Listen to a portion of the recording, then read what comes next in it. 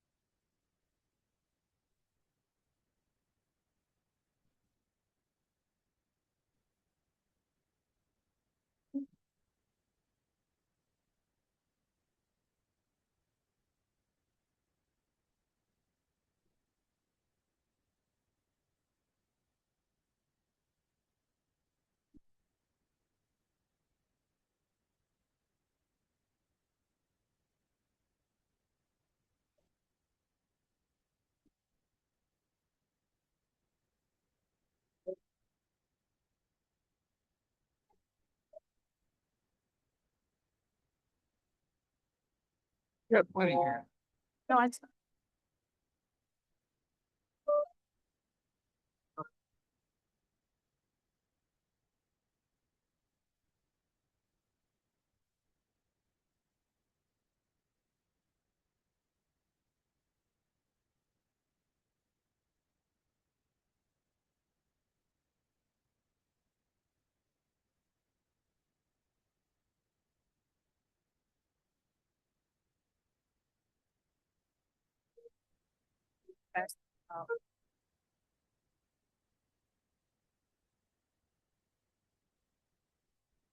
This is EMU. Wow. Yep.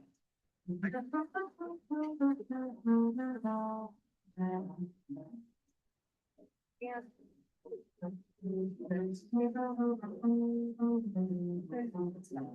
I've been to. Audio.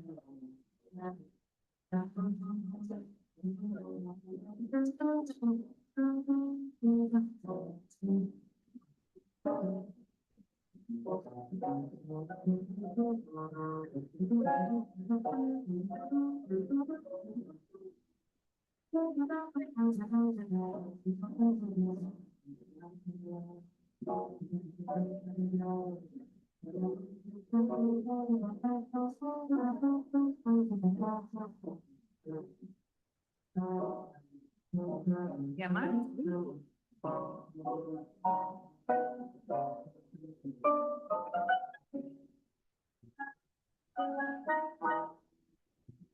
Right.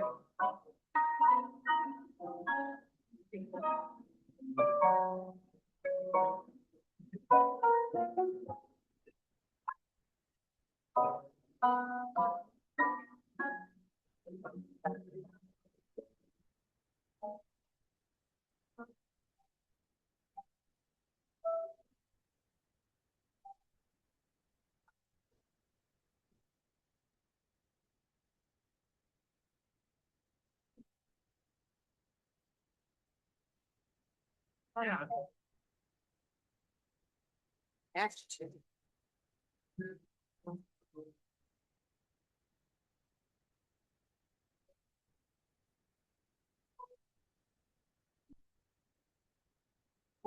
Hey, Michelle, how you doing? Oh.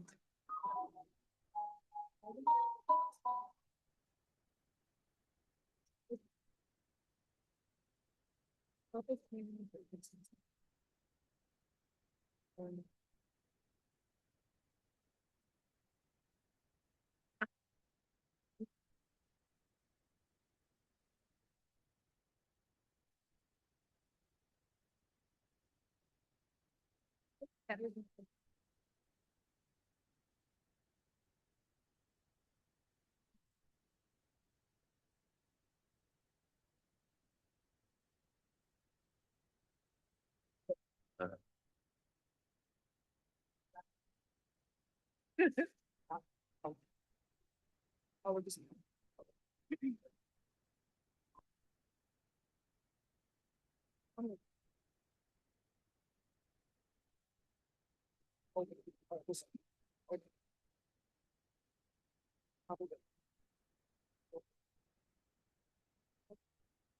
No, it's okay. I just Now? Hear me now? got the.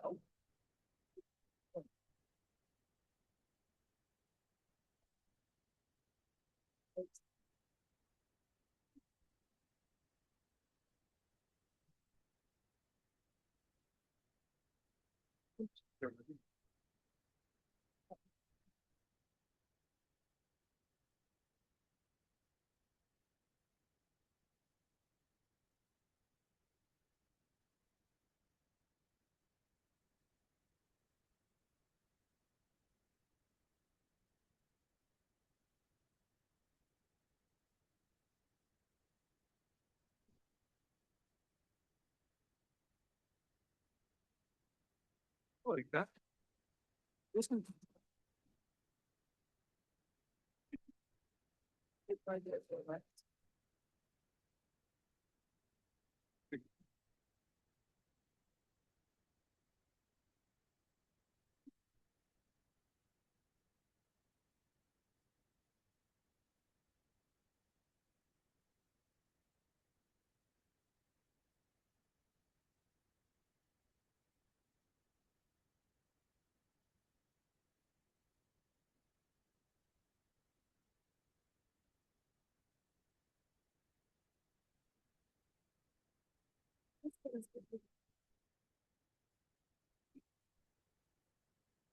Or they just leave it.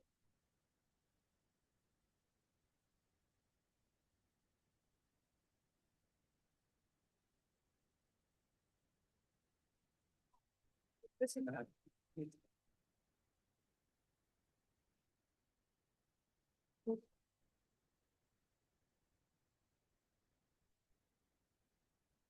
Oh,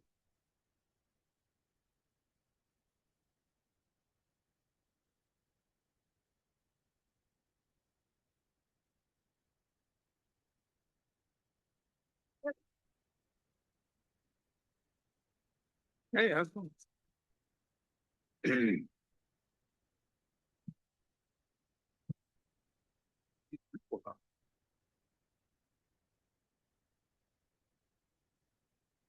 that was.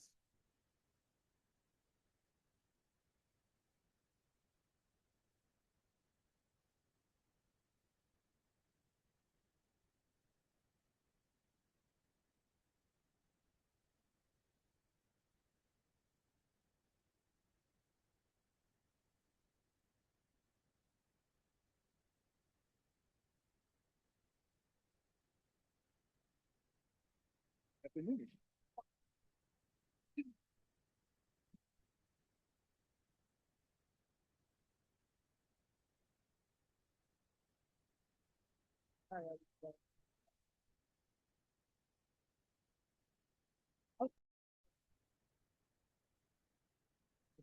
Staring up.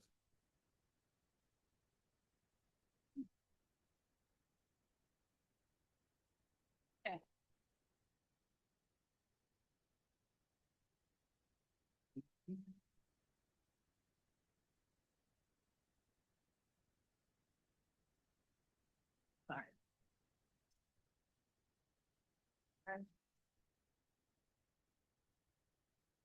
You gotta put some- No. Oh. Thank you.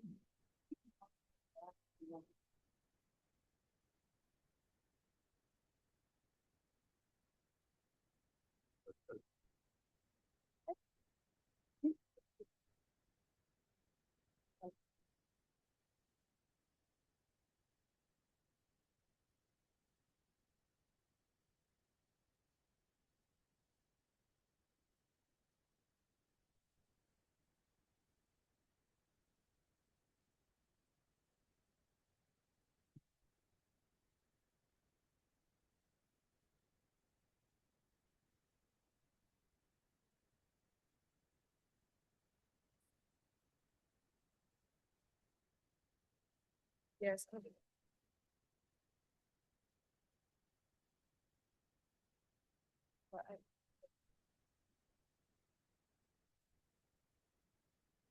But it would come pretty quickly. Go to that.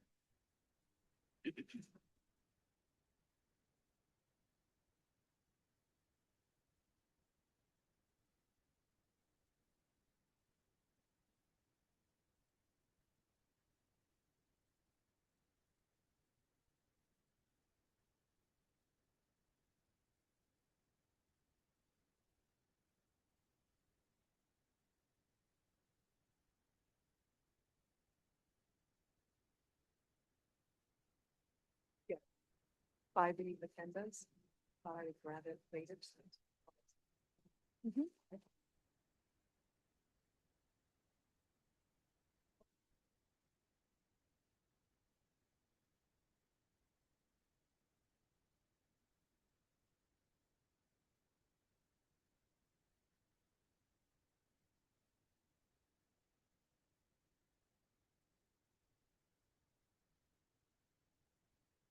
Done?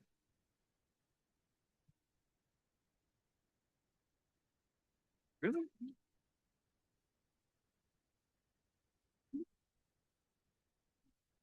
Oh.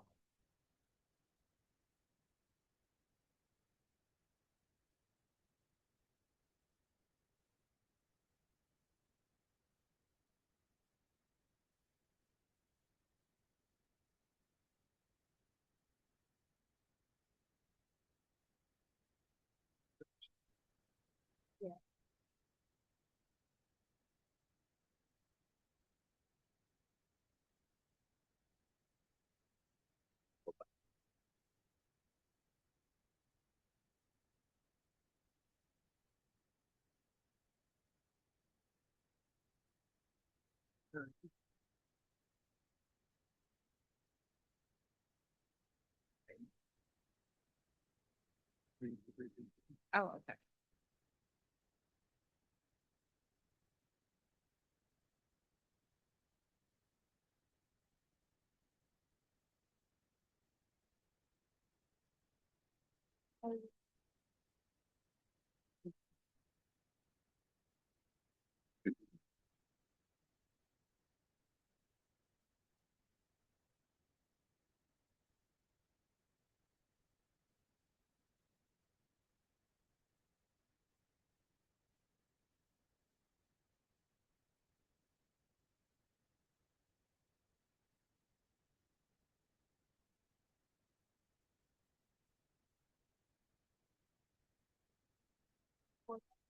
Yes, Oh, are reporting.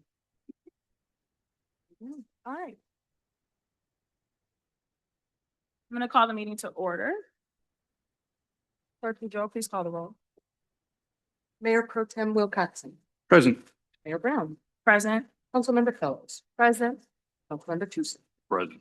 Councilmember Simmons, Here. Councilmember McLean, Here. Councilmember Clayton. Present. We have a quorum. everyone.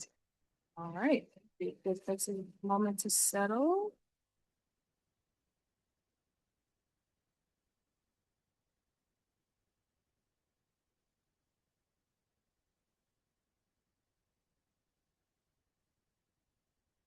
I entertain a motion for agenda approval. Support. It's moved by Councilman Tucson, supported by Councilmember King. Mayor Pro Tem. Point of order, Mayor, resolution 2026-018 is removed for a lack of second. Just a procedural issue. I believe that has the second. Oh, yeah. You're talking about item K? 2026-18. Who was the second? Oh, yeah, I'll second. You can't second them here. If it was put on without second, then there's no documentation of that second. So It's a procedural issue, so it would have to be removed. It could be placed, or be added back to the agenda, under council proposed business section. I mean, we can add items to the agenda now. We can bring things to the meeting and add it now, so. I was under the understanding that this was seconded. People are prepared to discuss it and hear about it, and so we have a second. Things are added to by the floor all the time. My apologies. I think I added it to the agenda because I assumed, or I thought there were several items that were going back and forth. I thought that it had a second. And I'm not sure that it did, so I apologize. I think that was my mistake. But it does have a second. So, Now, sure. yes. So, Attorney Barker, Again, I don't, procedurally, it wasn't properly placed on the agenda. So by motion, I suppose it could be placed on the agenda, but that's a separate motion. so meaning after we, So you could, so a member of the body can move to amend the agenda with an appropriate second to add that proposed resolution, but as a procedural matter, it's not appropriately on the agenda as it stands. so during this time, it could still just be added back. It can be brought up without any formal action in council proposed business, or it can be added in by formal action to amend the agenda. Yeah, we're in agenda amendment, so, because there is support for discussion. I just want to be clear to the public, this is about the police siege on West Cross Street. That's what's being debated as to take it off the agenda, so it can't be talked. So, but there is a second, so, I propose that we keep this on the agenda and, move it to the top. And so it's two things, keeping it on the agenda and moving it to the top. Is there support? Yeah, I would support as a way to have conversation. I'm not necessarily. Yeah, so I would like to have conversation on it, so I would support that. Wayne. Question there. Is there anything that would preclude us from having a conversation and adding this item as a discussion item rather than using a motion? Anything that would preclude us from doing that? I don't think there is. The motion is to have the resolution on and move it to the top. There's moved and seconded, so discuss. I would rather have this discussion.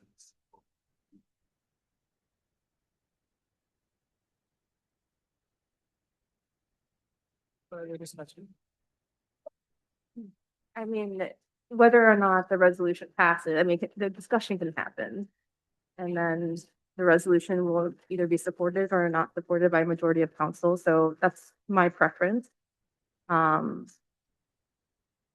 I had other items for changing to the agenda. Well, we have a motion on the floor, so let's complete this one and then we can Mhm. move to the other items. Is there further discussion on the motion on the floor, which is to add 2026-018? I just want to clarify if it does not pass, how many people will it take to get a discussion? I just want to be clear. Yeah, I just want to have discussion. Well, let me then, But one moment, please. I also, because of where we're sitting today, I'm gonna need folks to please raise their hands like technology so that we don't all talk over each other. Councilmember Fowler? yeah, I mean, if that is where people are going, they want to treat this more as a discussion, I'm okay with that. I would, read this, I would like to read this resolution in without the, last resolve then. So that is my preference to just adapt this to be a discussion for today.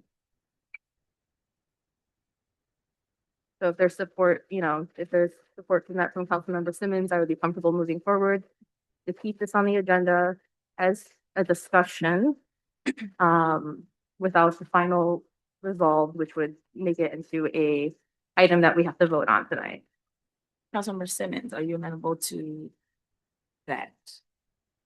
So to make it a discussion rather than full-fledged resolution? Yes. Okay. So. And. Mayor Pro Tem.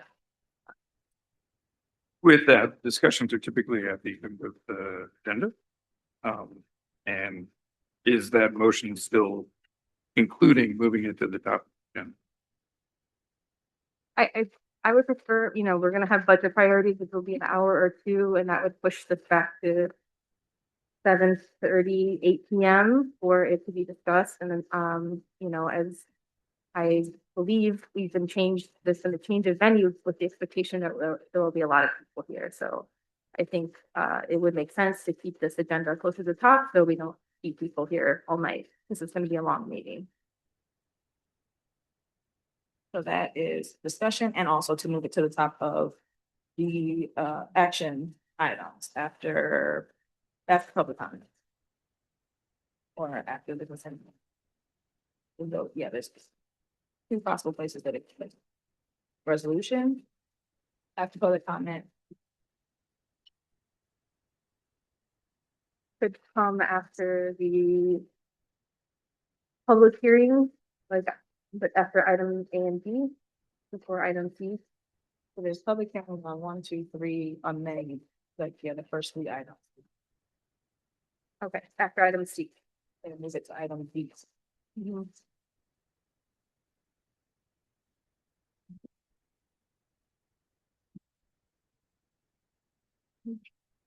Well, motion is still on the floor. Further discussion? Councilmember Saint. Quick question, I'm inclined to support that change, but I want to ask the city manager first, is there anything else below item C that is time sensitive or that you consider must pass item? Item G, which is another public hearing about the Parks and Recreation Master Plan. And then item D, the other one that's still.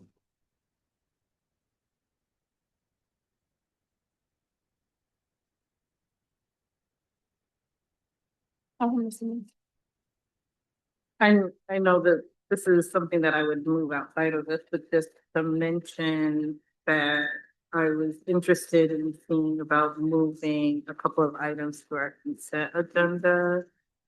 If there's agreement among the group, which would be E, F, and J. Okay, so So I know, like, I'm not moving, I'm just naming, like, as we're moving things around that I am interested in seeing about that, which might also compact a bit of interest to folks.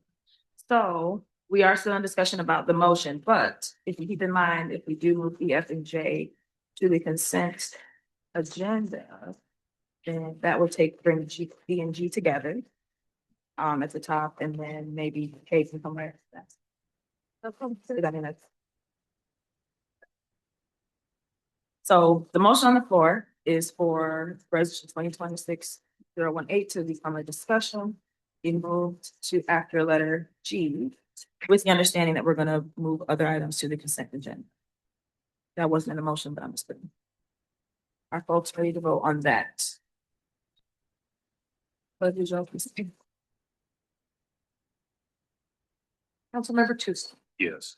Councilmember Simmons, Yes. Councilmember McLean, Yes. Councilmember King, Yeah.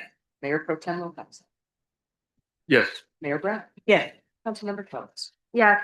Motion carries. Thank you. Okay, so. So then I would, oh, sorry. Yeah, no, go ahead. I'm just trying to make sure that my notes are. Yeah, so then I was wanting to move, resolution 2026-11, appointing resident Lisa Volker to the tenants' rights committee. Resolution 2026-12, appointing resident Amelia Rondell to the Human Relations Commission.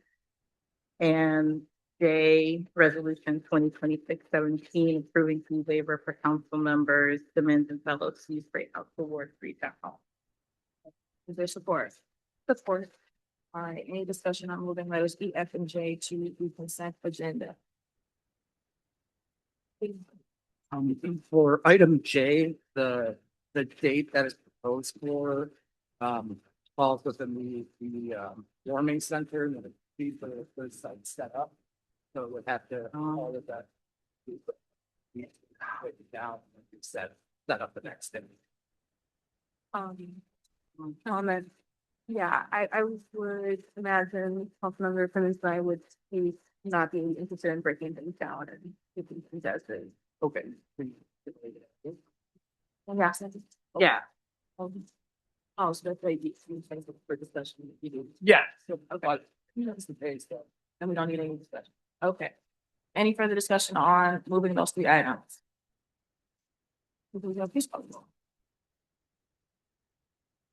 Councilmember Simmons, Yes. Councilmember McLean, Yes. Councilmember King, Yes. Mayor Pro Tem Lopez, Yes. Mayor Brown, Yes. Councilmember Kellis, Yeah. Councilmember Tucson. Yes. Okay. Thank you. All right, any other changes to the agenda?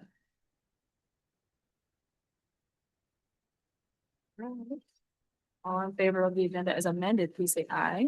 Aye. Any opposed? All right. Well, there's an additional item here for budget priority and goal session. So I'll hand it over to introduce our facilitator and get us started. All right, council, today is the first budget prioritization session. This one will focus mostly on what council's priorities are going to be on Saturdays. Again, department heads will provide their departmental priorities. And then we'll bring this to the first meeting in February for final approval. We'll introduce Dr. Nova. Good evening, Dr. Milner.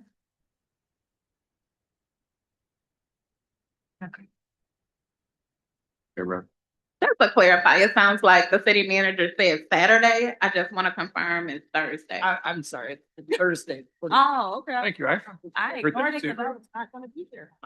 So, good evening, Dr. Milner. Good evening, everybody. Good evening, council, mayor, council members. It's good to see you all this evening and happy new year 2026. Also, as a member of the EMU community, I'd like to just welcome you here and thank you for being in our space here on the EMU campus and reinforcing the relationship that we have with the city of Ypsilanti and those of us that are serving make this community better. Okay, well, you all know me, but for the benefit of the public, my name is Morgan Milner. I'm a faculty member here at Eastern Michigan University. I specialize in organizational effectiveness, essentially. Essentially, I help people get things done. And I facilitate, I've worked with the city of Ypsilanti for a number of years. So we have this process pretty well down. This is an opportunity for the council members to share their priorities. I also work with the directors to formalize their goals to make sure that those are aligned with the council member priorities. And then on Thursday, we'll come back again. The directors will have an opportunity to share what they're working on in relation to the council priorities. We'll make sure we have some congruence there and adjust as necessary. So today, well, I would just like to facilitate some introductions. We'll start with introductions, then we'll allow each council member an opportunity to present their priorities. I've brought in some themes from last year and I had an opportunity to review the priorities that you have submitted to me in advance. So we'll have a chance to talk about the themes, make sure that they're lined up with what your priorities are, and then you'll have some additional input in terms of what themes are rising towards the top so we can begin to develop consensus with that. And as I said, I'll work with the directors offline, and then we'll be back on Thursday to present what they're looking. Just for clarity, did we get the goals from everyone beforehand? They're in this presentation, but I can send those to you. We had the PowerPoint, they were sent to my email by the clerk. So Oh, let me go to my. yeah, it is in there. Mhm. It has all of the goals. Okay, thank you. To clarify, these are the council's priorities that are in the PowerPoint. It does not include the direct. All right, well, let's start with some introductions and for the benefit of the those that are watching, what I think would be helpful is introduce yourself, tell us how long you've been serving. And again, I like to go to the why as to, why are we investing our energy? Why are we in this space trying to make a change? So if you could share with us a brief statement of why you decided to serve on city council, that would say. I'll let them make her Oh. from the board. Well, good evening. My name is Nicole Brown. I have served on the city council. This is my third term on the council, so beginning of my 12th year. And my 4th year as mayor. Brief statement on why I decided to serve on council. Well, it started off, I am a social worker who works with young people in the community, so I was bringing them to council meetings to share about the needs of young people, safe spaces, job opportunities, things like that. I was working on the proposal house, which coordinator. And that, kind of snowballed into getting involved and learning about other components of the community. I also had parents who were very involved, civically, and so it's always been a part of the conversation in my home. And then I was approached to run. See myself doing this work. It's my therapist, but really that's the thing. I think the world's come together like this.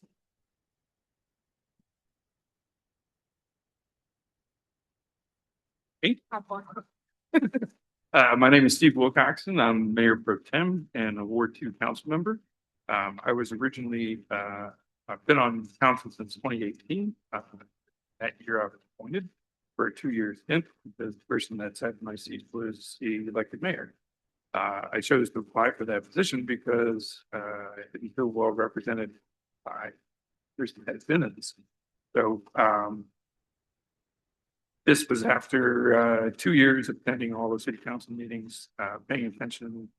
Kind of impetus for that was the International Village. That kind of brought things to a head in terms of me participating, from the other side of the chair. And since then, I've been elected twice. And I've lived in the city for 30 years. I came here and thought I would be here for 6 months and move on. But here I am. So I've made this my home. This general concern about lots of different issues in the city. We'll get through those later in the budget priorities. But again, when I was younger, I never really thought about being on city council. I'm a biochemist by training. But that has served me well in other parts, also environmental science.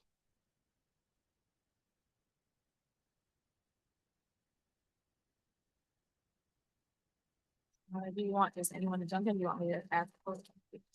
Okay, Councilman Sips, let's keep going. Why am I here? Why are any of us here? I'm still trying to figure that out.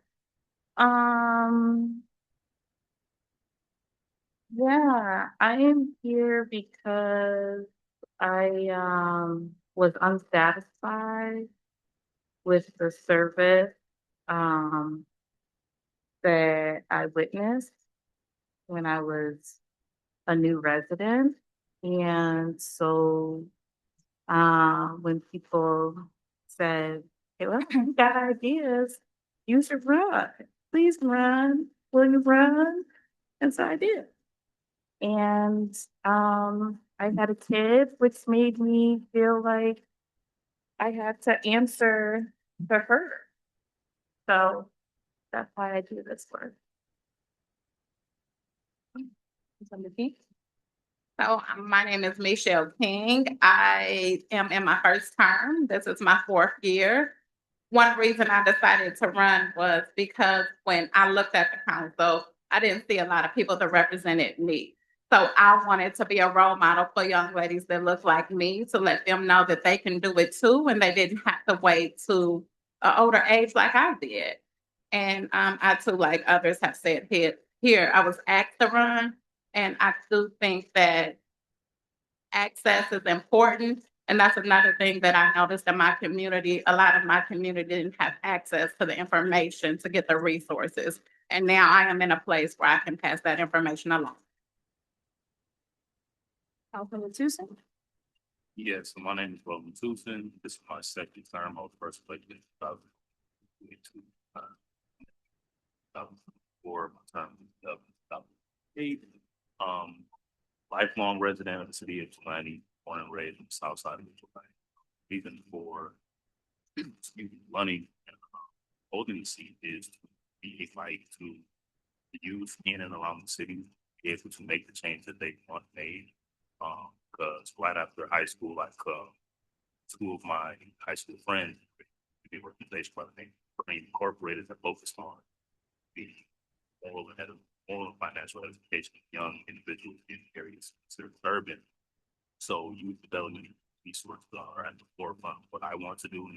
And in this position, I believe that I have the best leverage in those things, as well as consider ways to ensure the safety of our youth in the city.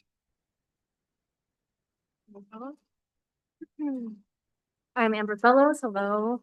I have served Ward 3 in Ypsilanti for 1 year so far, and I'm here because I was elected by popular vote in a contested race against an incumbent, which is unfortunately a very unique position to be in on this council. I'm here to advance housing justice and resident power, tenant power, progress resident-led safety and democracy, and to grow climate and community resilience. Councilman McLean? There. Over. Good evening, I'm Patrick McLean. I've been on the council for 2 years this week. And spent a career public service various ways. Spent 8 years running the Gerald Ford Institute for Leadership and Public Policy Service at Albion College. I've been involved in state and local government, city government, a number of different cities, states, country, but I've lived here for the last 20 years. And I still recall the first engagement that I had in this city with Rutherford Pool and a group of citizens who were told, you'll never raise $1 million to get that pool back up and running and get a new pool built. And I watched the resilience of this community, watch people come together. And I thought this place, please be part of it. I've been part of it for the last 20 years. But this was the way to give back. One of the things I would mention is fellows mentioned her status in the way, perhaps. Mine is that I actually love budgets. Not too many people say that. I told council that, and maybe that played a role in them selecting me, and then we elected financial stability for the city, which is a challenge. It's up in my agenda. Thank you. Okay, thank you. That was everybody. And I was taking notes. And the theme in my notes is that everybody that is serving is doing so because you want to make a difference. You want to see positive change. And it's a good time for service right now. We're living in dynamic environments. Service is not easy. It requires sacrifice and integrity. And I, for one, and maybe the audience as well, just want to take a moment to thank you for stepping up. Appreciate it. Okay. All right. So let's talk a little bit about what it is that you would like to see in terms of forward progress in the city of Ypsilanti.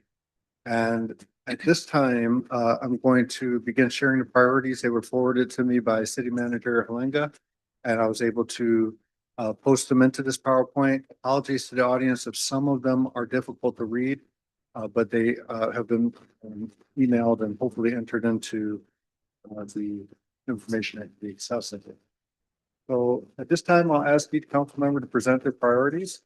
And for the sake of time, I just ask that you limit your priorities, your expression to 5 minutes. Okay, starting with Mayor Bump. Oh, thank you. So this is not an exhaustive list. There are priorities from the previous year that I believe the way that we've done this in the past, we've looked at those and pulled them forward. So I don't know if that's gonna happen, but if not, I can name them later. And I know there are some that are shared by colleagues that are in their priorities as well. So I was not be redundant. But of course, Water Street is at the top, always to complete that process. And make sure that it is robust and includes the community and that this property is developed as it should be. Is our last asset that we have that is currently vacant, that is large and also has access to the river. And I think it's special, so we need to treat it as such. Staffing necessary to achieve efficient and effective execution of services. Again, this is kind of a catch-all, but I put some examples around grants manager, dedicated staff and DPS for, street sweeping or community cleaning, things that have been asked for by residents often and consistently, as well as the DDA districts, et cetera. I think there are places that we have some of our colleagues doing multiple jobs and holding space for many, many things that would be better served if we could figure out a way to, put them away for aging facilities and city-owned assets that should get scheduled attention. Anyone knows that we have several places in the community, including City Hall, our DPS yard, even police fire, the properties that the work happens that have been either disrepair or just simply ignored. And so wants to make sure that that stays at the top of mind, allowing them getting the attention they need for the support, rehabilitation, or movement for it to be safe and for us to provide the best services possible. Roads, sidewalks, the bridges, roads, sidewalks, so that folks can, it's be accessible within our community. I mean, I hear from folks all the time, as well as traverse the roads and sidewalks myself and the bridges. And again, another area that many spaces are in just disrepair, and there's not always enough revenue in our own budget to cover the repairs. So how do we work collaboratively amongst ourselves to allocate additional funding, but also lobby those at the state level, and even if we can get down to the federal level, to support in making sure that it's safe and accessible in the community. A dream is to restore our Parks and Recreation Department, or at least pour more resources into that. It goes without saying that we have individuals who want to be able to spend time in our parks and be able to have access to public restrooms, be able to bring their children or their pets, or just to get some fresh air, to be able to traverse those parks in a safe way as well. So that is really important, and it's been an ongoing bringing in and or projects for many, many years. And then, of course, to continue our youth mini added that because I did not want that to be forgotten because it's such a small amount of money that at times I think it's not lifted, but we've seen the impact that it has had in our community on organizations and young folk. And again, that's how my journey began. Now I have a much broader view that it started with. And so wanting to make sure that we are still pouring into the community, giving what we can to support and uplift programs that will get young people civically engaged, positively engaged in our community and safe in our community. And then there are many others, but I did see the goal, so I know that other people. You're fantastic. Thank you, Mayor.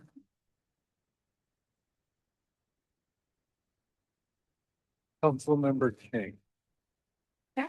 So, my goals really mostly include, items in Ward 1. So the first thing I have on my list is the parking lot at Park Ridge. And again, just repairing potholes and cracks and the uneven pavement.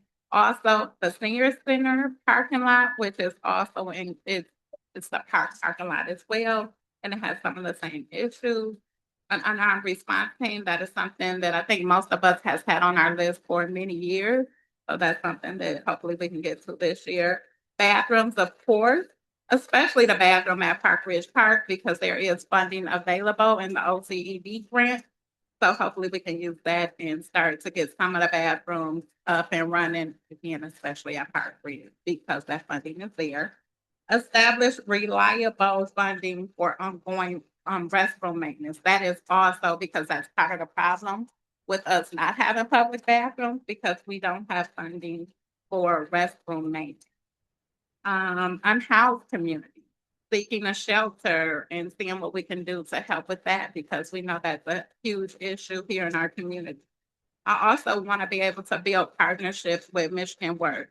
A lot of other communities, Ann Arbor, U of M, they have partnered with Michigan Works in the Summer Works program. And I noticed we are here in Ypsilanti, and Michigan Works has been down the street for many years and we did not partner. So that's important to me.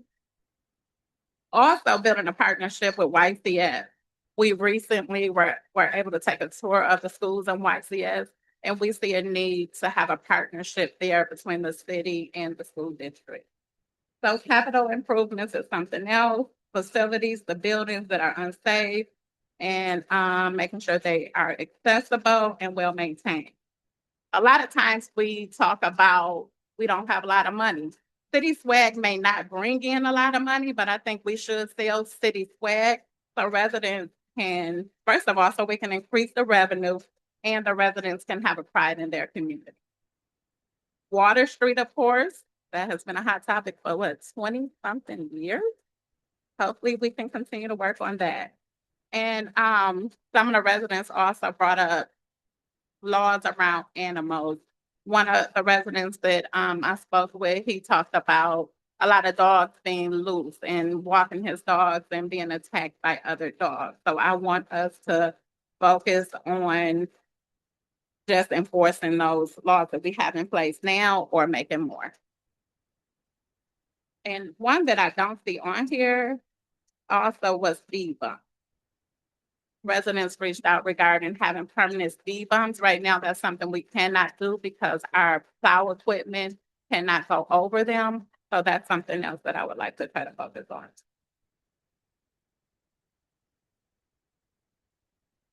Thank you. Councilmember Tusk. Short list, not an exhaustive list, a lot of my colleagues are said things I would have. But DPW, the ongoing yard issue, I just want to make sure that our DPW team has equipment and we meet quality service that our residents receive currently. Likely be researching the hiring and retention of officers, expansion because just from just like to have our department fully staffed, able to not only offer relief to officers who are currently working overtime, but to have more opportunity.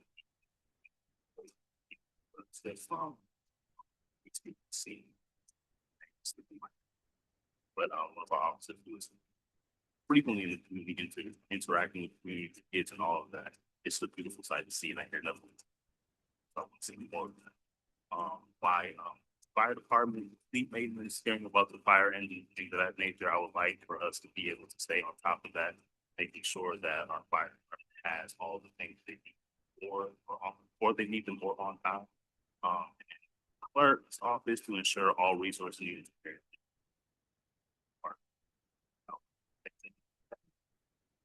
one thing that I am putting on my list is continuation of what our mayor has said. It's great for not only for the patients that participate in organization, and I want to see that continue on. Thank you.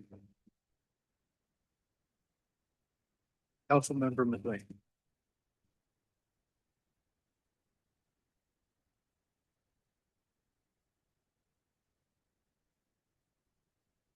Let's start by, other than just making a list, focusing on one particular one, the one that's mentioned yet. It's my hope that we can establish Department of Forestry, and city forester. You know, it's high time, I think, that we treat trees are as a significant asset to our community. Imagine some of our neighborhoods without the trees, they'd be very, very different places. It's era of climate change, environmental resiliency. These are not just nice things to have, these are things essential. Time where we have very limited resources. Some places like ours, we also need to find a way to do this. Is that don't take existing dollars or very many existing dollars, leverage other assets. I think we could do this. In my mind, this kind of department would analyze continuously the condition of the trees, would identify the need for trees and tree replacements. Right now, we struggle just to take down trees that are perilously close to falling on people, cars, houses, so forth. Has to do everything we would like to do. Some planting, but a lot. Or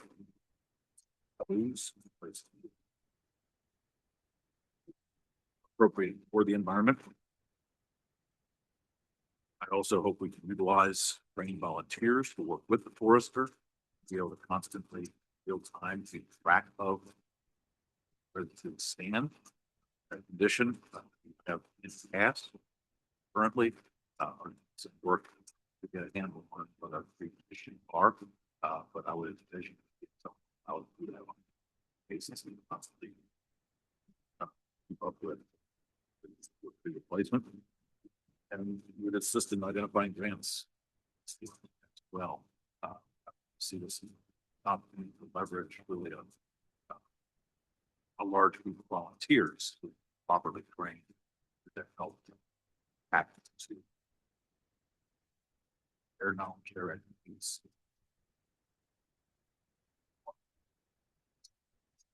Budget dollars. So that's one in a little bit more detail.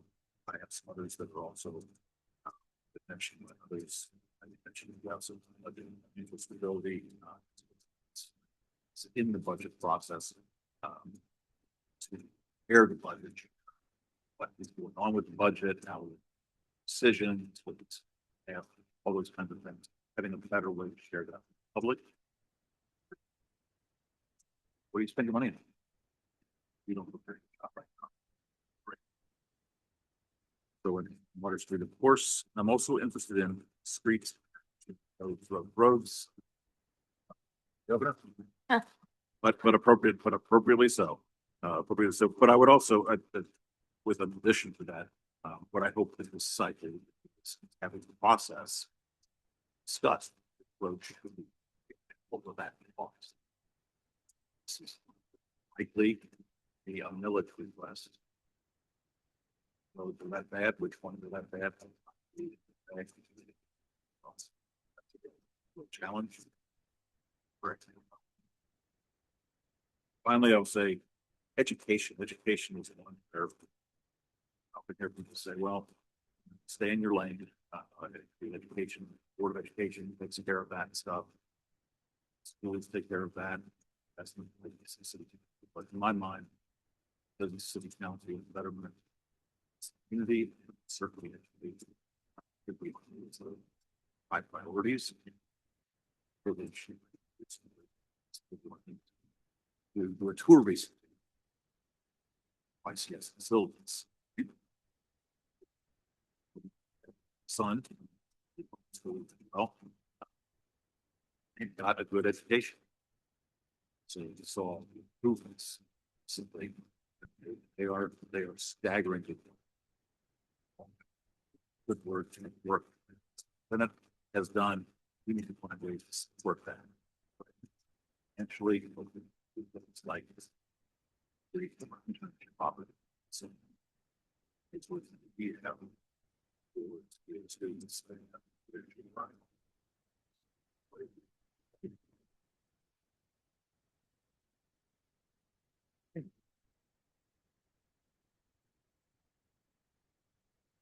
Councilmember, So I'll go over a couple of things. There's a couple of things that got cut off in the presentation, so I'll start from the bottom up. I kind of approached this a little differently this year than I've done in the past. One of the things I've done that's similar is asking people in the community, in the ward, their thoughts and ideas. So I incorporated those in, but also kind of focus on, I have for wider goals, but these are things where I think there's some budgetary implication. So I'll start at the bottom. One is around looking at city council pay. This is something that we spent some time on last year. But really thinking about how it can ease ability to serve for those called by the community. As most of us, I think, if not all, said we were asked to run by our community. And so to be able to make it be open to people, I think that is something that I put down. And that's really up to council to actually vote to increase our stipend. I also have on here around waste management, looking at our garbage contract, composting options, really making sure that we have a good contract and address service concerns that have been coming up in the community in this area. And looking at a couple of things within the community services arena, obviously thinking about Water Street, residents would like to see dense housing with no pilot. So we'll see how that goes, but definitely working through the RFP process we have in the CPO process, I think is going to be really important as we go through that. Another area is around code enforcement. This is something that I know I've brought up in the past around thinking about what it might look like for us to actually have community resources or services, personnel that might help to support some of the things that go through code enforcement that would increase ability for people to age in place. As I've seen some of the people that go through the hearings bureau, for instance, that I see that that's really a conflict there. And as we saw something else, we're aging as a community too. Deprioritizing pollinator landscapes on property, focus on sidewalk accessibility, around like big cracks and ice, reducing noise pollution by banning gas powered leaf blowers. I also lifted up things around the urban forestry, around trees, pruning and planting plan. I'm really interested, I know we had a grant to do an assessment, so I'm looking forward to seeing that report and seeing what things we can implement from there. The other things I want to lift up, so around community services finance, which is really around participatory budgeting. I would love to see, going along with some of the work that Councilmember McLean named in terms of providing the information. I think that we can actually increase partnership with the community by handing over some of the purse strings directly. And so going through a process for that. I've identified working with the mental health and public safety millage monies as a way to pilot the process and to have real funding that the public already voted for. And so being able to be involved in that. Community responder, alternative response is obviously really high on my list. And something that we've already started to do work and have allocated funds the last budget cycle in order to study and assess and come up with a plan.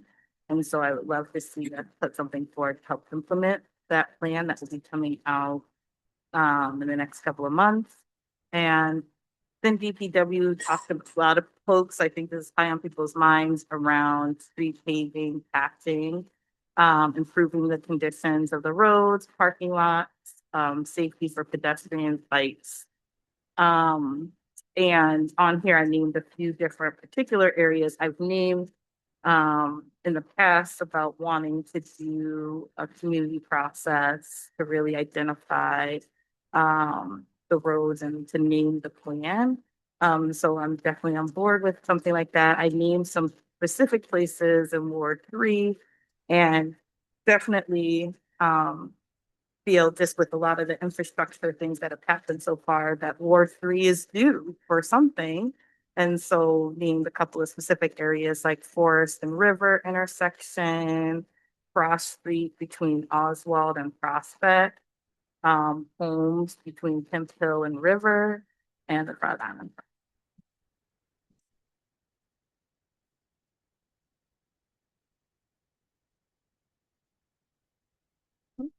Thank you. Councilmember Cullen. That's great. This is for a bit of the public, for the people who have been coming in. We are in the middle of budget priorities discussion and public comment will come after.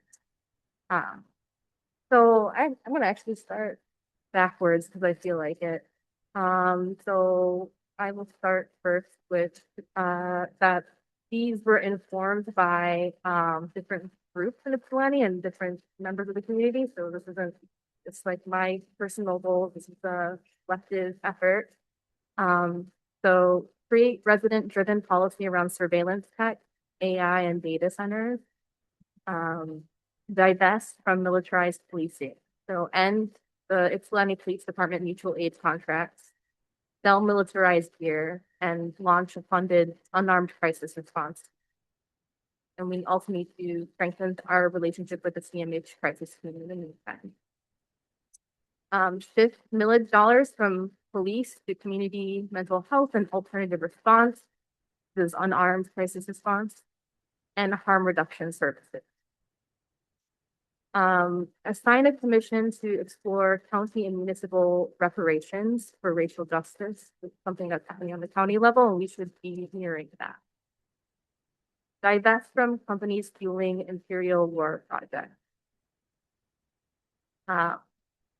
Then I'm going to go into climate and community resilience.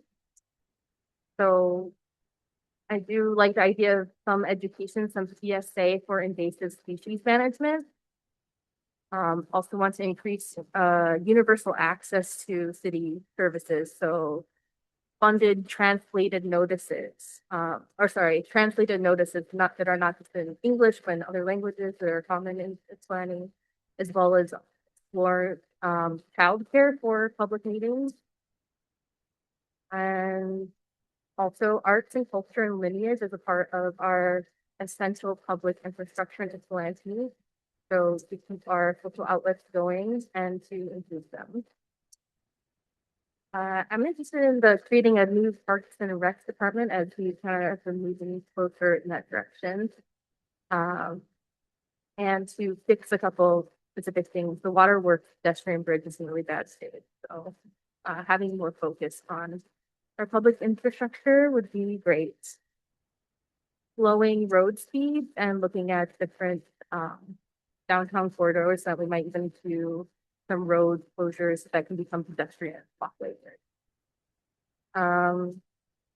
Reopen the Riverside Park bathrooms and a downtown water fountain. Also install 4 public information kiosks, as we have bans currently on wiring, so we need spaces for people to be able to use.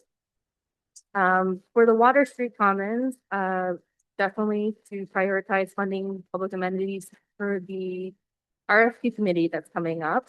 So that committee will be deciding what we want from development. And I put in here to preserve rewilded forests of some mounts and wildlife habitats, as well as having public space dedicated. So like a community design town hall, public administration building, and museum for Indigenous history of the area. And lastly, this is mostly about housing. So strengthening our housing trust fund. We now have $100,000 going into that every year, and I believe it would be great to put that into a municipal bond to leverage capital for more permanent affordable housing. Support our tenants' rights committee on implementing junk fees and right of first refusal ordinances and whatever else they come up with. Develop a dignified, low barrier permanent shelter. And explore revenue reform. So we want to reduce primary residency tax burden and maybe explore things like cloud tax, which is some other communities are looking at, and vacancy tax, another strategy. So basically discovery for our tax burden. Thank you.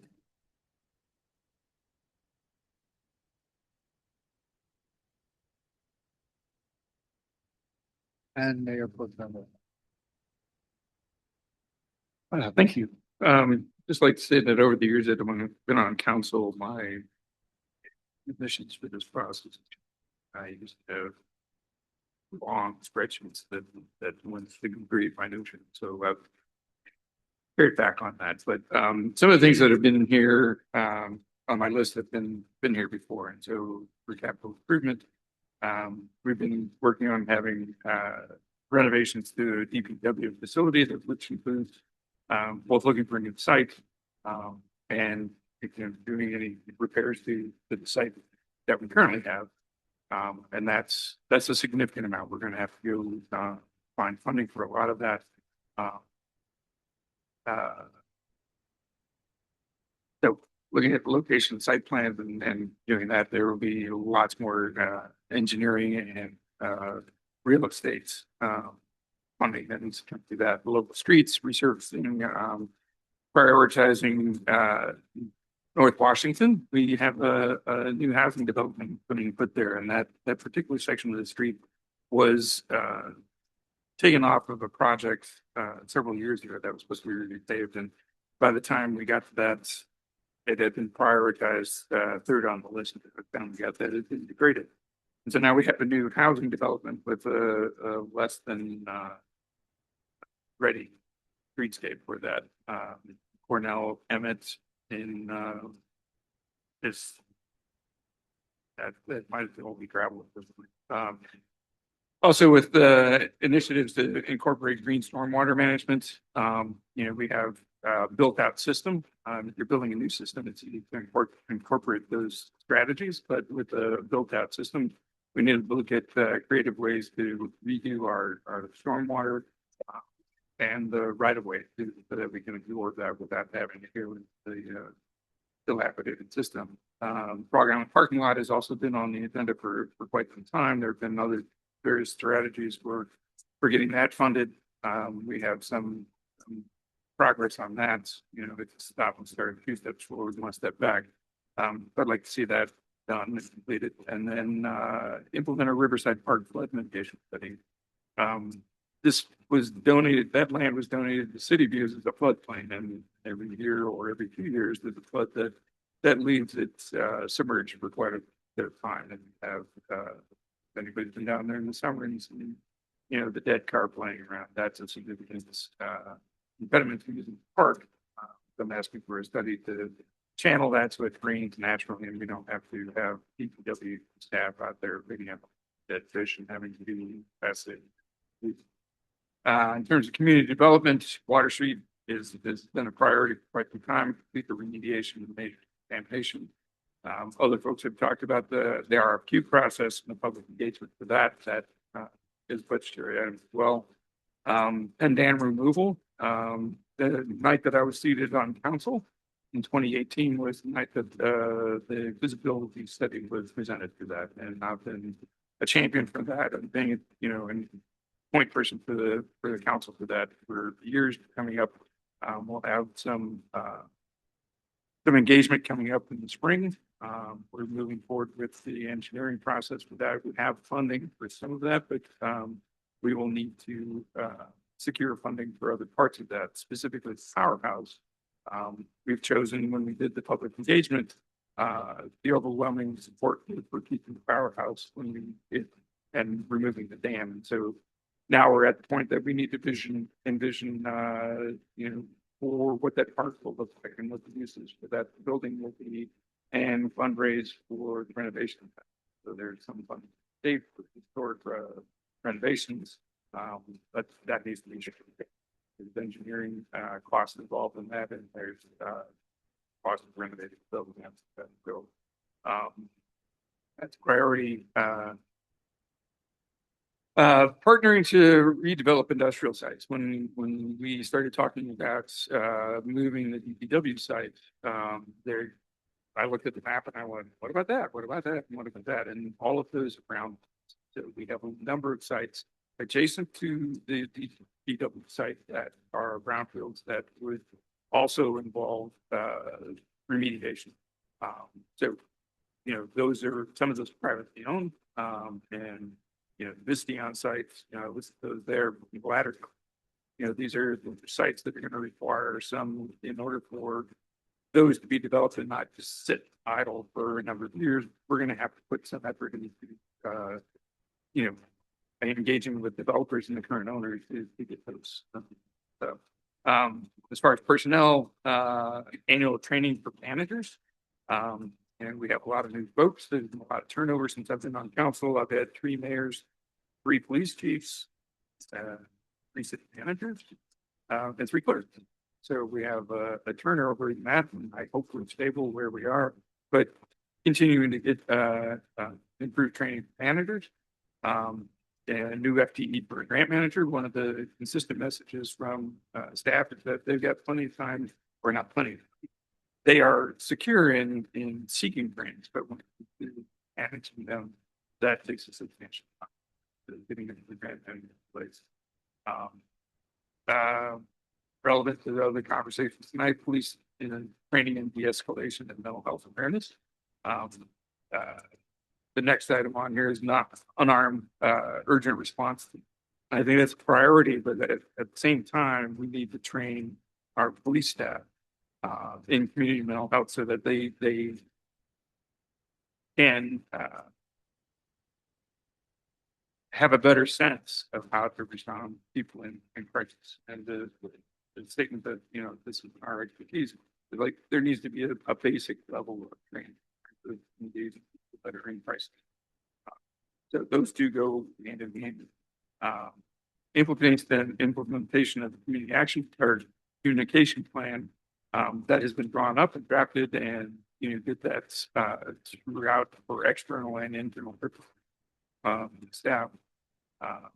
And then partnership and siting for the overnight shelter. And we'll spoke to that element. Thank you. Okay, so that formally captures all of the priorities of council. And what I like to do now is talk a little bit about identifying what themes are going to surface to the top. So last year, after this process, we did an activity in which the council members worked together and kind of brainstormed out how the priorities fit within certain themes or certain buckets. I took those from last year and brought them forward to this year and also reconciled those with the priorities that I saw submitted to make sure that we have those same things represented. And so as I introduce these themes, I just want to zoom out just a little bit and talk about the process of management. A holistic process of management consists of basically 4 tasks. The first task is identifying strategy. Second is gathering resources to implement that strategy. Third is directing those resources. And fourth is a sense of control in which we reconcile, essentially budget reconciliation. And so in this space today, we're focused on the first 2 tasks, developing strategy and then gathering resources that we utilize to implement that strategy.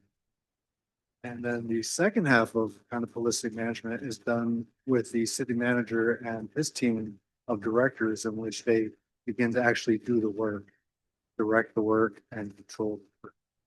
So when we look at the themes here that I have listed, we're operating at the strategy and the resource level.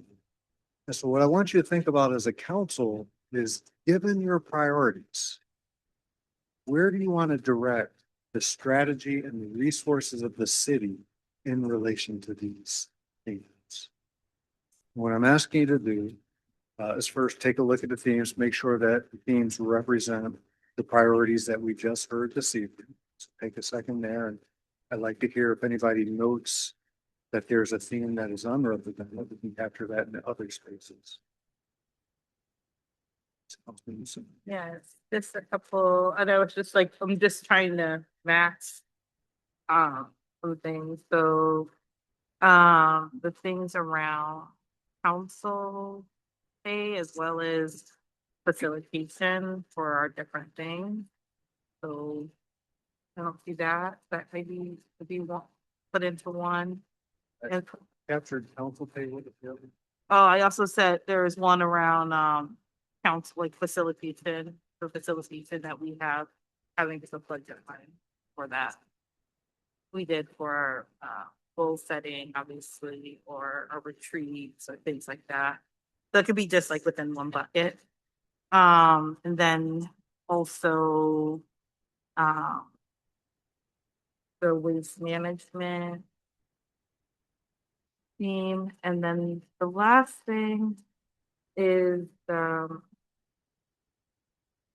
participatory budgeting, which is a process, but might be a way of addressing some of these different areas. Okay, so if council will note on your themes, the introduction of council pay and development / facilitation that can be inserted into your other products if you will. And then a general theme of waste management. Is there any other category that falls within those? Or is that represented in any of the other?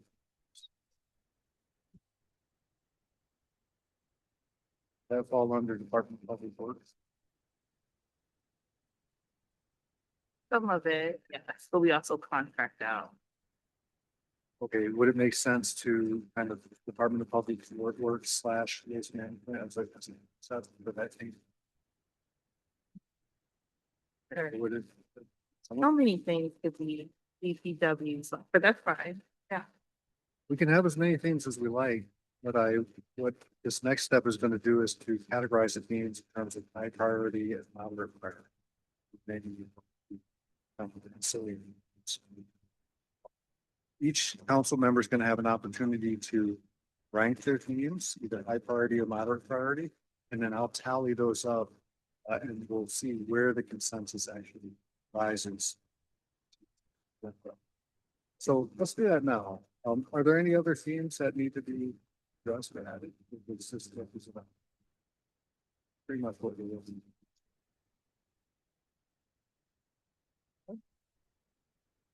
Okay, taking into account the additions by Councilmember Simmons, what I'd ask the council to do now is to select 6 high priority things, indicate those with an H next to them.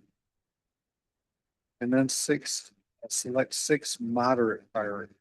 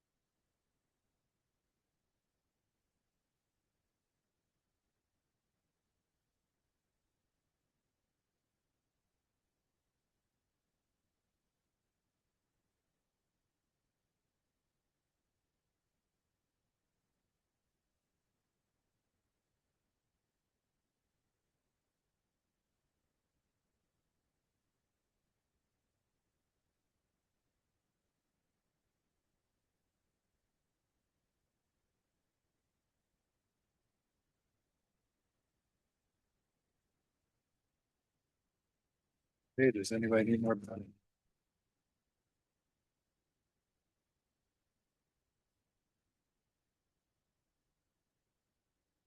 Okay, as that's wrapping up, just a couple of points about what doing. Sometimes I get a question as to why only 6 high priority things. Well, when we look at this list, we can see that everything on here is worthy of our attention, is worthy of our effort. But we are limited in time and energy and finances. So due to our limitations, we engage in a process to build consensus to determine where the most energy resides. And by identifying those areas of high consensus or high energy, then we can pursue that action with agreement and intention and begin a seed process. The themes that rank lower in consensus doesn't mean that they're not worthy to be pursued. It just means that those pursuits will take a little bit more time, consensus building, coalition building, and energy down the road after you gain some support. So, talking about that. So at this point, if council members can make sure that they have their names represented on their tallies, I'll collect those. And then tomorrow I'm connecting with the city manager and his team of directors. We're going to talk about what themes have risen up highest in consensus, and then they're going to evaluate their goals in that context. And then on Thursday, we'll have a special session. Directors will be able to present their goals to the council, and then discussion can ensue whether that reaches the next stage.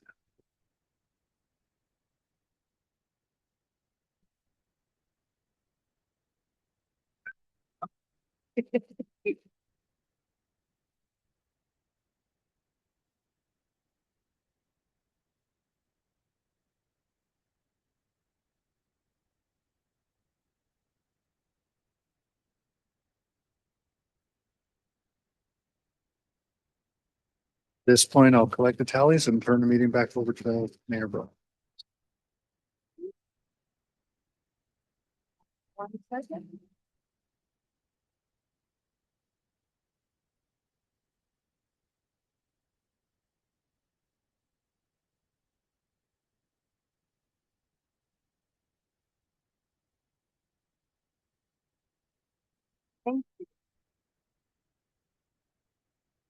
All right. So I'm actually gonna take a second to do a short PSA.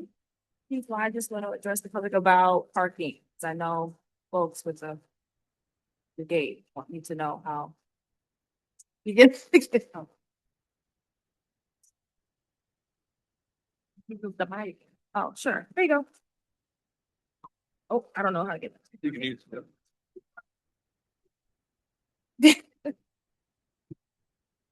Really do. I just want to say on behalf of President Dave Smith, the president of the Eastern Michigan University and the Board of Regents. Today is an important night, and EMU is glad to be able to host. My name is Matthew Knight. I'm Chief of Police and Executive Director of Safety. I just want to spend 2 seconds talking about parking. So for those of you who are new to the campus or have been to campus, parking is a little intimidating, especially when it's 10 o'clock at night and you're ready to go home. So for those of you that parked in the student center parking lot, you would have had to pull a tag, pull a card for the gate to go up to be allowed entry into the park. When it's time to leave, you have to scan that initial ticket that you pulled out. And then I am the keeper of validation stickers. So before you leave tonight, please see me or one of my staff on the lobby here and get yourself a validation sticker so that when you leave, you don't have to pay to park. And what that means is on the way out, you scan your initial sticker, your initial ticket, and then you scan this QR code here and the gate will open up. That sounds easy, but at nighttime in the winter, when it's 10 degrees below zero, it is a little more complicated than you realize. And I suspect people are going to want to just get out of here and go home. So I will have staff again out in the lobby here to hand you the validation stickers. And I will also have staff at the gate. Should we run into a mechanical problem, we will do our best to get your sticker validated and get you home. So again, on behalf of Eastern Michigan University, thank you for coming. We're glad to host. Now, if you need anything from my group, please don't hesitate to reach out. Thank you. Thank you. Catherine. Okay.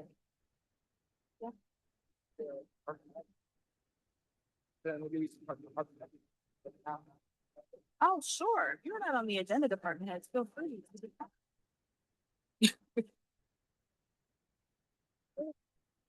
Oh.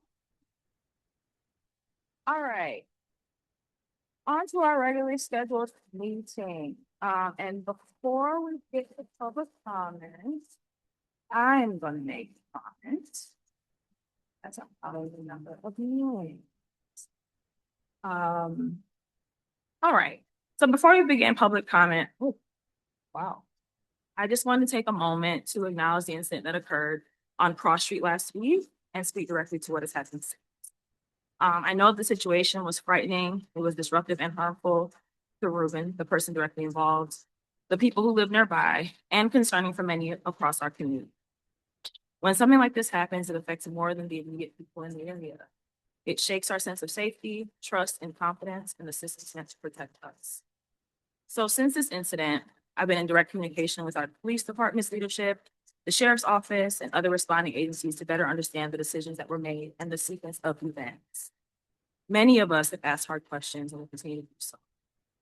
Some of the questions that we've been sitting with and have moved forward are, what was it about the situation that put it under the jurisdiction and direction of the county sheriff's office? How did the chain of command evolve over the course of the situation? When and why were decisions made to use overwhelming force to remove the person inside the house? Who made this decision, and what other alternatives did they consider? Were there discussions among law enforcement and the crisis negotiation team about waiting it out until the person inside the house came out on its own? How was the level of risk posed by the situation to proximate neighbors assessed initially? And how did this assessment change over the course of the operation? How were these assessments translated into instructions for the proximate neighbors? How were neighbors told about the situation initially? And as the situation continued over the next 2 days, how were neighbors' needs to come and go from their homes accommodated or denied? What was the rationale to utilize the amount of noise and light as a part of the response? Who authorized the use of water and not? Additional details are expected in approximately 1 month. Again, these questions and several others have been moved forward. The sheriff's office has indicated that a public meeting will also be convened to share all and further findings. The responsibility is not only to understand what happened, but to ensure we are learning from it. I personally reached out to the homeowners affected to check on their well-being and to help connect them with resources related to cleanup, documentation, and insurance. I am also aware that the Ward 2 council members have been in contact with them and surrounding neighbors, and no resident should feel left alone to navigate the aftermath of something like this. At the same time, we as a group will be and are discussing a review of our protocols, the coordination practices, and decision-making processes to identify where improvements are needed. This includes examining how we respond to situations involving mental health crises and how we prioritize the escalation whenever possible.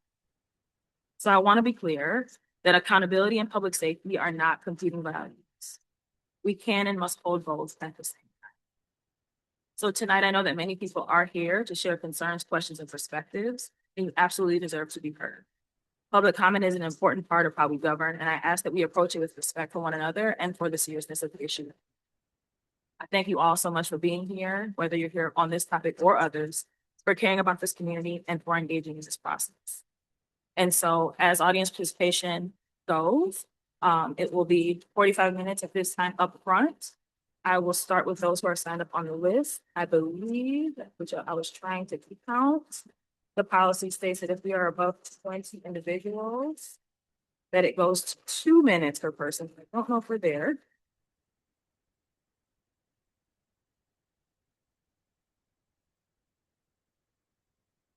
We are.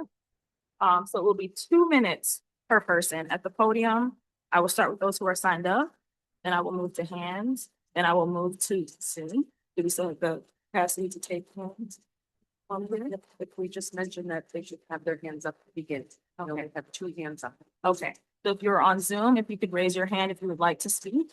What will happen is when we get to that 45-minute limit, we will then continue on with the city business, and after city business has concluded, we will come back to the hands that were not taken.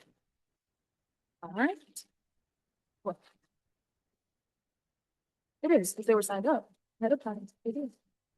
Yes, because they were signed up. If your hand was up at the time that I'm starting this process, we do not get to you. You can speak at the end of the meeting. But we cannot add new hands at the end of the meeting. So if you would like to speak, please alert our clerk, or maybe you have it right now if you haven't signed up. So I will start with the names on the list. If you could come to the podium if you're able. We will support or adjust if we need to for folks who may not be able to reach the podium. And we'll get going. So the first person I've signed up here is Marley Higby. If you could say your name, I guess we're comfortable with it. Hi, I'm Marley at 704 Hemphill, and I want to ensure you'll hear a lot tonight, like go and say it was a travesty what happened with the siege on Ruben's house. And I urge you to take actual action, not just discuss it, but as originally I think there was a resolution that you had, like to cease cooperating with a lot of these organizations that were hyper-militarized and involved in this. We urge you to do that. And also there's the YPAC resolution requesting the city director manager for the emergency response cost recovery ordinance thing at the end. And that I think is pretty clearly a bad idea because it's a obvious conflict of interest when the police department gets money for its finances based off of how it acts in law enforcement situations. So we urge you to reject that. And if you want to make a hiring incentive for officers, look at other sources of funding. Thank you. Jen Eastwood? Good evening. Hi, good evening. Jen Eastridge. I live at 1144 Roosevelt in Ward 2. I am just here tonight, having been 3 blocks north of what happened on Cross Street. I was standing in support of Ruben, asking and supporting all charges be dropped against Ruben. This was an absolute travesty. It truly was. I'm saddened and more so angered that this happened. When I fell in love with Ipsy 20 years ago, and I moved back to Ipsy because of the community that it nurtures. And that is not what I saw against Ruben and our neighbor going through a mental health crisis. Thank you. Dale Milliman?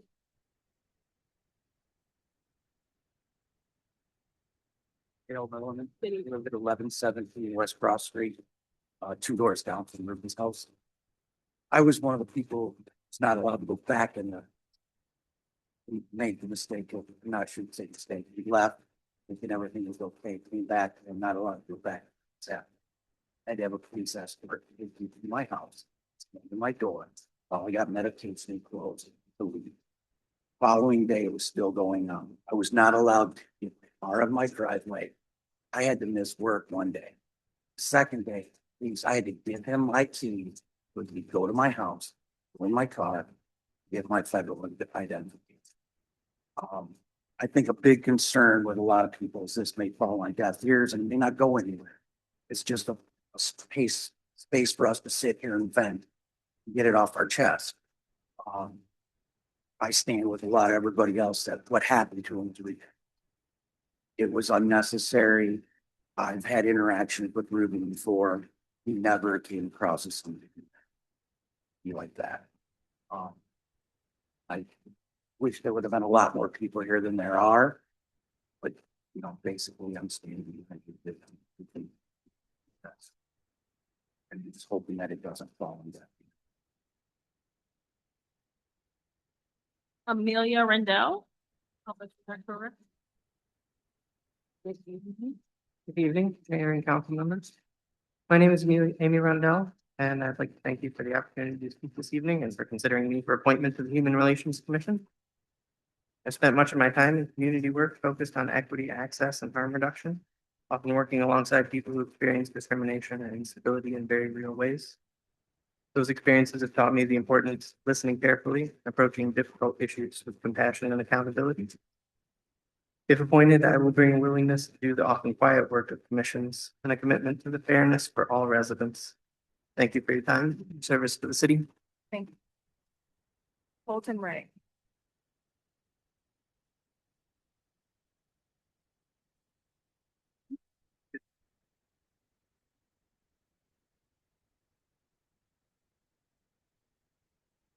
My name is Colton Ray. I'm a resident of the third ward. Is this too loud? Good. Okay. And before moving to Ipsy, before enrolling at EMU, I grew up in Livingston County. I'm here to express my support for Senate Bill 510, changes to expand public comment and to condemn the militarized siege on West Cross Street. My tuition dollars help fund the regular practice of Ypsilanti residents being pulled over off campus by the EMU Police Department for nonviolent offenses like driving with a suspended license or with no car insurance. Insurance is expensive. They've been used to police pro-Palestine protests in Ann Arbor, and recently my tuition dollars were used to assist in the torture of a 53-year-old man named Ruben. Both EMU police and Livingston County police forces, among others, partook in the siege. And Livingston County's presence was more pronounced. It was Howell PD, it was the Sheriff's Department, it was the Livingston County SWAT team. While this was occurring, my attention was elsewhere. Someone very important in my life has needed a lot of support. And this person has demonstrated some uncharacteristic behavior in the last 6 months. He's experienced financial insecurity. And I don't know Ruben, but I know my loved one. And I know that what he's said, what he's done, that's not like him. And seeing what happened to Ruben, it scares the shit out of me. I had a lot more, but Livingston County Police coming down to Ipsy. Thank you. No, that's Marcy fun. McGrath.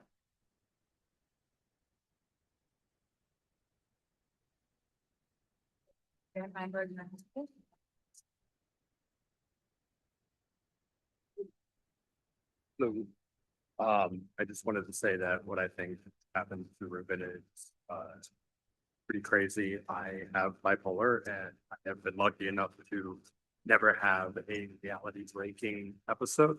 But knowing that if I did have something like that happen and my neighbors attempted to give me help and assistance, I would be met with a multi-district wide police force. And then potentially charged and have liability to vote or a firearm. Sorry,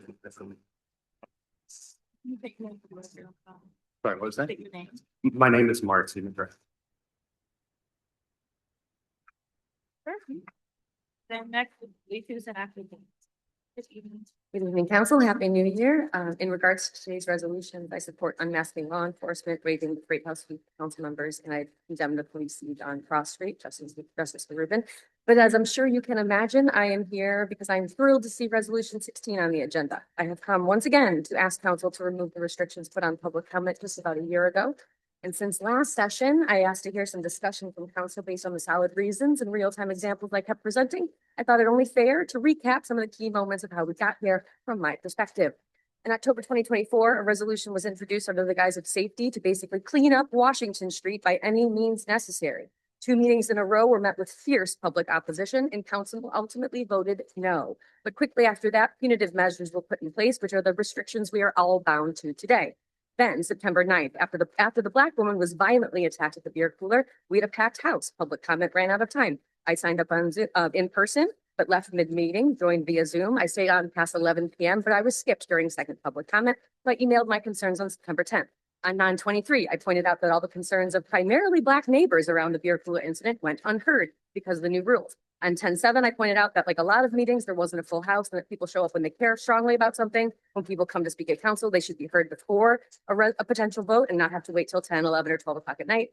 On 10/21, Ipsy City Government put out a video of city manager wishing for community participation. So I pointed out that public comment is a logical step to engage your constituents because going through the hassle of showing up and not being able to speak your piece is exactly why someone would never come back. On 11/18, we had a packed house because the city had, I think, issued erroneous cease and desist orders to both Lead Harm Reduction and the Desank House, citing their arts and crafts illegal. Just like tonight, each person's time limit was reduced to 1/3 and no Zoom calls were gotten to before time ran out. 12/9, I called in from Zoom because of some barriers I had, pointed out that it had been last week and possibly this week, comments wouldn't be heard online. And I reminded you that Zoom people are often your most vulnerable. Things like transportation, disability, childcare, elder care, etc. Leads us to today, another packed house. Thank you. Me too.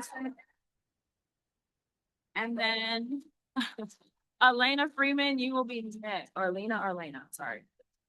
Good evening. I'm here mainly to support my police chief for the city of Ypsilanti. With all of the blame, with all of the blame that Sorry. Give me 1 sec. don't take my minute. I won't take your time. Yeah, you'll get your time.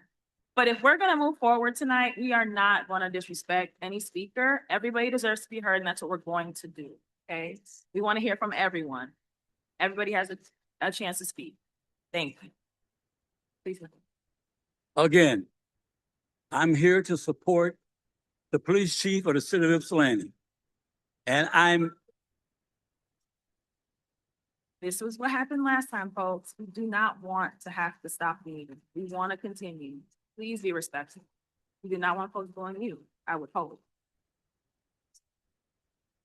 I'm urging the city council of the city of Ypsilanti to do all in their power to keep him as chief of this city.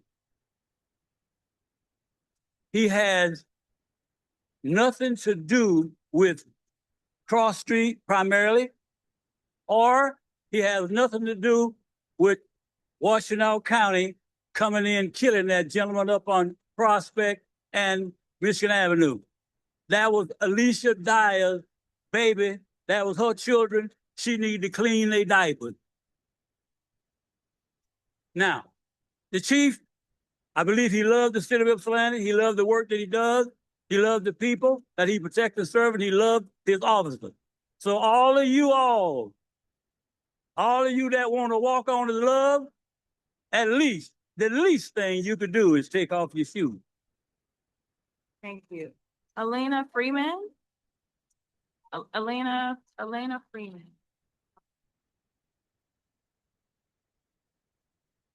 Good evening. Hi, I'm Elena Freeman. I'm a resident of Ipsy Township, but I'm deeply concerned about the events that transpired on Cross Street, the 30+ hour torture of Ruben. And I think I urge the city to keep investigating what happened. We need full transparency from YPD. There's no reason that this should have escalated in the way it did. We need community mental health to be involved in situations like this. We need an unarmed response team. I don't know why 12 different agencies had to be brought in. And it seems like the police just wanted an excuse to use out every single fancy toy they have. I think they should have their toys taken away for this incident. And all charges against Ruben need to be dropped. He's already been punished enough. Probably had his life ruined by this. Thank you. Thank you. Sherry Radford or Shari Radford? Sherry Radford? I'm sorry. Good evening. Hi, I'm Sherry Radford and I live at 1128 North Sierra River Drive. I am here in support of Ruben as well. The overreaction to a mental health crisis was way inappropriate for what was actually going on. I do not support all of the felony charges for what he went through. Thank you. Greg Woodruff?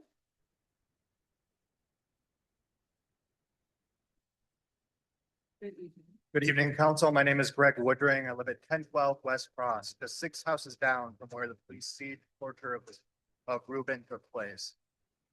I'm here to call out the egregious use of our public funds and resources to torture a member of our community.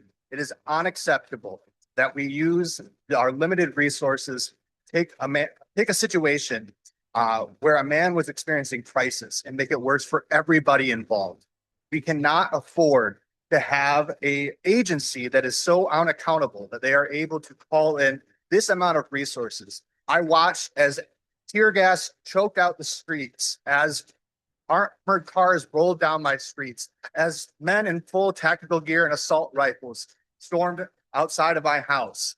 It is unacceptable to be turning our streets into a militarized zone, to be using our neighborhoods as a military training facility, and to be using our neighbors as military training targets. This may not be the same, but it certainly rhymes with what we are seeing across the country. We are seeing the slow militarization of every aspect of life, and we are descending into a police state. We have an obligation to question how we are spending and using our resources in our community and decide if we want to heed this as a warning and a cautionary tale to change the direction that we are taking. I urge you to pass the resolution that is in front of you tonight.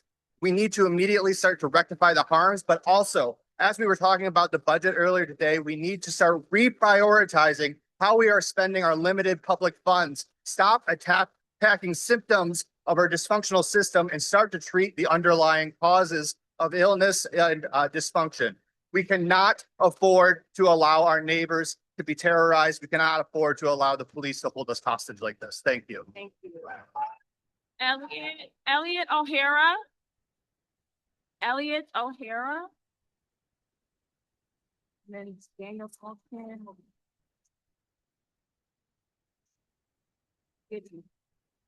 There. Here to make a comment for Care-Based Safety. On behalf of Care-Based Safety, or CBS, we would like to express our wholehearted support for resolution number 2026-18. Resolution condemning the militarized police siege on West Cross Street, calling for charges to be dropped and demanding immediate systemic reform. We would also like to express our concern regarding the unarmed individual shot and killed by police following night in the area near Prospect and Chicago. You have no doubt heard and will continue to hear the harms experienced by your constituents stemming from these events. It seems clear this is not what safety looks like. We know that the safest communities are not the ones with the most police, but the ones with the most resources. We know that evidence-informed best practices called for unarmed, non-police responses to mental health crises. We know that criminalization rather than care ultimately creates more harm and more victims. We are grateful for this resolution that moves in the spirit of these truths.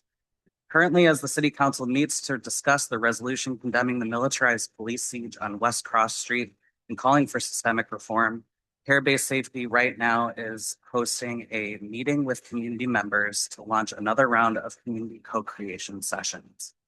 Building on successful programs such as Denver Star, Eugene, Oregon's Cahoots program, Cambridge Heart, and others, along with the information gathered by LEAP, who you've already contracted with, and most importantly, the ideas, insights, and expertise of our community members gathered in these sessions, we know that we can do better. We can, as a community, meet crises with care and believe that this resolution is a step forward towards that. Thank you. Thank you. Daniel Smallkin. And then next after that will be Juanita House. Good evening. Hi, my name is Daniel Smolkin. I live at 635 North Huron Street here in Ipsy.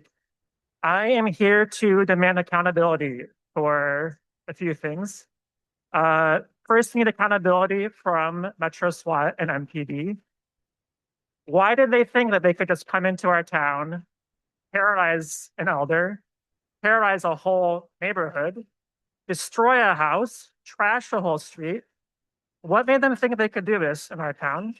And what will we do to make them learn they can't do this again? If there's no consequences, if there's no accountability, then they will get the message that they can get away with this. What will we do to stop that from happening? I also want to see accountability for YPD Sergeant Craig Schrammick in particular. I watched him take glee in brutalizing two of my neighbors, standing witness to police brutality. He said, quote, just arrest all these people and get it over with. Why do we tolerate having someone with such disregard for our neighbors exercising their First Amendment rights? Why do we tolerate this in our police department? What consequences will he face? Just 2 days ago, another one of our neighbors was arrested for basically taking too long in the bathroom at the Ypsi Transit Center. Again, Sergeant Schrammick was there, overseeing the operation and mocking people who expressed concern at the police treatment of our neighbors. So what accountability will he face? What will we do to teach people that they cannot just treat us like this? Thank you. Thank you. Juanita House. And then Sherry Wander will be next.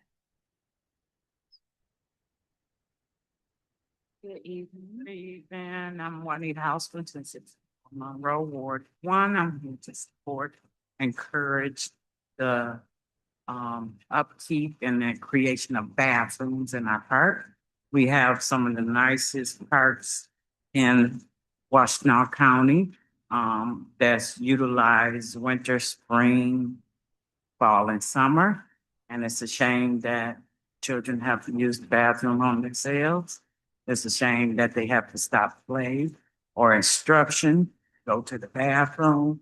And I think this long overdue, and we need bathrooms in our park. Thank you. Sherry Wander, and then Sherry not here. Well, your name is next, so come on up. Yep. And then after that, KJ is right after that. Good evening. Hello. I'm usually good at a microphone, but I am Pastor Anna Taylor McCants. I live in Ypsilanti Township. I work in downtown Ypsilanti and across Washtenaw County as I serve as the pastor and executive director of Fed Up Ministries. Contrary to what some people think, we have been located in Ypsilanti since 2024. We have never left. We just moved to the other side of Washington Street. We partner with a church and we've been renting from them since May. I know the situation is complicated. I know it because I've talked to a lot of people on a lot of sides. So what I'm going to speak to is my own personal experience with the officers that patrol in Ypsilanti. Some of them are YPD officers, some of them are EMU officers. I have seen firsthand, I have experienced firsthand disrespect from officers coming into the middle of my worship service at Washington Street, where we serve at Growing Hope, being disrespected, people in our community gathering for meals and fellowship, being disrespected by the people that are supposed to keep them safe. So I can see how we got here when there were multiple calls on dispatch, and they were dispatched to YPD and they showed up and no one answers the door. And then there's no follow-up. There's no, let's call community mental health. Let's call another helper organization, because the helper organizations in our community have been treated like crap by some of the people that are supposed to help. So I think accountability looking forward could look like, if YPD is still going to exist, how do we make sure that they know who to connect people with when they are struggling and they actually do that, instead of saying, it's not my responsibility anymore. It's not my responsibility. They didn't answer the door. I'm not going to connect CMH. I'm not going to call a neighbor that can help. I'm not going to get in touch with the landlord who made the phone call who was worried about them. I'm going to wash my hands of it. Thanks. KJ. And then on deck, we have Hyacinth.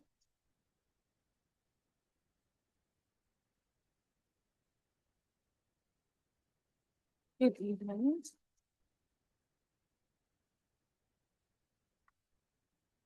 I'm not ready for accountability. I want to see you're shamed. I want you to be ashamed of what has happened, of presiding over something like this. I usually don't read, but I'll read something. It's not my words, it's a bit of history. As police and city officials had anticipated, MOVE members refused to respond to the officers who arrived or to send the children out of the home. The mayor and police Commissioner Gregor Samber saw this as justification to use military-grade weapons and extreme measures despite the presence of the children, announcing over a loudspeaker, "Attention, move. This is America." Samber began the attack by sending a team to flush the house with fire hoses. Sound familiar? Shame on you, fire chief. Okay, we're not gonna do that.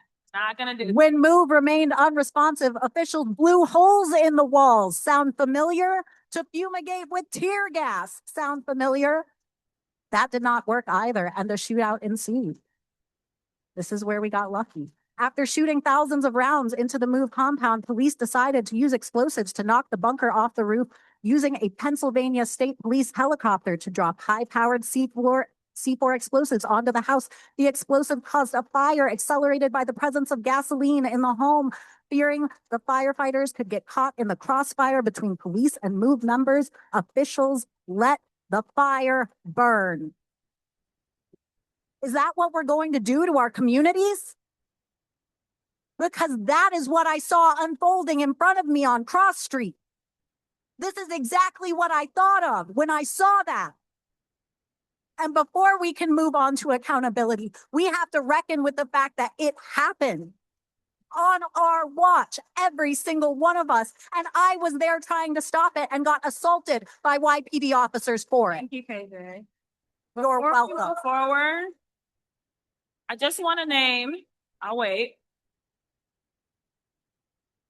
That as we continue moving forward, please address your comments to council, not to staff, not to each other, but to us, please. Thank you. Hyacinth, good evening. I am Hyacinth. First I want to say that there should be no charges taken against Ruben for already being terrorized. And yeah, I was gonna say y'all are all accountable for what happened, but y'all should be ashamed first. Y'all choose how much money goes to the YPD. And I know y'all have added more funding to them. And y'all should really be considering what we could use that money for instead. The amount of money that was spent could have paid for his housing. We could build a shelter per se. We could actually fund our mental health services so it didn't get to this point. And then I'm also wondering why we have to pay for parking to come to our city council meeting, why we're being policed at our city council meeting. It was hard to find this. Like if you're not an EMU student, this was a pain to get to. It feels like y'all are policing us just for speaking within the city. And then, yeah, the YPD the same night, they're terrorizing Ruben. They shot somebody who was unarmed, and still we haven't gotten the name of this person, which is crazy. It's been 2 weeks. And I was also there on Cross Street. The YPD was brutalizing the people trying to stand. We were very peacefully standing. And yeah, I was personally brutalized by them. And I just want to know, is this what you wanted to see what happens? Like, is this what you imagined would happen when you funded the police? And if it's not, then we should consider what that funding should go to. That should change. We should demilitarize IPSI. That should have never happened. And y'all are accountable for it and should be ashamed. Thank you. And I think for those who came in later, maybe after the announcement was made, there are QR codes for free parking. You're parked in the Community Center lot. And just to reiterate, the meeting was moved here so that you all could actually be here. There's not enough space in City Hall for this amount of people, meaning many people would not have been able to be in the room. We did not move to a bigger space. Okay, Levi Hubble. Mayor, yeah, I do want to say, we do not want to be disrespected. You all have already addressed that. We do not want to be disrespected. That includes being cussed at. That is something that is not allowed. You have already gave a. Okay, all right. We are not gonna have a back and forth, and if we want to continue the meeting, we're gonna handle this like adults. And Levi Hubble, are you here? Would you like to speak? All right, Priya Gotang. I hope I said that correctly. If not, please correct me. Thank you. Hi, thank you. I'm Priya Gotani. Gotani. It's close though. I live on 910 Sheridan Street in Ward 2. I just want to express my support for resolutions 15 and 18. I think like a lot of people have expressed, there's been a really concerning display of force at a federal level and the local level. Whether or not they're connected, it's just really frightening to have an atmosphere where that kind of force is being shown. So I appreciate the efforts to move against this and hold people accountable. People should not be masked when they're expressing this kind of force. There should be no charges that are proven. All be dropped. And I support the selling of all of the military equipment that we have. It's really frightening that they have that equipment that's being used. And I appreciate the efforts to find out what is happening. I think all of us would like an explanation. So thank you for that. Thank you. Eliza McKinney.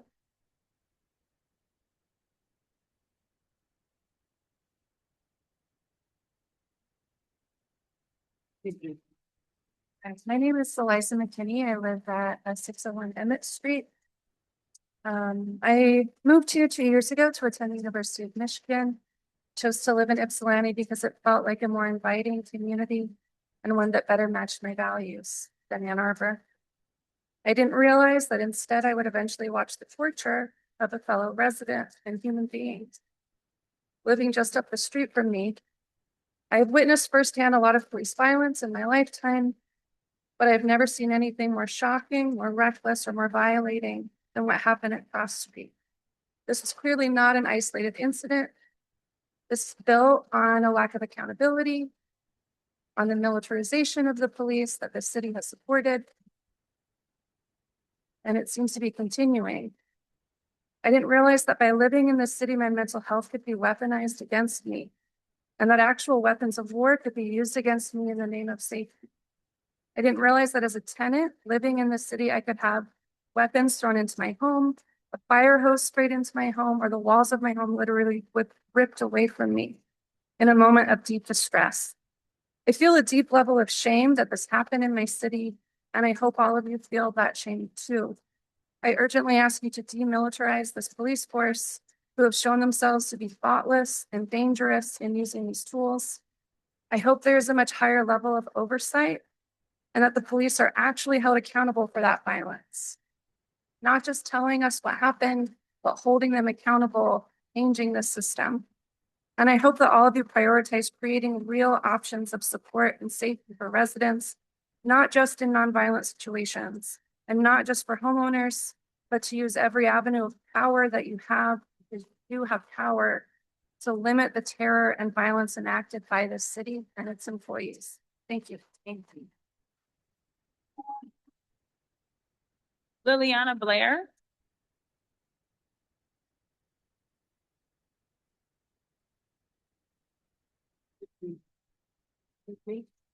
My name is Liliana Blair. I live in Ward 3. I think it's obvious that there are a lot of people here in support of resolution 2026-18. I'd like to see it voted on today. To be clear, to anyone who missed the beginning of the meeting, it was decided that it would be discussed today, but the resolution would not actually be voted on. And so what I wanted to ask is there any way at this point to amend the agenda to actually vote on the resolution today? I can't answer the question. Vote on that? I cannot answer. Are you done? Yes. There is. Thank you. Oh, awesome. All right, that's who I have signed up on the list.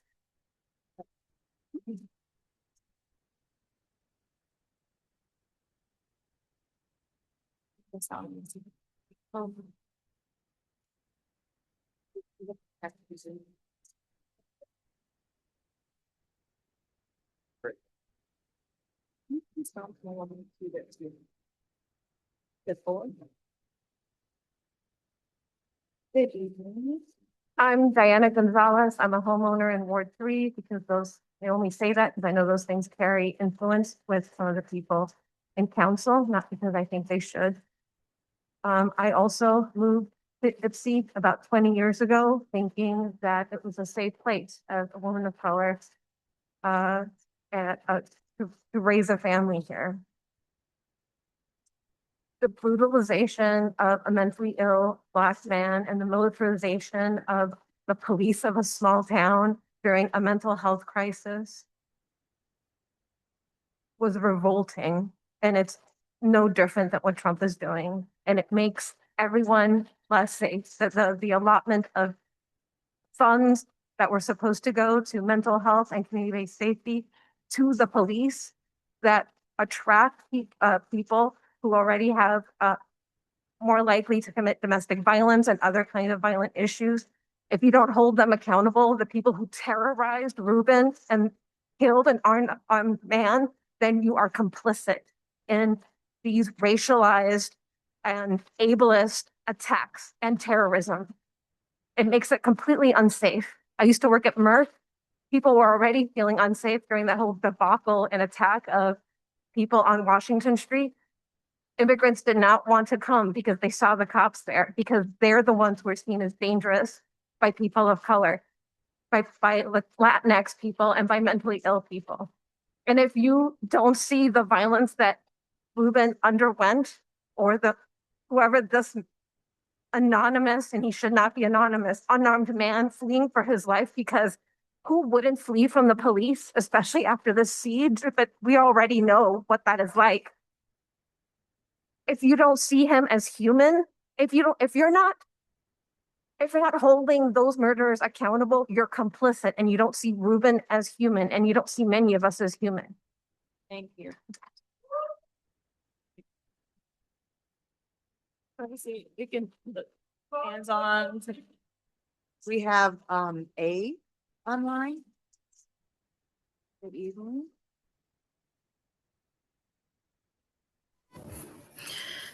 Hello, my name is Amy Hallfield. I live on South Prospect Street. I have lived in Ypsilanti for 2 months. In that time, I've been assaulted by your police department, ignored by my officials, and tonight I've been locked out of my own local government. I am joining via Zoom because you moved this meeting to a fortress. You chose a location with deliberate barriers that make this room inaccessible to the very victims of the militarized violence you claim to condemn. This isn't a meeting, it's a cowardly retreat. It has been 15 days since we bore witness to the terror forced on Reuben, 15 days since my spouse and I were tackled by a YPD officer with a documented history of misconduct. Not one person has shown this community any reason to believe this won't happen again, because it did. The same armed thugs murdered a man at the end of my street immediately afterwards. We watched the day after as those thugs scoured our neighborhood for the weapon they claimed he had. There wasn't one. We have questions that require answers. How much did it cost to turn this meeting into a police-guarded fortress tonight? Why is Reuben's status being treated like a state secret? Why must the community beg for the basic humanity of an update? Why haven't you released the name of the man killed by police at the end of my street? Why do you claim to want demilitarization while you surround yourselves with more police than we can count today? How do you sleep at night knowing you left victims of your city's violence to manage their own trauma while you sit behind your wall of thugs? You had every opportunity to lead with empathy, and instead you chose to be cowards. The entire country is watching state agents terrorize people, shoot their neighbors in the face, and drag them through the streets with complete immunity. If you are not here to protect us from that, if instead you are here to facilitate it and then hide from the backlash, and you are not leaders. You are just administrators of a police state. We are ready for actual leaders, or we are ready for none of you. Drop the charges.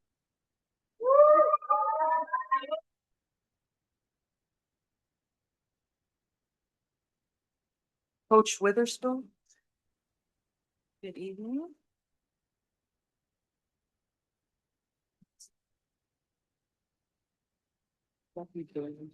Can y'all hear me? Oh, wait, there he is. Hello? Hello? Yep, we can hear you. Hi, my name is Deron Witherspoon Sr.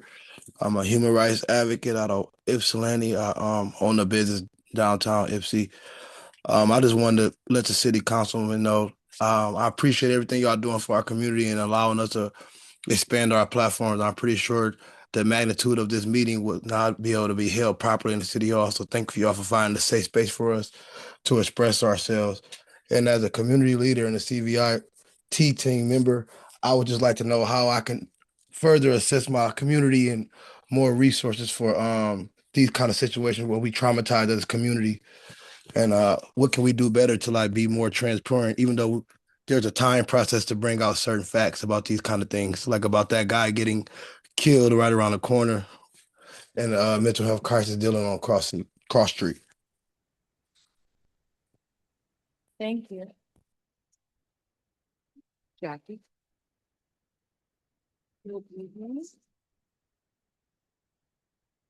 Can you hear me? Yes. Yes, I wanted to first mention that there is someone on the meeting on Zoom by telephone who can't find the way to raise their hand by the name of Lisa. I live in Washtenaw County. I have vulnerable family and other loved ones who live in Ypsilanti. I know a lot of people who care very much about this topic, but they're not here tonight because they don't really see any point. And hearing the opening remarks, I feel even more concerned than before, because it was not subtle, the attempt to shift blame to the county. Everybody is to blame in this situation. And we're not wanting to hear that YPD was not responsible. That's not even remotely true. And to hear you say that to us is even more disturbing. We don't want to see you pointing fingers. I feel disgusted by that. We're talking about a situation of increasing violence in our community against our neighbors and loved ones. I can't even imagine what Ruben is going through, what his brother is going through, who can't even find out what his condition is or his legal status is, and the family of the man who was murdered by sheriff's deputies, whose name we still don't even know. The problem here is not one individual's mental health. The problem is before and after that, with the system structures and people in power before and after that. Before, with the lack of housing security in this declining economy, with increasing inflation, unemployment, and two, with the lack of a reliable and accessible non-police response option for welfare checks, for crisis de-escalation. And we already have the models for this. We have care-based safety as a resource. Thank you. I'm sorry, your time is up. Is that where are we on time? We have one more. I think this is Lisa. She was on here before, but then it's disappeared. His phone number here. So are you there? Hi, yes. Thanks for adding me in. My laptop died and I had to dial in by phone. I am not a policy person. Oh, my name is Lisa Schramm. I live on South Prospect Street, and I, like many others here, are concerned with the extent of over-policing that we saw over the last couple of weeks in Ypsi. I live directly across the street from the murder that happened by the police officers to the still unnamed victim. It's concerning to me that the high-speed chase was the response that, like, through residential neighborhoods, no matter what time of day, to someone driving without their headlights down the street the wrong way. It's also concerning to me that they were murdered because officers said that they saw a shotgun when, in fact, no gun was eventually found. I was actually out with my dog when this was occurring. So, you know, some people keep odd hours, and I'm just really concerned that the escalation in police violence is going to keep happening if we don't all take a minute to take a breath and consider our conscience and consider the kind of community that we want to live in. I think that the advocacy for care-based safety and for mental health response is something that would have been useful in at least Ruben's situation, if not the situation chasing someone down the street without a gun. I also would like to remind everybody that we are in the coldest part of the year. It is negative 1 million degrees outside, and there are people who are sleeping outside because our money is not still going to permanent shelters. Thank you for hearing me. Thank you. All right. That's our last meeting. Okay. All right. Those are the names that we had set up in the hands.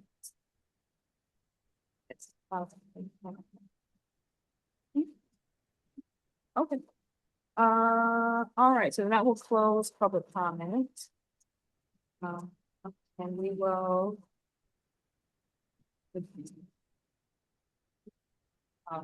So I know that there are probably responses to public comment, but if we could hold those for the discussion after the consent agenda. Yeah, in the beginning, I asked them to come to the clerk and sign up if you wanted to. I made that announcement already. That means folks who had signed up would speak at the end of the meeting if they did approach the clerk. Wow. That is policy. So we're gonna move on to the consent agenda. We can also make accommodations once we get to the. Just so you know, I do have one member of the public being exclusively speaking at the end. Oh, okay. Okay, At the end. at the end, okay. Okay, we're gonna get through the business and then we'll get to the. Okay. We're at the consent agenda. I'll go with Susan, you all have CFA. Okay. So resolution number 2026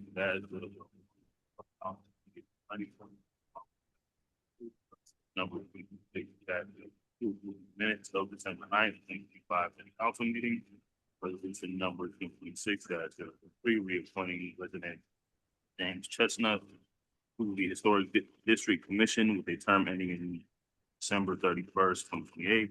Resolution number 2026-004, authorizing the extension of the 2024 three-year crack ceiling contract to include major roads and change order one, $59,104 as well as resolutions number 2026-11, 2026-12, and 2026-17. Yes, sir. 2026-11 is appointing resident Lisa Volkner to the Tenants' Rights Committee with the term ending in October 21st, 2028. 2026-12, appointing resident Amelia Rondell to Human Relations Commission with the terms ending October 21, 2028. And resolution number 2026-17, approving the fee waiver for council member Simmons and fellows to use the Freight House for a Ward 3 Town Hall meeting on February 18th per month. Moved by Councilmember Tucson. Support. Supported by Councilmember Simmons. Please call the roll on the consent agenda. Councilmember McLean. Yes. Councilmember King. Yes. Mayor Pro Tem Wilcoxen.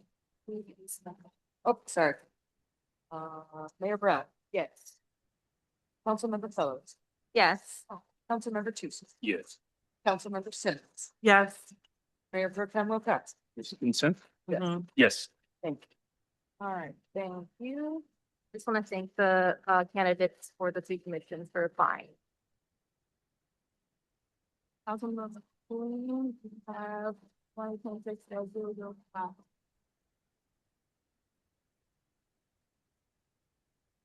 Resolved by the Council of the City of Ypsilanti, whereas Roads Controls LLC has applied to the City of Ypsilanti and Michigan Liquor Control Commission requesting the following. Class C on-premises retailer permit with Sunday sales permit, MNPM, and outdoor service per MTL 436-11072 at 2 West Benton Avenue, Cleveland, Michigan, for 7 Washington County, PM. Whereas for hearing to consider the proposed on-premises retailer for LLC was duly noticed and held on January 20th, 2026. Now therefore be it resolved that the request of Roads Control LLC for the property located at 2 West Michigan Avenue and Michigan with approved completed on approval of all documents. So move. Support. We'll move by Councilmember Queen, supported by Councilmember Tucson and Wilcoxen. Right here.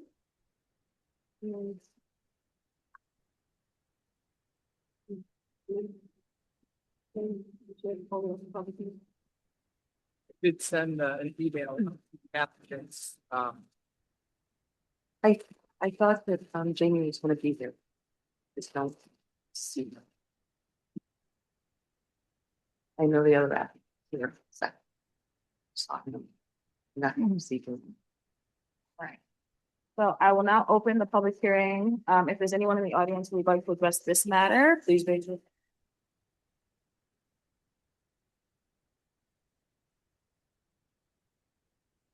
Seeing none, have a motion.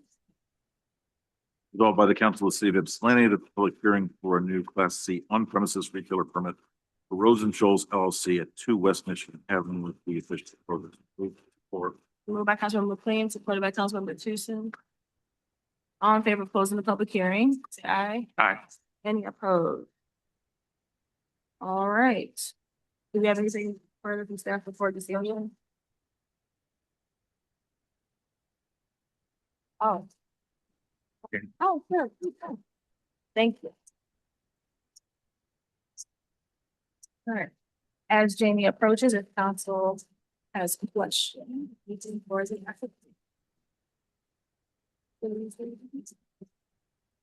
Good evening. Councilmember Sands. Well, one, I know in the resolution, I know there's some things that are incorrect that will be fixed with the mama. Being described. Yeah. That was a big confusion for me. I was like, so wanting that.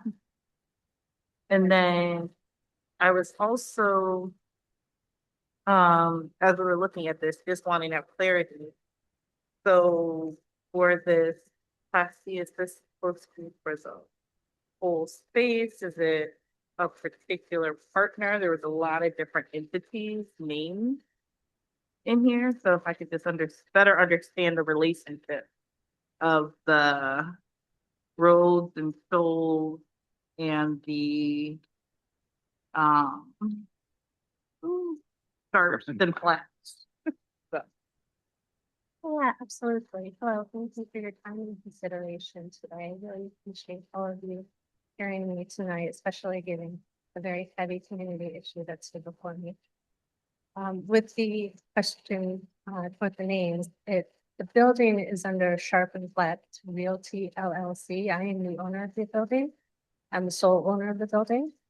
My intention for most of the space inside the building is to lease out spaces because I'm surrounded by creatives, expert creatives in terms of music, arts, entrepreneurs. So I'd rather fill those spaces with these experts rather than try to do what they've already done. In regards to the Roads and Shoals LLC, that is solely for the liquor license pertaining to the beer garden that I hope to install pending the approval of this resolution. I am holding space for a performance venue on the first floor. I have not given up on that. What is more clear now is that I am renting out or leasing out that space. So I would like to put a bar in, but I am in that first floor. But until I get an owner or an occupier of that space, I am solely focusing on the Tea House Beer Garden right now because I will own that. Okay, sorry. So you're saying that the Shoals, that is another entity within that a separate entity, but that's another entity that you run, but would be specifically for beer garden. Correct. Okay, so you are the person for each of them, but just a separate entity. Okay. Correct. Thank you. Other questions from council? Councilmember King? On this resolution, it says Sunday sales, AM and PM. Is that only to sell on Sunday? That is an added checkbox. If I want to sell or have the beer garden open at 10 a.m., for example, I would need a special approval to be open on a Sunday morning at 10 a.m. to sell beer. Mayor Pro Tem? Hi, Jamie. How are you doing? part of the process for getting a Class C license is exploring licenses that are already issued. And that's for everybody that's come before on this Mama's Pizza in the past who did this. What was your experience in trying to secure an already existing license? Difficult. It was unsure who was willing to let theirs go, and with a reasonable financial means. I just want to note that previous applicants, Mama's Pizza in particular, also noted the difficulty in getting the licenses that have already been issued.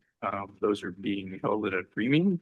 And so most first-time business owners and people who are trying to develop, that's being held up for substantial amounts of money. And so we've had these applications in the past because those are unaffordable. These are much more accessible. And the other part of this is that it's dependent on the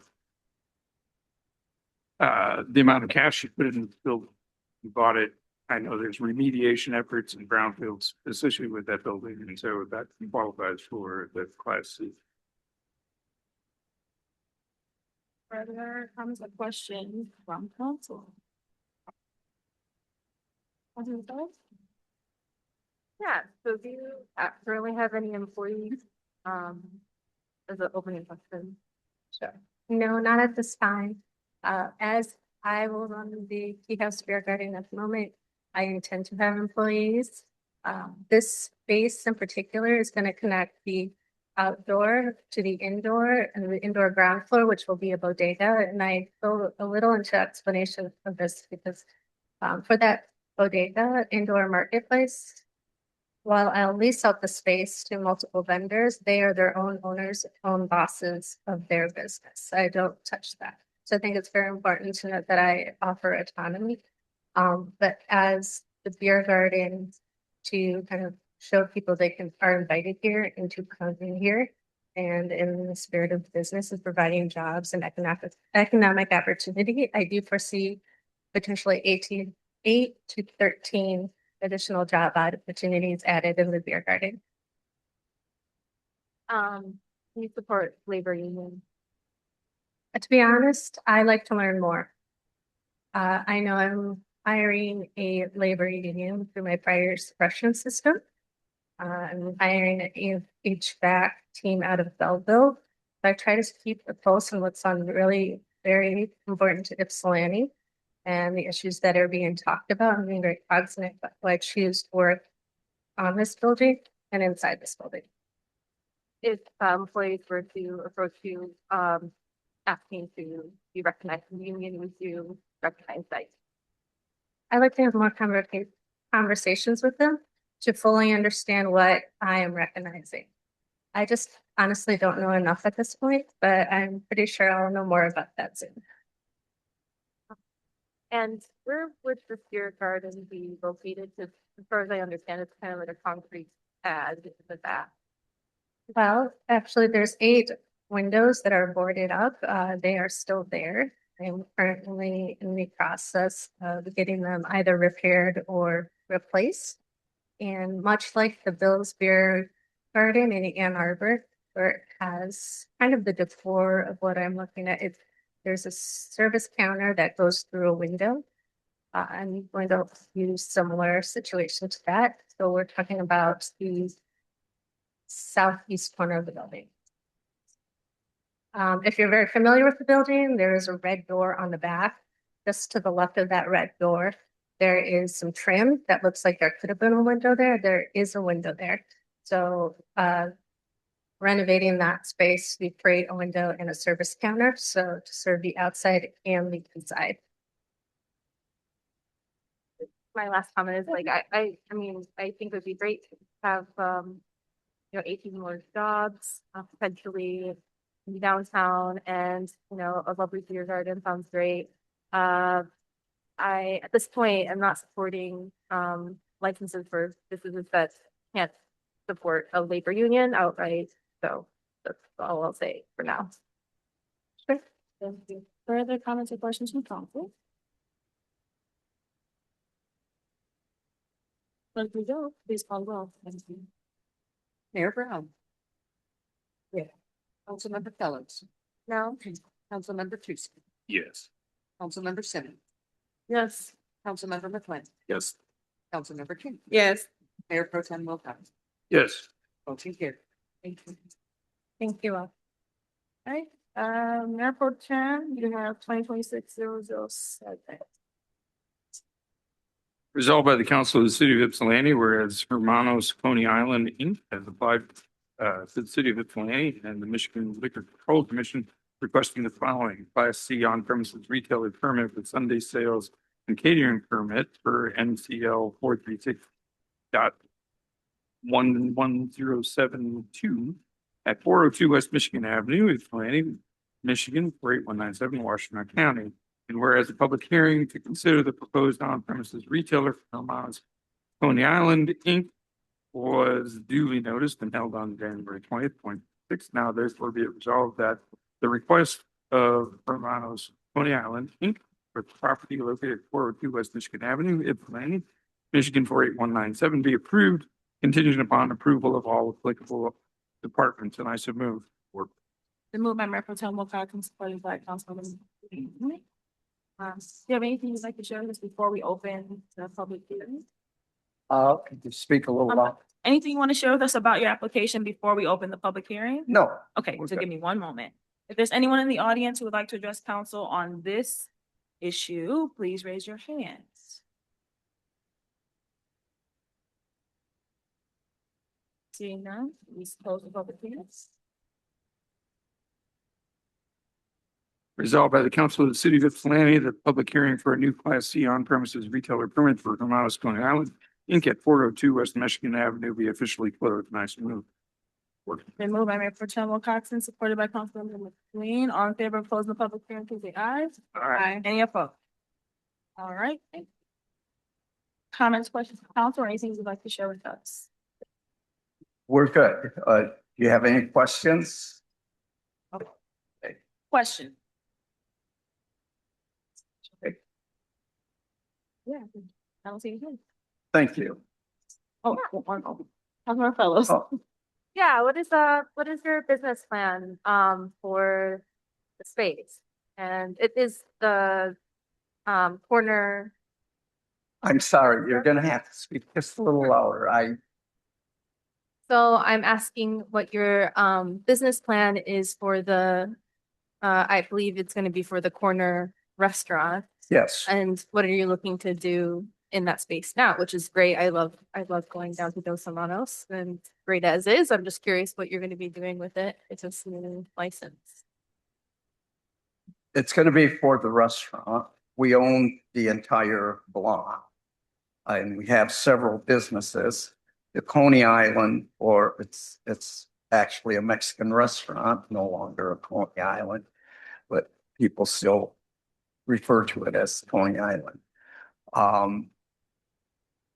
The hours, everything's gonna remain the same. And I don't understand exactly what it is you want. Like what are you looking to add to the restaurant? Is it just to include beer sales? Are you updating or changing your business at all with new? The menu, everything's gonna remain the same.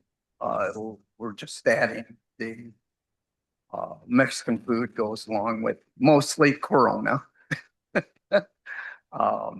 And that's basically what people are asking for. When are you gonna get your Corona? We want SX or the Mexican beer mostly. And that's why we're applying for this license to increase the business and to satisfy our customers, the clientele that we have now. Great. And how many employees do you have currently in the restaurant? Currently, we have in the 2 shifts, 15. It's a family-run business. We have a lot of family there, but we do have 10 employees that are not. And hopefully we'll be able to increase that with what we have. Okay, great. And I'll just mention that I love your mango nata and the breakfast burrito before I ask you this question. Do you support labor unions? I don't have hearing. Oh, do you support labor unions? Support labor unions? Well, I don't know about the beer or what. As personally, yes, we support the labor unions. I would imagine Budweiser and all those are unionized. I know the drivers are also unionized, as far as I know. But yeah, Okay, that's mostly what I wanted to know. okay. Thank you. Councilmember King? So, it is one portion, this is handwritten note, and it does, on number 3, it speaks about public nudity. I'm just wondering, what is that about? What is that? It's a requirement in our ordinance that every applicant must attest to that. Okay. Thanks for the clarity. No public meetings. Oh, no public in the ordinance. Got it. I was like, wait a minute. Okay. Further questions for the applicant? And I apologize, my hearing aid ran out. So, okay. Okay. Thank you so much. Further comments or questions? See, please call the roll. Councilmember Collins, Yes. Mayor Brown, Yes. Councilmember Simmons, Yes. Councilmember McLean, Yes. Councilmember King, Yes. Mayor Pro Tem Wilcoxen, Yes. Councilmember Tuesday. Yes. Motion carries unanimous. Nobody know that it passed. You're good. It passed. Thank you. Thank you. Thank you. Mayor Pro Tem, you have our next on the EPA.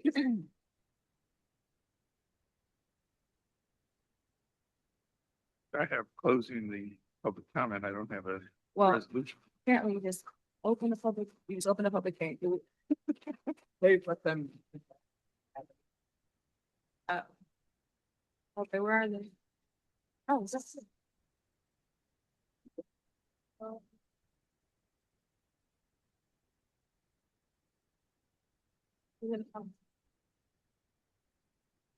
Hello. Hi.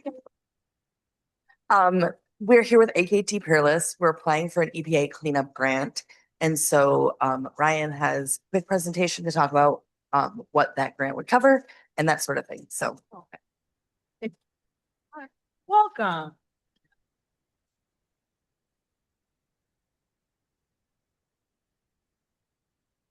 Good evening. Good evening. Thanks for having us here. I just wanted to give you a quick presentation about the EPA Brownfield Cleanup Grant Program, which is offered by EPA every single year. We're a little bit late this year because of the shutdown. Usually we have this done by about Thanksgiving, so it's got pushed back this year. We're helping the city apply for an EPA Brownfield grant. We have to continue the activity and clean up that water stream. Some of the next real high level grant basics. No match required by the city. You can apply up to $4 million per project. EPA this round has made $107 million available. They estimate that they're going to do more than 36 plants nationwide, so every state. The city is an eligible entity as a local unit of government to apply. Applications are due next week, and waiting applicants will be notified by the end of May. I think another government shutdown. So hopefully we don't have another government shutdown.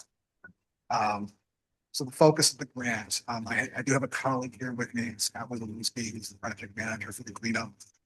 You're familiar with him.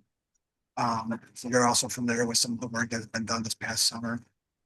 The focus of the grant is going to continue to work south that area. We call it the Western Marsh. So south of that area where they did the cleanup, we're just gonna continue moving south and over to the west, those that area as well. The target contaminant is PCBs. We already have a assessment that has been done there. We know that it's there. Where to go to clean it up. Other grant activities, EPA puts a very high premium on community involvement, so a lot of community engagement meetings to ensure that the public knows exactly what it is we're doing, what our goals of the grant are, and as well as having the pipeline, any concerns during any work that's being implemented. Cleanup planning and work plan development.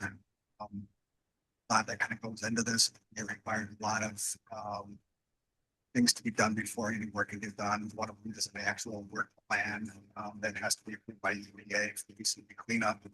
It's not a short process. It takes 8 to 12 months, depending on the backlog, as well as some other things to get to this local review and data pieces review to make sure they're not detrimentally hurting any of those sources should they exist. And then the last part of that is grant administrations. We have to report to EPA about progress every quarter to make sure that grant dollars are being used for their intended purpose and to show that should we get the grant. So this next slide is budget, just to kind of give you an idea. We've kind of gotten together and looked at all the data that we have on the site, and we've come up with a budget of about $1.9 million, which is what we're requesting. You can kind of see a lot of those dollars are going to be shifted right to cleanup activities. We have a little bit of money for cleanup planning. A lot of the dollars are going to go through moving, having to replacing clean sand and fill, and more or less capping up and getting it ready for whatever redevelopment project comes in afterwards. So yeah, I kind of talked a little bit about this, the cleanup planning, as well as the cleanup activities that we're looking to do in the reporting. So the next slide is the timeline. These are 4-year grants, 4-year implementation. So just kind of real briefly, next week, we hopefully will get an award notification, whether or not we got it within at the end of May, maybe early June.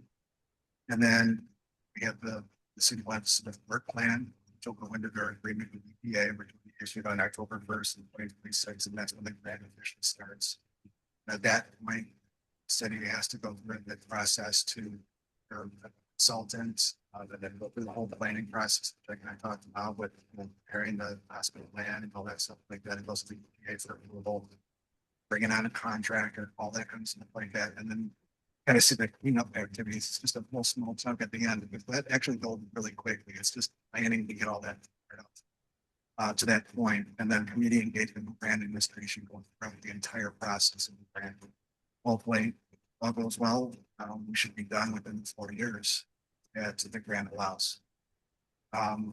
That concludes the presentation. I also didn't have a slide on here to show you. I also want to kind of temper the council's expectations. This is a very, very competitive grant program. Well, we don't reply to them, we're definitely not going to get it. But to give you an idea, last year it was about the same Maine, state of Maine, they percent of I don't know what's going on in Maine and why they have filter what they do there, but obviously they have a lot. They monetize here. Pennsylvania second, the Illinois is third. Michigan didn't fare that well. They had 20 applications that went in for this, and they got 7 grants for a total of $6 million out of the loan of 7,108 that they had. So hopefully this year, Michigan gets more of this money. Particular watershed. That's all I have for you. If you have any questions, it's part of the process. I have part of the grant application process. We have to have this public hearing, so I'll be kind of taking notes. Comments from the community as well as. But we're gonna open the public hearing if you want to stay. Sure. So if there's anyone in the audience who would like to address council on this issue, please raise your hand. I'm sorry, you have to come to the podium. If you could state your name again for the. Marley Higbee, 704 Hemp Hill. I'm just curious what happens with all of the contaminated soil, like once it's removed from the Water Street area.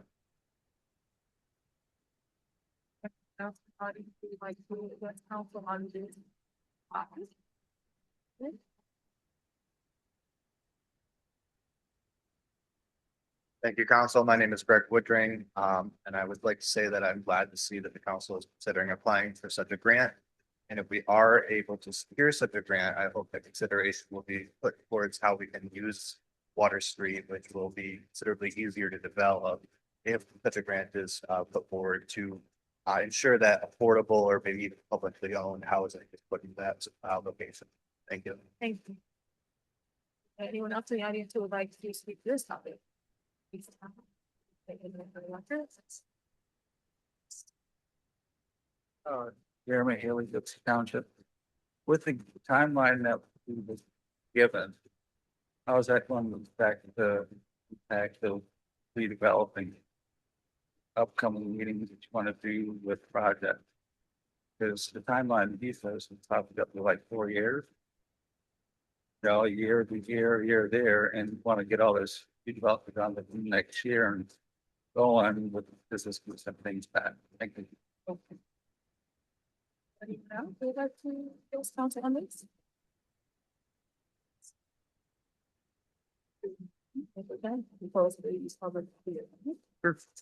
Resolved by the Council of the City of Ypsilanti that the public hearing to consider public comment to the U.S. EPA cleanup grant will be officially closed.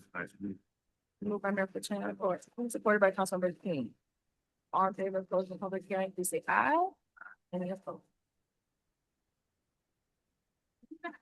You could describe kind of how that overlaps with the timeline. Sure, you want me to address each one of the? Yes, sure. Okay, the first one is what happens to contaminated soil once it's removed.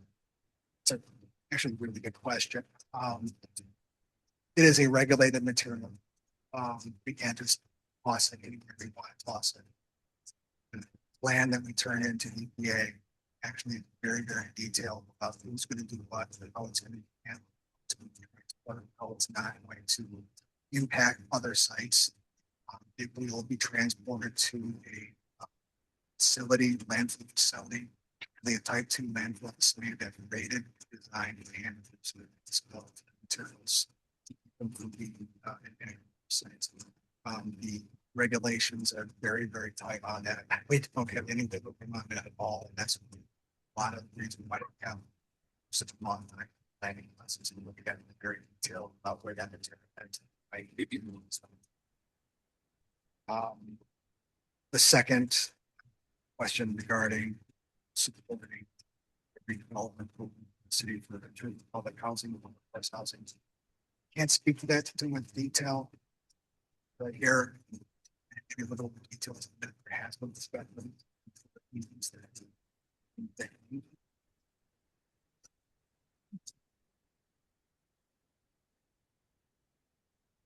I mean, as you guys know, with the community engagement sessions that we've been doing, we've heard from the community that housing as well as affordable housing is a priority. And so we'll just continue to keep that in mind as the many contingencies begins to meet.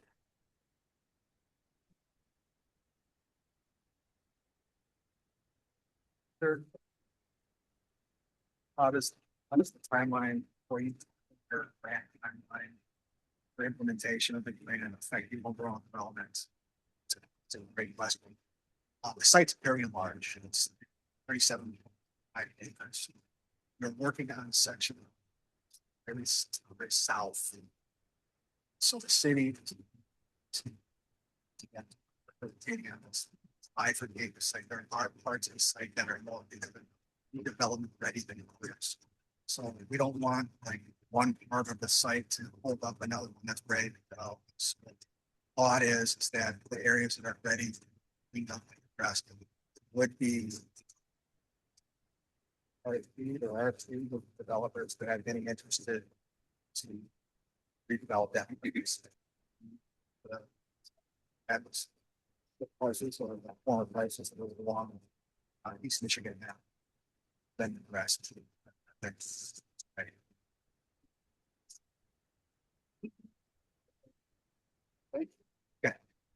Question? To address Greg's question about the affordable housing, my understanding from the application and the background is that this particular portion that needs to be remediated, if there is something already been remediated, will be suitable for housing, but this is then being remediated to a lower standard than the rest of the site. So that this wouldn't be housing per se, but it would be used for other purposes. Might have to defer to my colleague Scott. Scott. So my understanding is that the goal for both cleanup that we've been currently doing as well as this cleanup would be to get it so that we wouldn't have to have concern about not having housing on that portion of the site. Okay. Thank you. As I said. Yes. You can get a little geeky on that answer, but if you want the views, we can get into it. Thank you, Mayor.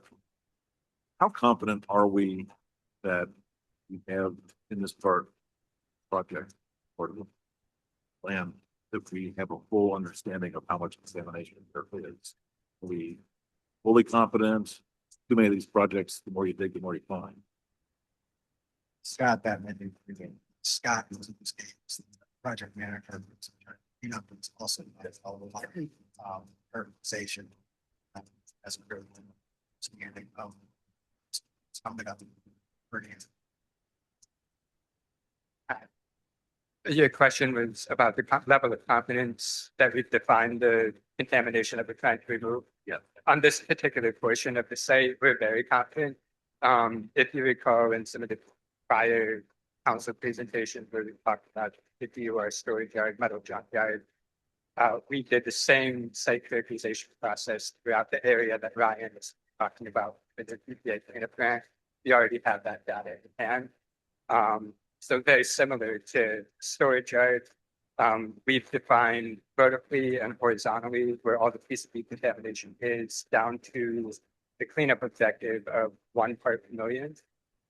There is one part of the site that's to the east of the area that we're talking about tonight, where we would need more data in order to have that high level of confidence. But for the purposes of the EPA cleanup grant application, we have a very high level of confidence. That's the way the PCB contamination. There's a question about how this affects the timeline, and this is a question for Katie in terms of what's the contingency plan if now Maine gets another 20% of this funding. If we don't, then I know it's an annual grant, and so developing Michigan Avenue South, because that's the most ready development. What is the contingency plan? Are there other sources of funding that can be used for this type of thing? So right now, that's actually one of the things that's why I will back up here.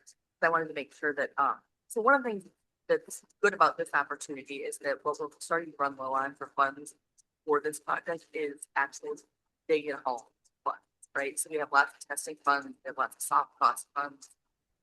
We're going to be doing a phase 1 and we're working into a phase 2 with some other grant funding. So what we need is money to dig out once we know where problems are at.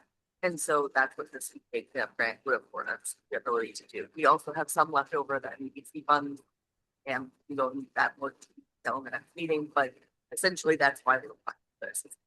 This is sort of that contingency to try and make sure that we can get these funds to go as far as we go. There is another opportunity for a little bit more Digging Hall funds that we're working on also. So there's a couple like A's, B's, and C's, and so like ideally, this the way that this works is that we use the soft cost funds right now to get additional testing that Scott was talking about, which then we'd be able to do to be ready to EPA funds. Short answer. So like we're trying to build it all on it, and it's also a little bit of a game of cards because A has to happen before B happens, and the worst thing happens, and find a plan for all of that.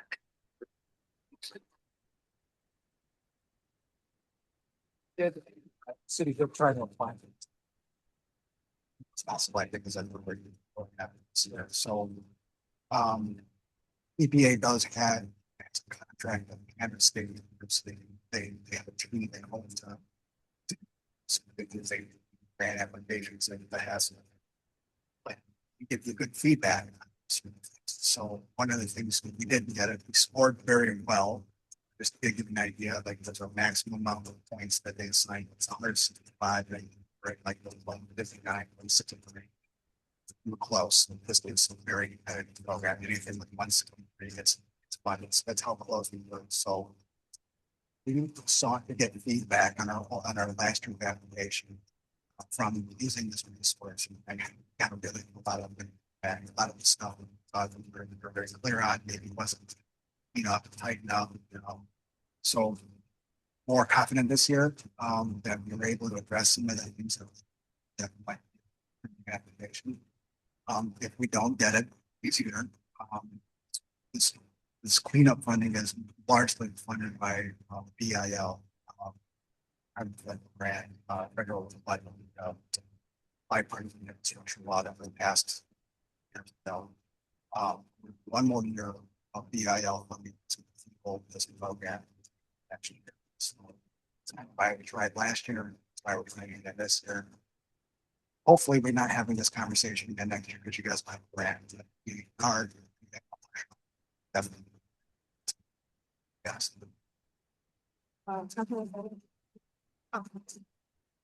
I'm just curious, how is this different or similar to the brownfield tip? It seems like it's currently a grant, but a lot of the document is about brownfield as well. So that's incremental financing or just a grant. Those are two separate programs. This is a federal program. It's a grant, no match. It's made available here. So we don't get awarded. We will be granted the amount that we're asking for activities. Don't worry about anything. There's TIF, it's a state.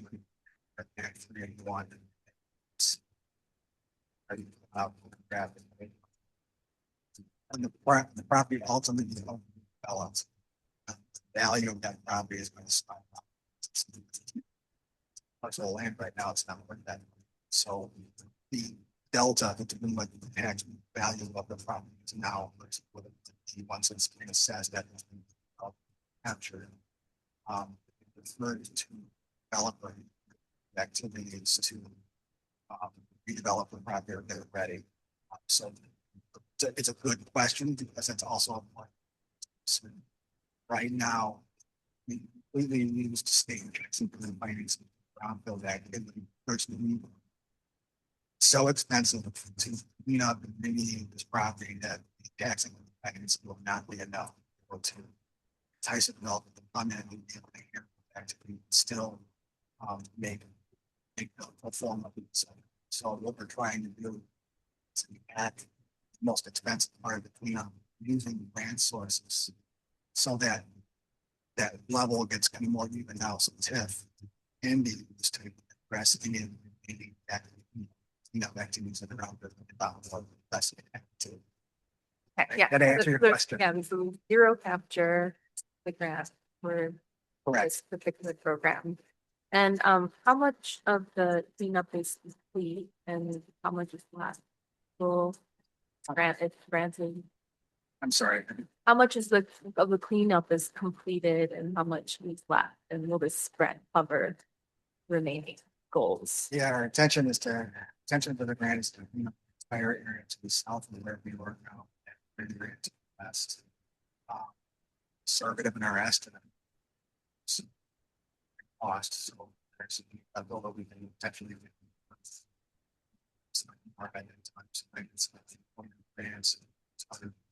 funding out there that's important for parts of the site that don't have an update on and data comes funding.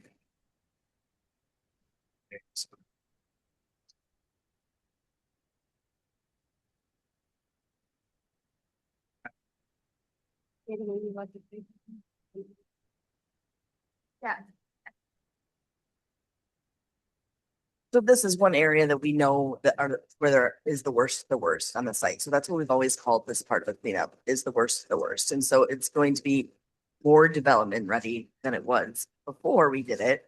And that's because we just spent the last 3 months doing a $2 million cleanup And now we're anticipating that we probably have another one that needs about $1.5 million, right? So like, that's $3.5 million that we put into it that a developer would have had to have done. So the idea is that we're gonna get more clean. I can't promise you that we aren't gonna be back here and ask for more money to try and clean up more, because I think that we're gonna keep trying to clean up as much as we can as we continue to also work towards development. I think that those are gonna be two coinciding goals. Yeah, I have one more question. Last question is the area that you're interested in targeting then, is that, where a lot of the rewilded trees are? Because there has been a lot of cutting down of the trees on Water Street, so just be clear of where that cleanup would be of interest. I guess the other part is related to the burial sites. So, there's documented, burial remains have been found over the last 100 years at Water Street. And so it's concern that comes up a lot in the community that we would announce that and also stop work if anything was found. So has there been discussion about that? What is the plan? So part of the planning process is stores and gardens. Archaeological review of the states. Submit that as we bring out a consultant. Assess that property, what was prior to settlements. That gets submitted to EPA, and if there's any tribal communities that was there, consulted as well as part of EPA's process. Had this happen once another project from the side of the state. So what they end up, the way it was handled then was they not sure, they usually come back and say, yes, we usually have presence there. We're not sure if there's anything there or not. So we develop a plan of go ahead and do your project, but find some, and we have to have a plan in place that automatically stops it all work. Who are you gonna call, who you're gonna consult with, and then someone says to identify all that stuff. And so as work is ongoing, you happen to find something, a relic or any kind of archaeological value, stop work immediately and consult in the state authorities as well as tribal community. They have it assessed and adapted the energy.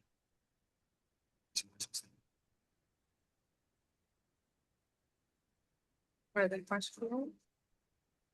President? Yes. I have some questions. Some of it, kind of some of the things that are in the application. One, I was just wondering, there's on page 3, it kind of it had that part that's like target area reuse outcomes and with implication. And I was just wondering if you could explain a little bit about that tax, like the tax implications, like what kind of is going into that. Yeah.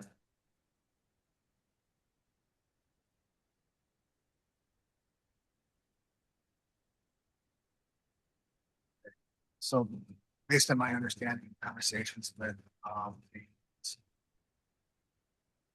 the general reuse for that area was always going to be some level of housing, workforce housing, affordable housing, a few years ago, correct me if I'm wrong, there was a development plan that was submitted to the city that not followed. So as a base, you can use that, trying to estimate what the benefits of having this site development that land with. EPA doesn't hold our feet to the fire like when it comes to those kinds of outcomes. They want to see site development for purposes, but if you set in our application, there's going to be 100 units and it ends up being 8, they're not going to come after us, say, they just want to get it ready for redevelopment. So basically, we took that plan that was submitted to the city to get developed. how would we increase the tax value of that property? As opposed, so that was recent developments in the value of the assessment evaluated houses and stuff like that. What's detailed in that plan, apartment complexes and stuff like that. Tax value of that based on the city. EPA knows that we're not, don't know, but we have a plan based on what the city has expressed. It has to look at it like that. That's kind of how. That's cute. And I guess one of the other things was just thinking about like, I mean, this is mainly for us, but just thinking about what it was like, what does dense development mean for the area? And seeing the different mixes, I was like, okay, single family homes, that, you know, this mix. So that's just something I think that'll be good for us to understand. In there also was a chart that was talking about the expected trees that would be planted and like how that would be offset. And I was just wondering, kind of to what Councilman Fellows was mentioning in terms of how do those trees planted match up with the trees that we removed? Like, is it mainly just replacement of those numbers of trees in terms of how the site? Yeah, so part of the application, they want us to, part of the response in the application, they want us to know how cleanup is going to help climate change and resiliency. So they're right there on that, right? So the areas furthest to the south, the river is adjacent to the area, river there. Probably not miles right in the river, it's not. So it's going to be what problems. Using that plan that I kind of mentioned before, that area would be green space. You can use some best management practices to store that in floodplain bits, flood stage storage, things like vegetation and stuff like that, soften the shoreline, and you have like capacity to control the flooding area. And part of that, having a tree planting, you know, landscaping and stuff like that, subdivision or whatever the development is, also in that area as well. Believe it or not, the Forest Service has developed a tool that get online to find out and see if I were to put in one tree at what a certain size now capable of it, it's sequestering carbon dioxide, how efficient it is. There's shade on a building, how much is it to cause and growth. So we kind of looked at that plan and said, all right, you know, we look around and find out some surrounding trees and stuff like that, eventually planted based on size and stuff like that, and branded with this tool.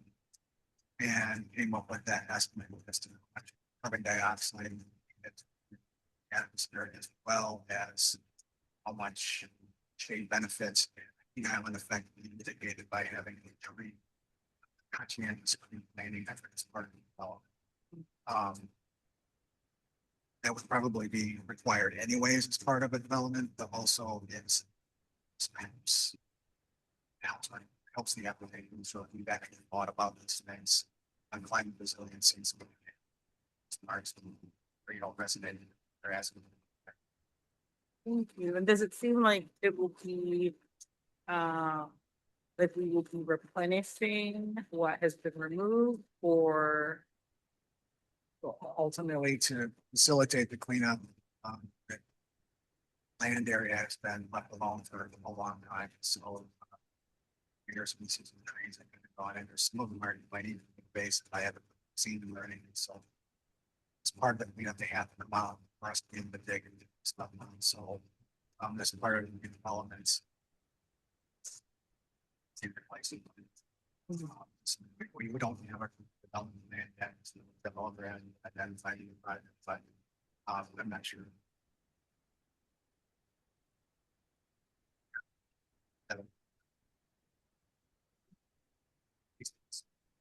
yeah. And then this last thing isn't fully a question for you, I think, but I just was Again, seeing kind of in terms of like the expected use of like the retail restaurant space, it's just maybe me question like this was necessary, or there are other community uses that we might want to look at for that instead of those things. As we do have obviously business spaces that are not occupied. So that was just. Thought behind that was when the site is developed, we have all these infill houses dying. So they're going to draw on a lot more residents that are going to be utilized in those sources. And you're going to get a lot of population. So there's going to be economic curriculum back to that. So the people that are going to be living in that area, Starbucks, get a haircut in some way. Schools going to move in as the right now economic back in an area like this. That's kind of a problem. But as I said, the city's not narrated to that. It's a better idea. Use of that area. It's really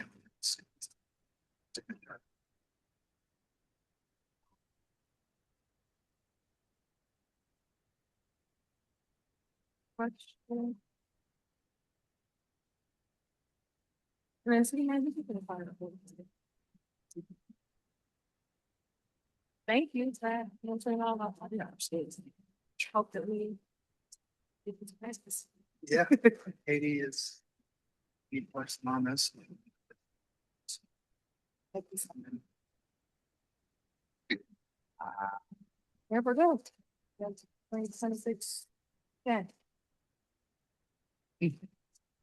Long one, thanks. Let me see. Yeah, right,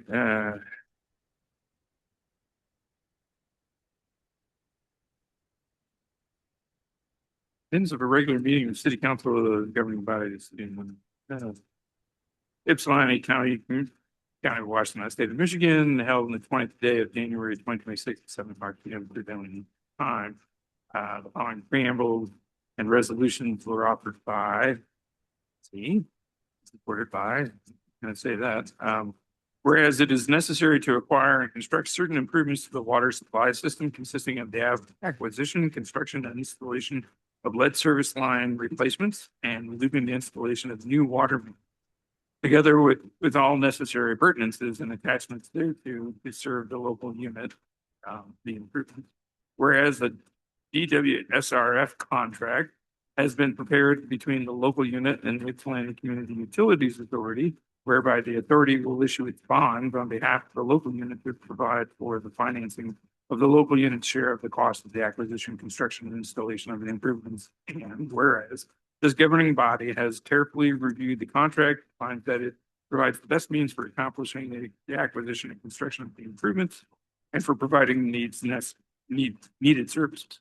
Now therefore be it resolved that approval of contract and effectiveness, the contract is hereby approved and the mayor and clerk of the local unit are hereby authorized and directed to execute and deliver the contract for and on behalf of the local unit. Provided, however, that the contract shall not become effective until the expiration of 45 days after the publication of the attached notice as a display advertisement of at least 1/4 page in size in the Washington Legal News, a newspaper of general circulation within the local unit, which manner of publication is deemed by the governing body to be the most effective manner of informing the taxpayers and the electors of the local unit of the details of the proposed contract and the rights of referendum thereunder.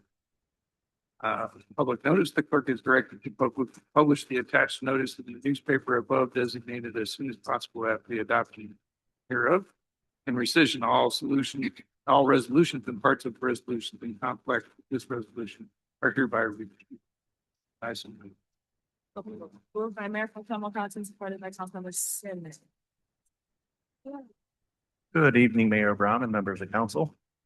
This is essentially the Drinking Water State Revolving Fund program, and the city has again become eligible for funding through this program. The projects under this loan would be really 3 different projects. It would be the continuation of the Harriet Street project, which started last year. This would be phase 2. which would essentially run from Hawkins, Hamilton Street, would improve that 4-inch water main, remove that and replace it with an 8-inch water main. Again, that's the main portion of the project.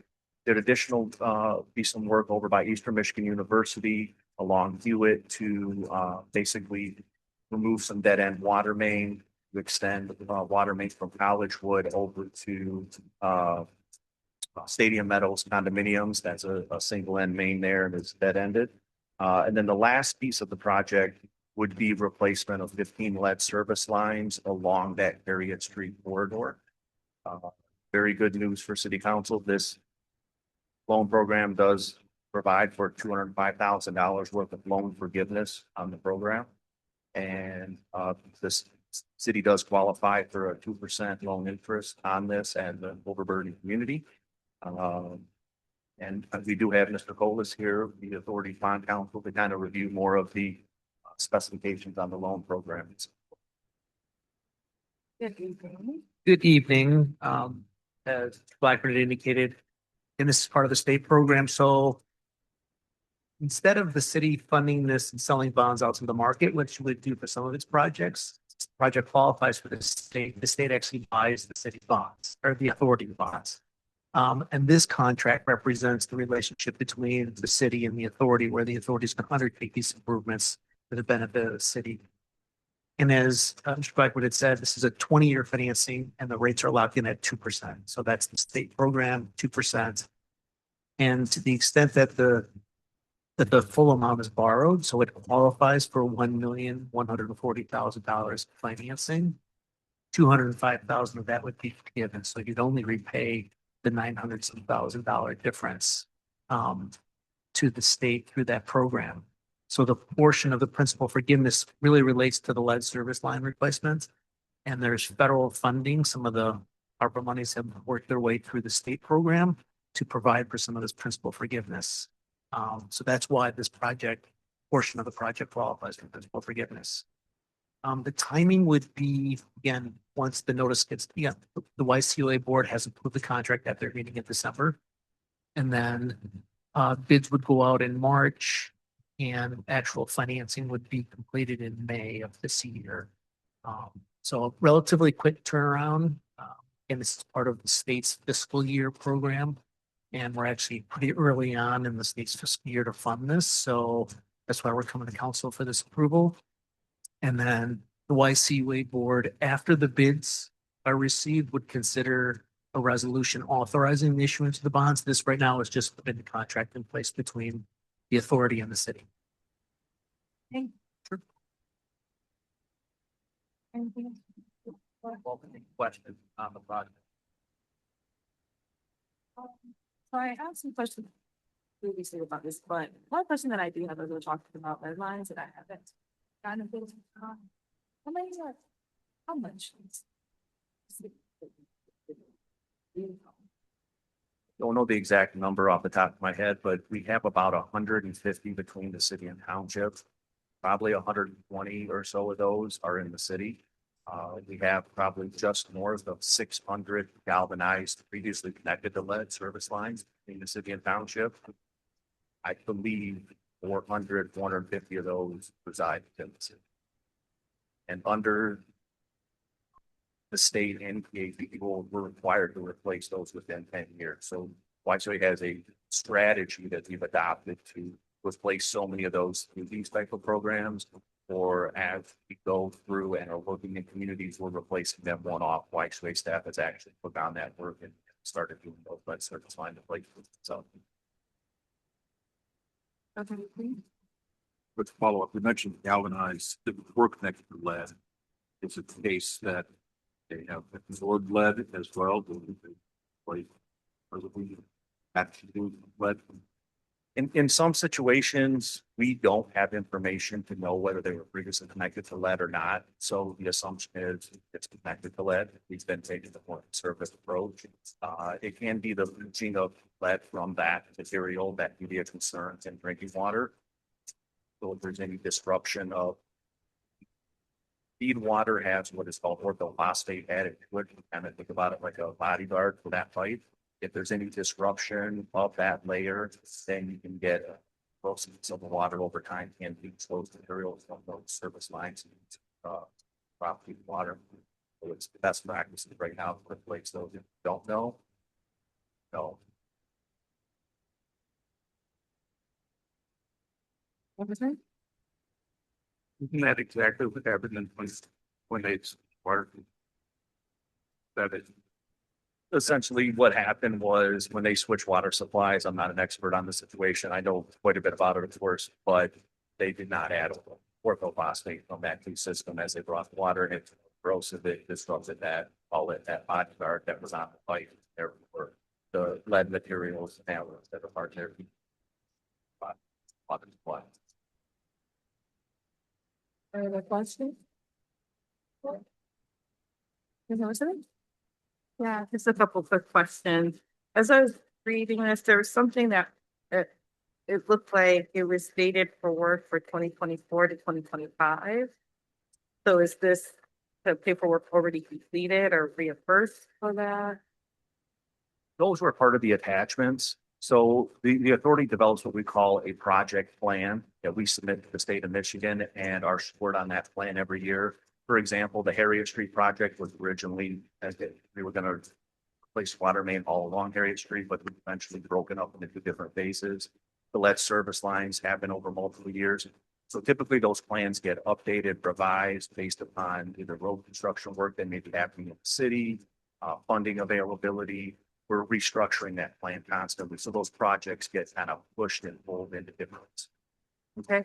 And then the other question I have, I don't know, this is, so, I think it was the second project we named with the Stadium Meadows condos.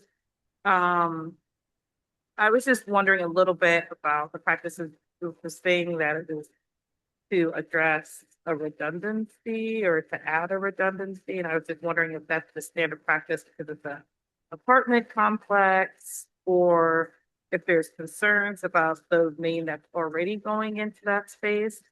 And then my other kind of question around that is, because it's kind of, you know, for the city, it's like in one of our like nooks and crannies, you know, like kind of dogs out mainly for that, a couple other things right there.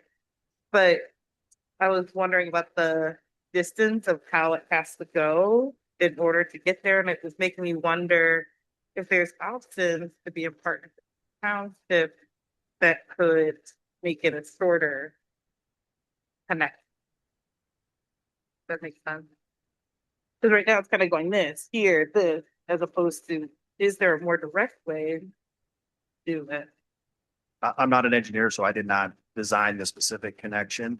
Crossing jurisdictions would probably definitely complicate the loan. I do believe that was drawn in the best direction, probably to avoid other utilities that are in the area. In regards to the connection, it is definitely many years ago, it was not always the practice to double source a water main. But when you go into condos, if you have a single source of water supply, if there was a main break, those customers could lose water. Also water quality, just because it's not moved and refreshing itself would be a, but whenever we have opportunities to add another source of water to an existing dead end water main, we take that opportunity. And it's actually gives us additional points in the Sequoia program. Eagle heavily promotes that approach to improving water main. And then how many units are there? I believe Stadium Meadows has about 130 customers.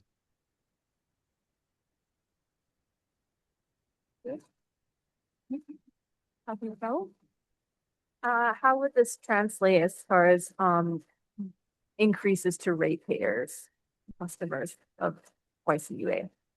That this would be minimized right now. The city is definitely, there's a lot more debt coming off the books than we're adding to it. I think it's a significant financial benefit to the city. Getting this work done with $200,000 worth of loan forgiveness is very financially responsible, in my opinion. The interest only payments begin in 26, so it wouldn't affect, excuse me, I think 27 payments begin. So it wouldn't affect the next year's budget. We'd have to look down the road at future rate over the data to tell you that exact impact. I would say it would be very good. So are you expecting rates to go down because of the other loans coming off, or what do you expect? Because our rates are higher than if we township at this point. That is true. Many years ago through the Water Street projects, the city took on a number of different loans to improve water mains within the city. That put there was a high debt service, debt service on the city for many years. Now those bonds start to fall off. So I think it's financially very positive for the city looking forward and impacts that they have on it. I don't, it's definitely hopefully old rate increase to be there. Yes, at all. Further question? Councilman Twitter? They. What we do. For the Wiseway work or the road construction work too? I didn't see. Wiseway work, we would probably be in there middle of the summer and out within probably 3 months. But then there's gonna be subsequent road improvements that would come behind us. And if this follows last year's kind of approach, they're gonna have to come up with some painting for the follow. Any additional question? Okay. There's no further discussion, please call the roll. Mayor Pro Tem Holtzman. Yes. Yes. Councilmember Cole. Yes. Yes. Councilmember Six. Yeah. Member McLean. Yes. Councilmember King. Yes. Motion passed. Thank you. Thank you. Councilmember King. Let's wait. 2020-1, please. Whereas the city of Ypsilanti has undertaken the update of its 5-year Parks and Recreation Master Plan, which describes the city's physical and social characteristics, existing parks and recreation facilities, and the desired actions to be taken to improve parks and recreation facilities during the period between 2026 and 2030. And whereas the city of Ypsilanti Parks and Recreation Master Plan goals and objectives were developed in response to needs and deficiencies identified by a survey of residents conducted in 2025, as well as input from city officials, community stakeholders, and staff at 3 public open houses held May 19th, August 14th, and August 19th, 2025. Whereas the Parks and Arts Commission reviewed the proposed City of Ypsilanti Parks and Recreation Master Plan during a public meeting on November 17th, 2025, and whereas the City of Ypsilanti draft Parks and Recreation Master Plan has been made available for public use in the manner required by law, and all comments from the public have been considered by the Parks and Arts Commission. And whereas the City Parks and Arts Commission at a meeting held on December the 15th, 2025, held a public hearing as required by law to provide another opportunity for citizens to express opinion, ask questions, and discuss all aspects of the master plan. Whereas the City of Ypsilanti Parks and Recreation Master Plan was approved by the City of Ypsilanti Parks and Arts Commission at a meeting held on December 15th, 2025, and recommended that the plan be forwarded to the Ypsilanti City Council for their adoption. Now therefore it be resolved that the Ypsilanti City Council hereby adopts the City of Ypsilanti Parks and Recreation Master Plan, bless you, and recommends that the plan be forwarded by Michigan Department of Natural Resources for their approval. As a move. This moved by Councilmember King, supported by Councilmember Cleason. City Council, after the top. Tonight we have my comprehensive the project, 16/7, well, not 17, decided on it for about a year now. And I will allow. Good evening, Mayor, members of the council. Again, Mike Hoffmeister with the Mannington Smith Group. I will briefly review and go over the Parks and Recreation Master Plan, which is in front of you. We'll talk about the future. And hopefully we'll have an approval of the master plan this evening. For about the last year, we've been working with the city staff and residents of the city to get feedback and survey results, community input meetings about what they want to see in their park system. and in their recreation programming and special events. And so in front of you is a Parks and Recreation Master Plan that gives a lot of information about community demographics, gives about a lot of information about the administrative structure and budget related to park services and park maintenance. But the most important thing that this document really does is it drives future insight into the park system with goals and action plans. And so many of the things you all talked about this evening already in your goal setting discussion earlier this evening are in line with what we've actually created here in this Parks and Recreation Master Plan. And I'm just going to go over a few of the big high ticket items, and then we'll open it up to any questions you might have. Obviously, number one is park maintenance and improvements. The residents of this community want to continue to see their parks maintained for what amenities already exist. They love the facilities that they use, including the pool, the community center, and senior center. They want to see continued improvement, continued programming at those facilities. You discussed already the Peninsula Park Dam. There's an opportunity there to make that park something that it currently isn't. What that is, we don't know yet, but that was a priority of the public hearings and the public sessions and the survey, that that park can be something along the river with the change already coming. Added pedestrian bicycle connections to the parks. That was a hot topic as well. Increasing art opportunities. As you are well aware, Parks and Arts are together under one committee, under one commission, and the continuation of prioritizing arts in this community, whether it's public art, art recreation opportunities, art programming, and art events, needs to be a priority in the future. And finally, something else we heard often tonight, as well as throughout this process, was the reestablishment of a Parks and Recreation Department. And that was enlightening here this evening, because that also came up through these conversations in the last year, was the reestablishment of a Parks Department. And so what that looks like, again, not sure. That's going to require continued conversation with this council, the staff, through the finance process, the budgeting process, both through the staffing process, and all those things need to be talked about. But hearing that tonight and knowing it's in this plan is great to hear. Following those goals are a set of action plans. Each park in this master plan has a short-term, medium-term, and long-term goal for park improvement. So that's all identified.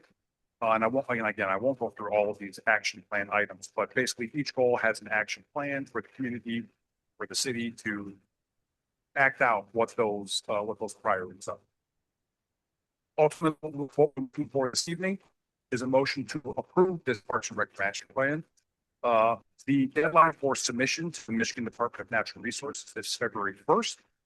It is important that that deadline be met for the purposes of future grant funding. So every year, MDNR has grants available to every municipality. Those grant deadlines are always April 1st. And again, in order to be eligible for this cycle of grants, that deadline for Parks and Rec Master Plan submission is February 1st. So again, if you have any questions about the process, the plan, or anything like that, happy to answer them. I'm going to open the public hearing first, and then we'll come back to council for questions. If anyone in the audience who would like to address council on this topic, please with me.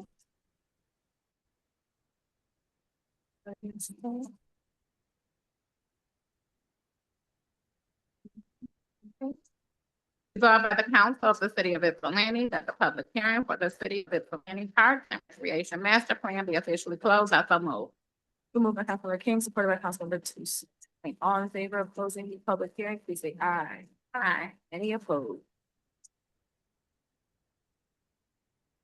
Questions from the Parks and Rec Master Plan? Okay.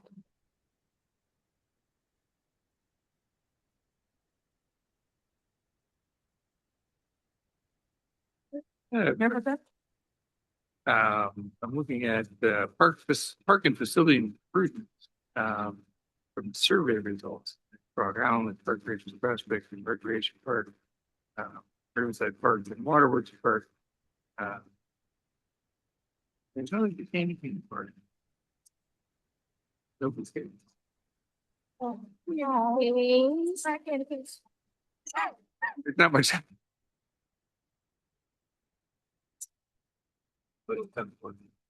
Except for that. That park is addressed in survey results as well as in the action plan down below. Yeah.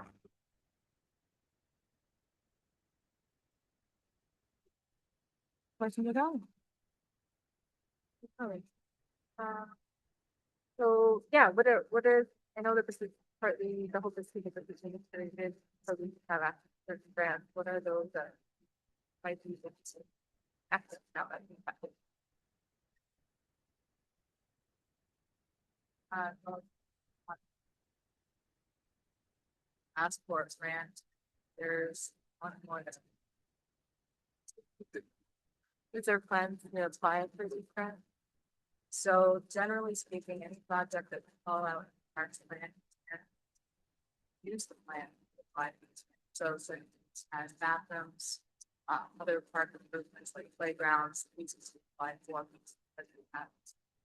So one of the things that applied for in the past has been folks parking. In the playground, outside the park, that's applied for in the past. Yep, awarded funding for that, so we did apply for and were awarded funding for the North and South Island accessibility improvements. Currently on did award phase. Not regret crossing the back before. That is completed. That house, pool, the reconstruction itself, and the water trail. They are worthwhile projects, and I believe that we are planning on applying this one for the next 5 years.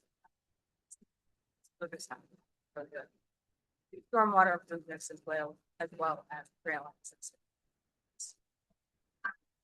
Great, so let's do Prospect Park today. No, that was just, sorry, that was just a turn, okay. Further comments or questions?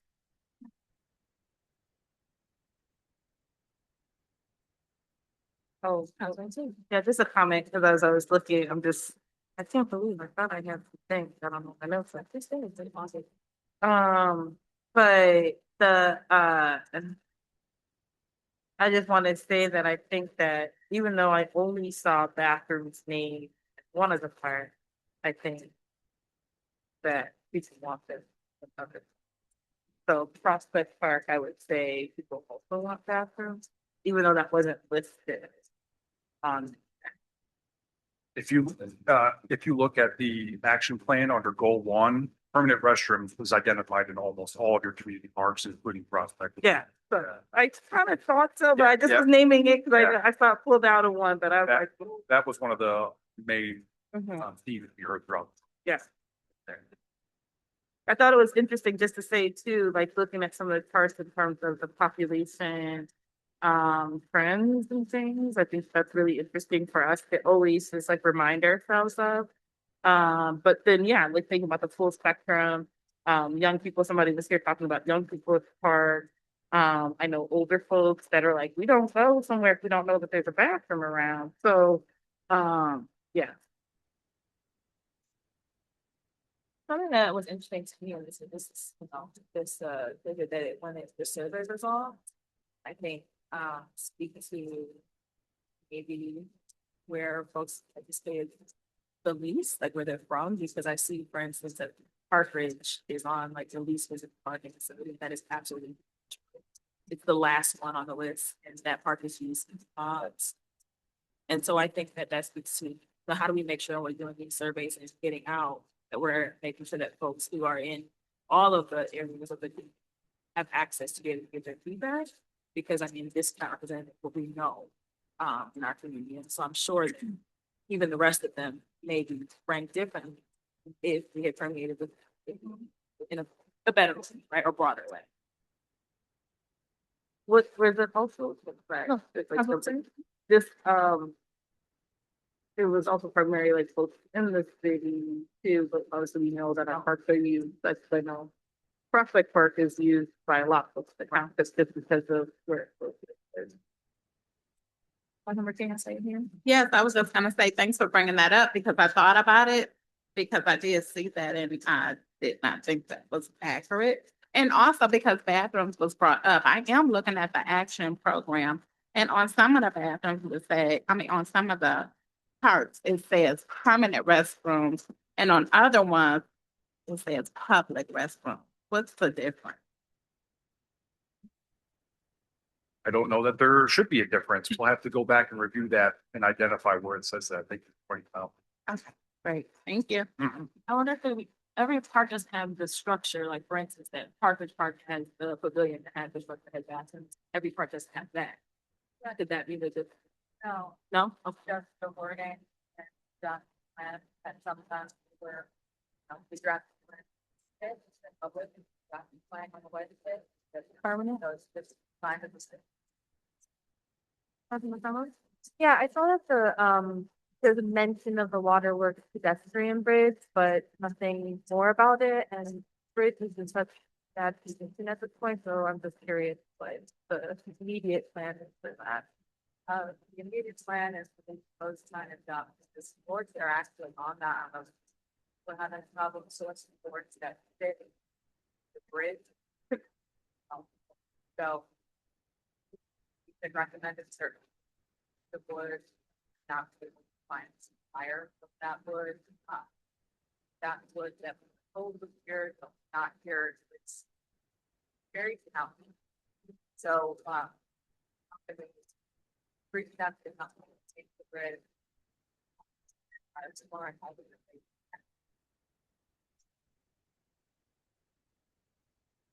Composite.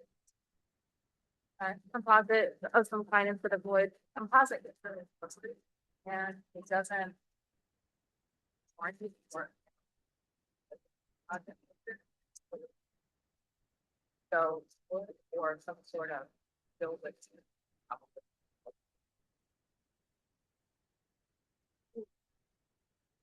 Kind of like it's on the.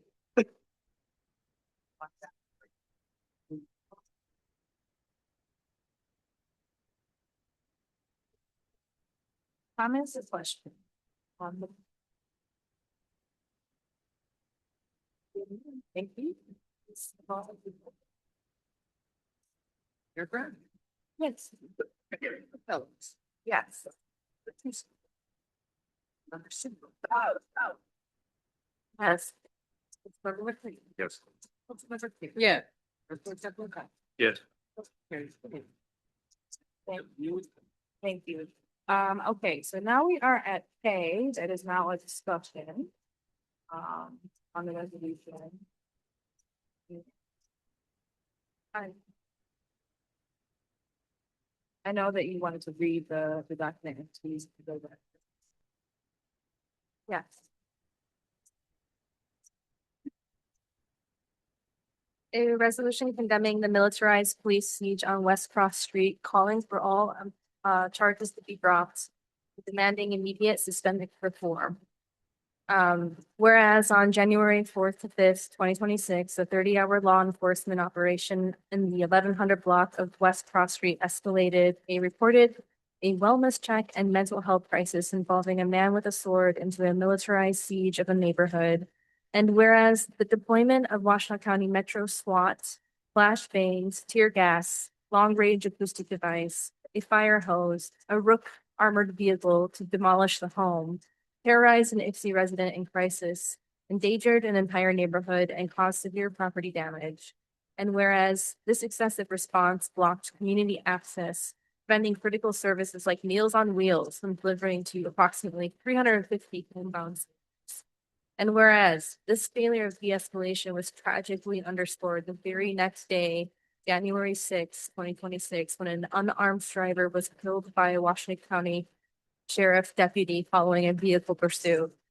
And whereas these consecutive crises demonstrate a profound and systemic failure to protect life in one instance and provide a care-based, nonviolent response to an individual crisis in the other.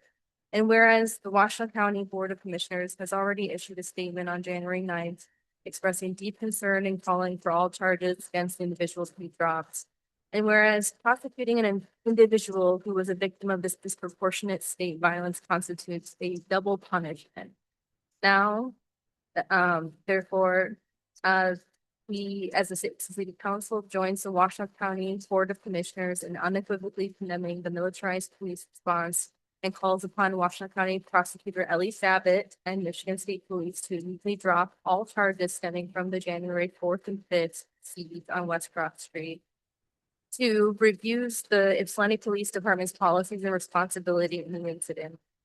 3, declares its commitment to pursue immediate concrete actions to prevent future atrocities, including suspending mutual aid agreements, moving to suspend all mutual aid pacts that permit militarized county or state SWAT teams to operate within the city of Ypsilanti, strengthening our partnership with community mental health crisis teams, and accelerating public safety alternatives to redouble our efforts to establish a permanent 24/7 unarmed crisis response unit and construction of a dignified permanent shelter as resolved by council in 2025. Be it further resolved that the Ypsilanti City Council affirms that true public safety is built through fair accountability and humanity, not through militarized force, and calls upon all regional partners to meet this moment with the seriousness and compassion our community deserves. And be it further resolved that the city clerk shall transmit a copy of this resolution to the Washtenaw County Prosecutor Ellie Savitt, the MSP, Washtenaw County Board of Commissioners, and the Washtenaw County Sheriff. Thank you. As we move into the discussion, I'll give the word to representatives opportunity to share theirs. So, Council Chairman. Thank you, Mayor. I agree with a lot of what's in here. And I have some issues with other things in this as well, but I just want to start off by saying that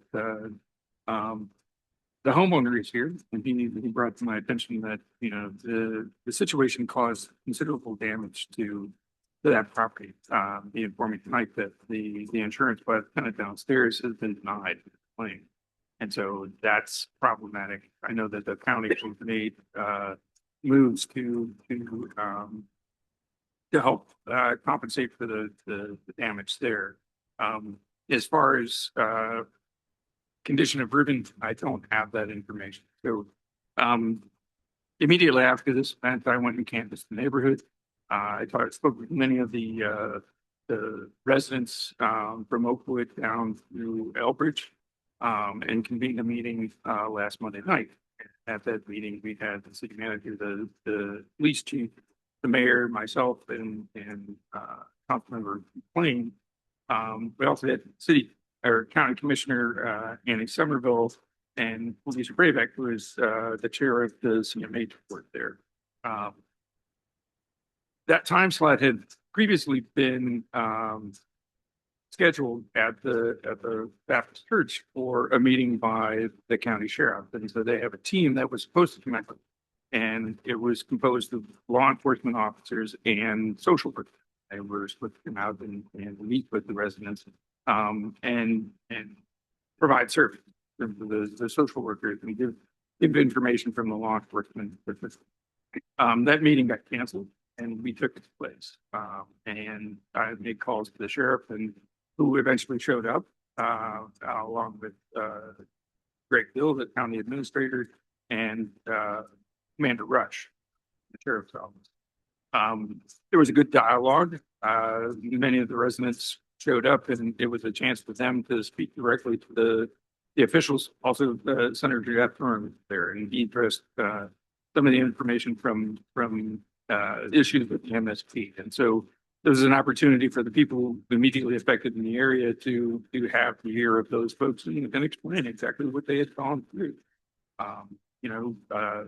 The homeowner, Brian, was there, and Samantha were there to represent, and communicate to them exactly what they were going through. And so there were some loose commitments at that time, but there were a lot of questions and a lot of that didn't get answered. And I think the mayor covered those in the earlier statement. And so within that meeting, the people in the neighborhood got to present to everybody there exactly what a ridiculous situation. The trauma, imparted on Reuben, going from an escalating, over the course of going from a wait and see policy to, insane escalation of this, and the use of all the equipment that people have been commenting on all night.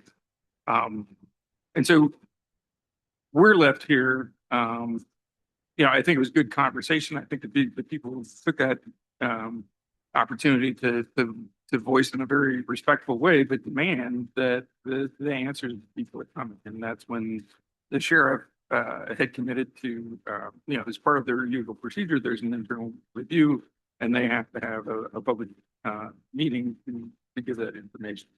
I don't think anybody in the room there and anybody in this room is going to trust that that is the most accurate portrayal of what has been happening. But in terms of the information from their side, in terms of what the chain of events were, who was in charge at what point, and who made the decision to use the water. That one of the things that was committed to is both our police chief and our fire chief that have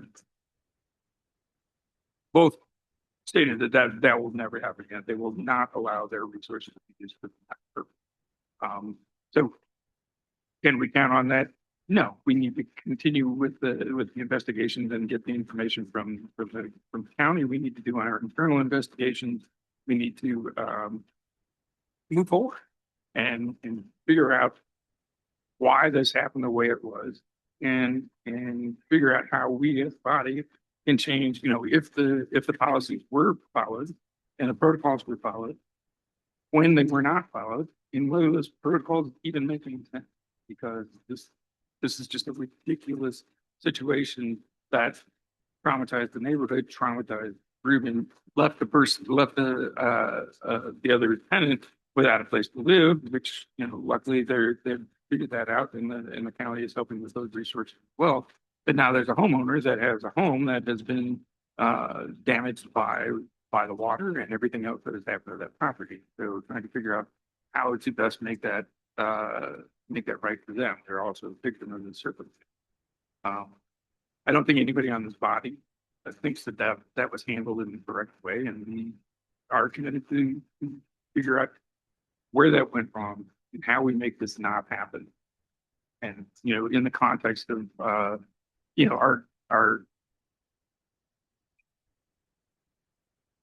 our country at this time is, it's just another example. And I see the direct line between the escalation for the last year and how this became an acceptable outcome for the people that were thinking.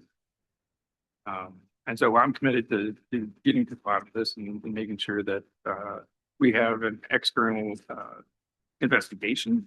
So the county and the city will both do internal investigations, but I'm talking with county commissioners about contracting with an outside investigation to make sure that we don't just get them there. So,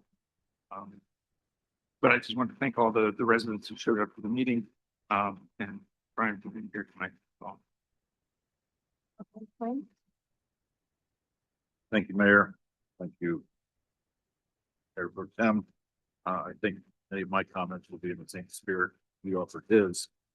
I want to start by just saying, I heard you. I think we heard you. Your earlier comments during public comment session.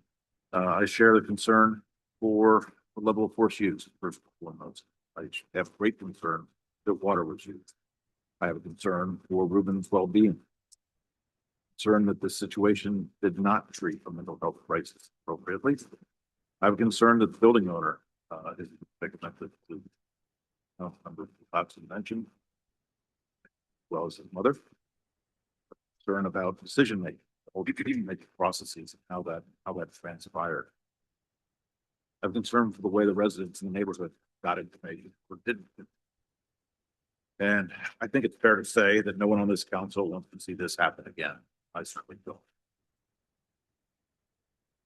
My plea, I think, with the neighborhood is to recognize that to get answers and get answers that are actionable, get answers that are make this never happen again, may take more time than we wish.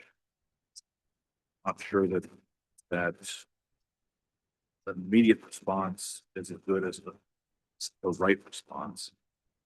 I'm reminded of something that happened back in 1986.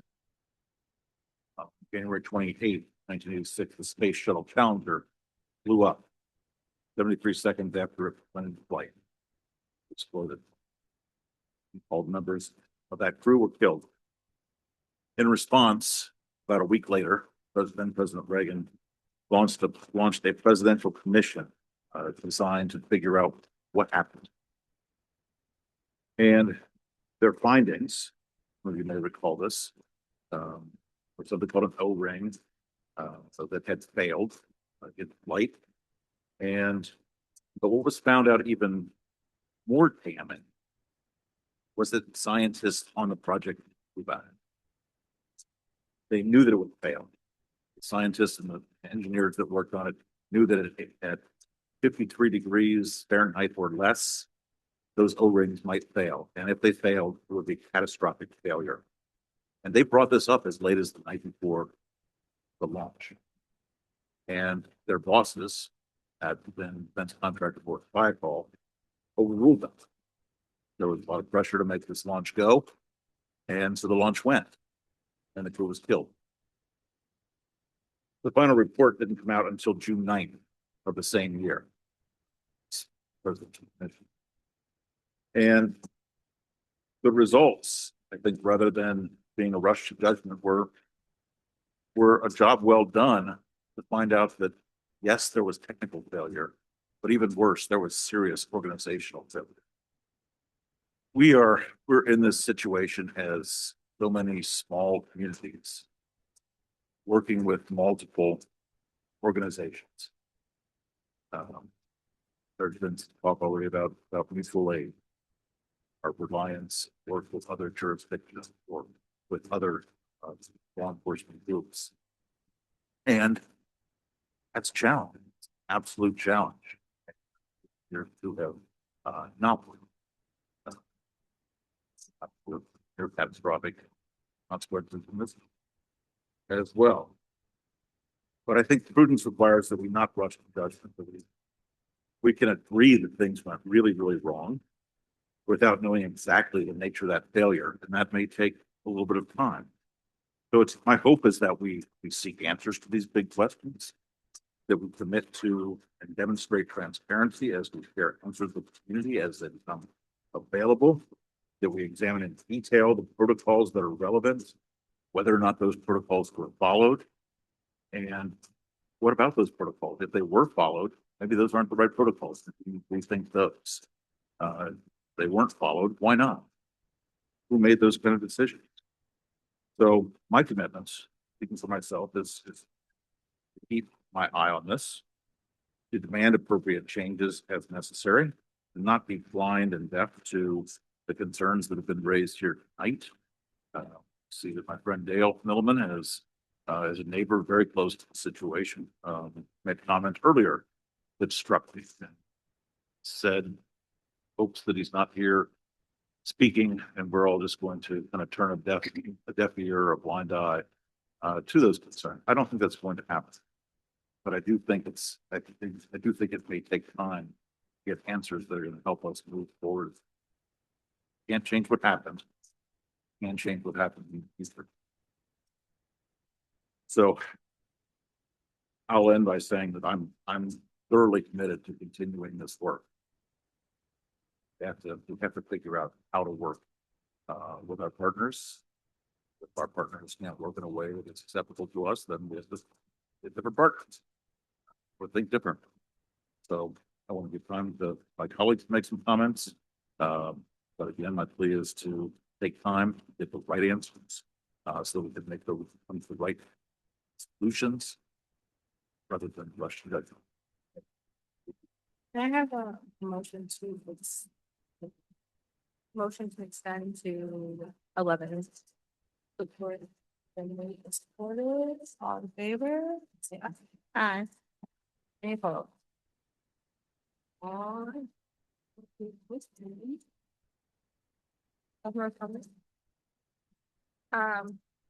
First, I just want to thank everyone who came out here tonight in the bitter cold, waited and made the demands of accountability and more. We've had 30+ emails come in. We've had 20+ speakers during the 45-minute public comment. had countless others who spoke up in person, online, and also standing up now here, urging reflection and action. And the bottom line is very simple. It's to demand to drop these charges. It's to account for what has happened, both in the police siege and in the death of the unarmed driver. And to, as was said before, never let it happen again. But what does it look like for it to never happen again? To not take action on this opening demand of dropping the charges, I feel is an abdication of our responsibility to the situation, and we should move tonight. We are at an inflection point, really a reckoning, where we are either going to continue barrel down the path of 50 years of police state militarization and add to the barbarism, absolute cruelty that's accelerating nationally. Or we're going to finally take the steps towards humanity and embrace the harsh truth that the status quo is not working. And to pretend like we can just organizationally change this or change some faces is a lie. The normalization of violence to address social concerns and issues is not normal in other places in the world, and it shouldn't be normal here. I was in Japan while this was happening, and I could feel the terror from across the world. And like KJ said earlier, the images reminded me of the MOVE bombing. And I unfortunately learned today that the sheriff's office shared that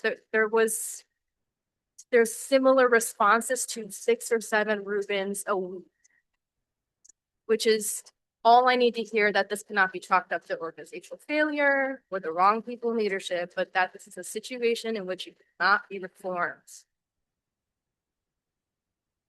When I tried to explain this to my family and friends in Japan, they had no frame of reference for which to understand this level of state violence. They asked me, what do you mean someone's house is destroyed or the board? Like, what do you mean? These people should all be in prison. And really, people outside of the US think we are insane. And I do think there's a collective psychosis going on where we have just accepted so much violence over the years that we can't even imagine, like, why wouldn't we break a mutual aid agreement? Why wouldn't we? If we're spending so much money on our enforcement here, what is the point of doing that if we can't have oversight because the sheriff's just going to come in and kill somebody? It's just like, we have to actually reckon with what's happening. So though this reality has been, very known by other groups of people that are, considered a part of accepted that. It's a reality for Black and brown people, queer people, poor people, disabled residents for the duration of the existence of this country. But right now in the US, more people outside of those categories are finding themselves in a position where they not only expect police to not keep them safe, which is what they're supposed to be doing, presumably, but that there is a real risk that police will brutalize, maim, or kill us with absolute immunity.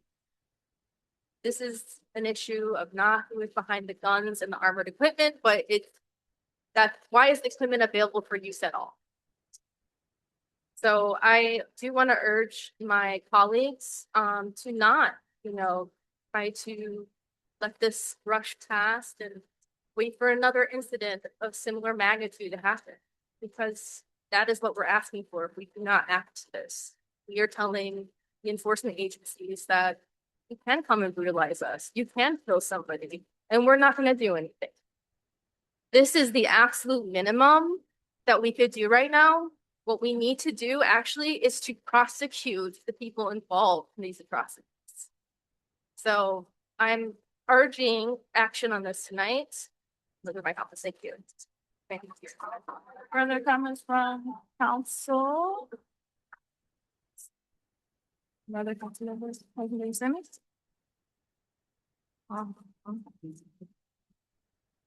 Oh, great. So, I'm not going to try to say everything on my little note here. But I think, so in this resolution, thinking about this situation, I think there's a couple of threads uh, to lift up on. Some of the things that uh, one, there's the thing around the length of time. And I think, of course, had there been a different kind of response where there was a police presence that was awaiting for Mr. Rubin to leave, it could have been even longer. But I just will say that it seems to me from the conversations I've been able to have to this point that the length of time was due to really a focus on making sure that everyone came out alive. And so while I recognize the time and I recognize the issues with people in the area not being able to get back into their homes without police escort, it's really hard for me to actually lift that as a serious thing, because I do think that the time is why everyone is alive.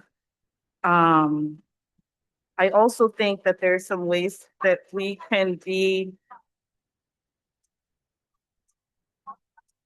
Excuse me, please, please. We need to continue the meeting.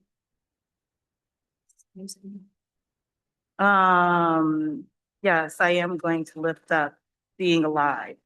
I 100% will lift up being alive, because a lot of people don't actually make it to that point. So I will not apologize for the fact that he's alive, whether he's in a hospital, but he's not in the grave. I will also say that I think it's important that we get really specific as we're talking about accountability and naming things, thinking about de-escalation, what that means. I think that in community spaces, we might say de-escalation, that means one thing. I think that when the police hear de-escalation, that means another thing. As we're talking, people have talked about more training around de-escalation. I don't think that that's specific enough, because from the perspective of police, anything besides a gunshot might be called de-escalation. And that's obviously something that people here are saying that's not what they would want to see. And so I think that we need to get really specific about what that means.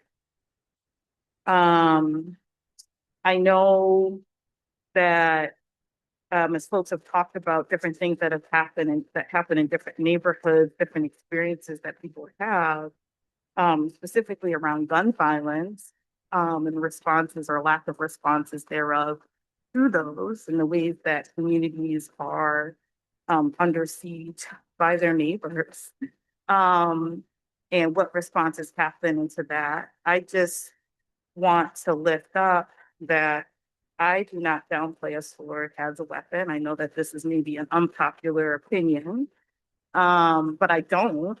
And so I think that one of the challenges, given the length of time of this response, is that what happened in those earlier stages. And that's part of the information too, that I feel like that's still missing.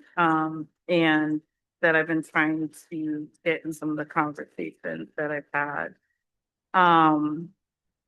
But I do think that when I think about the response, that I don't, like, one of the things I focus on is the 3 days prior, when there were other calls for service. Again, wanting to know what was part of those calls, what was being said, what people were asking for, and what would it look like if we did have a different first responders. And so I will give a quick little update about the community responder work, and where we are with that. But to me, that's a really clear intervention in this situation, because maybe if other people besides the police were going to his door, maybe he would have responded. And maybe there could have been a whole different outcome before there was, you know, any kind of, um, of weapon use or anything like that. So that's something I think about. I also think about when I think about some of the first things that we can do, I think about the things that are within our direct power, within our direct, our entities, our bodies, jurisdiction. And so I think about the YPD within that. I think about, and I think that it's important that we don't look to abdicate responsibility elsewhere, but we also look at what was here. So that both goes at, you know, decisions of making calls to one entity versus another. What does that look like? But also in terms of crowd control, of which I've heard there's been concerns from people that were there to witness. And I think that those things have to be followed up on. And so just in terms of things that I've already had heard from people, some of the different officers' names, I've already passed those along to our police chief to begin those investigative processes. And that's something that I will continue to focus on and to follow up on, as I have in the past. And our police chief knows that I will keep emailing until I get information. So, but I do think that's important to me to think about what things that we can do directly within this body. I do not want Ruben to be in prison or jail for this, and really think about how many others are in jail for mental health reasons. When I had mentioned to Councilmember Fellows the actions, it wasn't so much this is happening this many times, but more that there are this many people being jailed for mental health reasons, that this is one of the ways that is populating our jail. I recently toured the jail, guess was this last week or so, again, in response to trying to understand what's going on. And got that same sense that a lot of folks are kind of cycling in that are known for issues, challenges that are not being serviced in the county. And so that opens up another area of accountability that we have as a community, and that I want to name specific resources. I'm not really interested in just doing something because it sounds good. I want to know what is the change, what is the happening, and who's responsible for helping us to get it from one place to the next. And so I think that that takes in other things, other resources as well. And then this also lifts up a need, a gap that we have. You know, I think that there's both things within the system and outside of the system. Obviously, when I'm up here on the table, I'm as a system actor. But a lot of my time, I'm outside of the system, and I think about, well, what is it that we need as community? Well, what we need is true eviction prevention, because what it sounds like is that neighbors knew about job loss, knew about issues with, so how do we respond? What are the resources we have? What are the things that we need to have within the government help? What does that look like? Who, when there is an eviction proceeding, who is alerted and who can then step in to help support people before they're at risk of being losing their housing? So those are bigger questions, as well as how we resource supportive services that can address front-end issues, because we know that that is something that we have not as much funding as we need. We know that too. And so what does that look like? How do we help to move resources to support that? I do think that a lot of that comes out of, realigning some of our resources. I'll just give this quick update. Because this is only a part of the solution, but I do think that if we had community responders, that we do, and so I just want to make sure that people are aware of work that we've already committed to as the Ypsi City Council, and also that it's going to take more work. And honestly, I think more voice to actually push over the finish line, because wherever there's a need for money and resources, it can be crickets. So just to note that we entered into a contract with an organization called LEAP, Law Enforcement Action Partner. And they do an assessment of 911 calls, looking at the information, the actual detailed information of those calls, doing stakeholder outreach, and have been working with municipalities across the country that have put forward community responder programs and in designing them. And so I had to check in with them just to kind of get a sense of where we are. They are, I guess, really soon. They had to go through some back and forth around the data, getting all the data for the dispatch calls. And so they will hopefully have that completed very soon. And then it might be maybe about a month for them to kind of be able to go through it and make sense of everything and put something back forward. They're in the midst of their outreach with stakeholders. So far, they've already had conversations with the RAI, Supreme Felons, Colleen Kennedy as a business owner, the sheriff, our DDA director, the police chief Anderson, with Fed Up, Survivor Speak, city manager.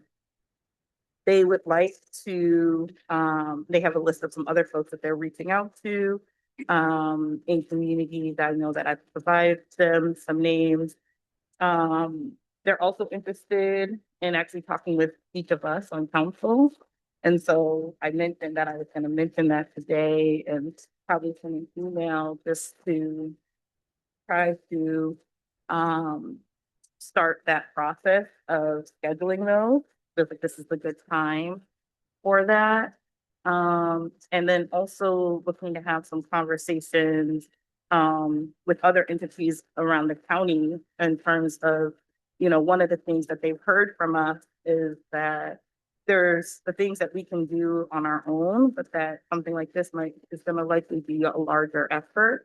And so thinking about other the resources that it would take and around the county to actually support and stand up program.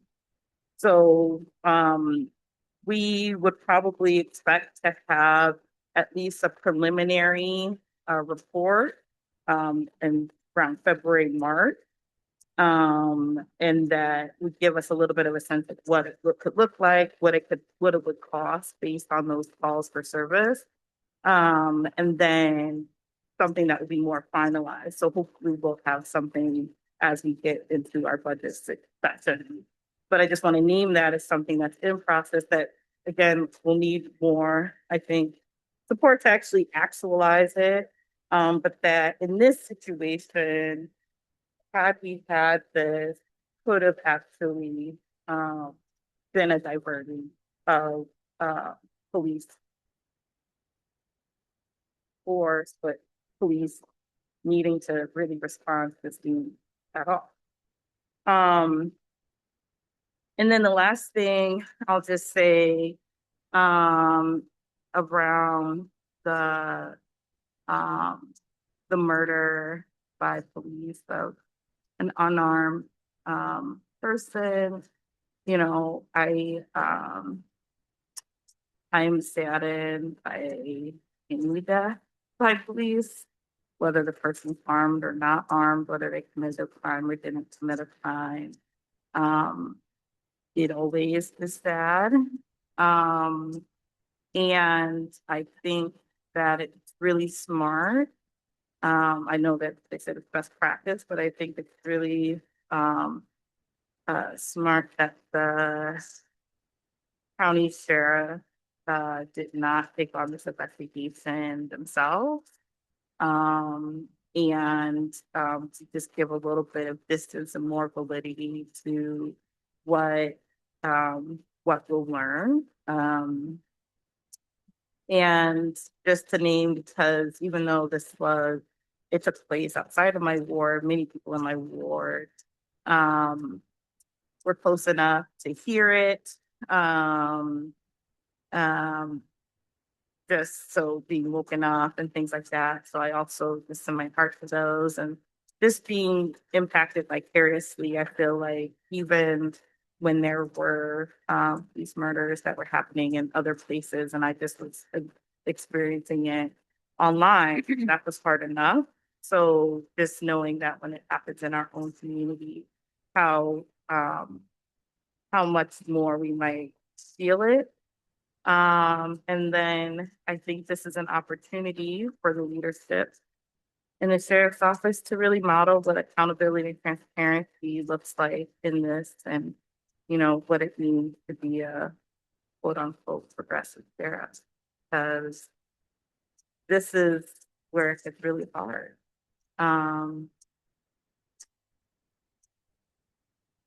So I guess that's it for me for now. Thanks, y'all. I want to ask if there, the other two council members do have. Okay, please, excuse me. All right. Excuse me. Thank you. I appreciate everybody's passion, but we would like to continue our discussion. I want us to know if the other two council members. Yeah, no, before we go back on the table. So I'm not gonna say much because it is an active investigation. I will say I have many feelings about this situation growing up in different neighborhoods that I have grown up in. I have experienced stuff like this, and even the situation downtown Ypsilanti recently with the young lady that was said to have a mental health situation. And I don't know, I just didn't hear a lot of the same outrage. And all I'm saying is I would like to see the same outrage, no matter what community, no matter what area of the city, because we want everybody to be treated like human beings. That is what I want. So I have a lack of information tonight. I have reached out to my colleagues to get more information. So with certain things that I cannot support tonight because I don't have all the information, even as a city council member. In some situations, you all may have more information than me.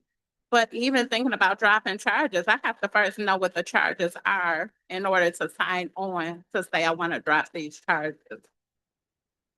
But that is basically all I want to say today. Thank you.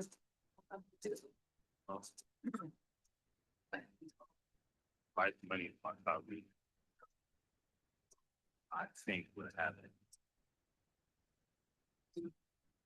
It seems me just hearing the whole situation doesn't.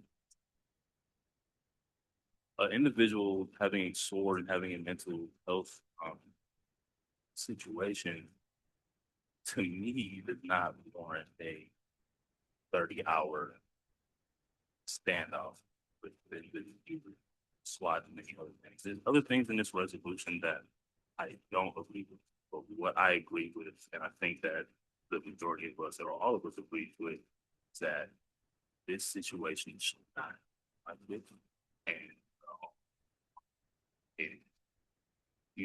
trying to figure out how the situations that may resemble the onset of situations that may resemble this in the future, not end the same way that this one.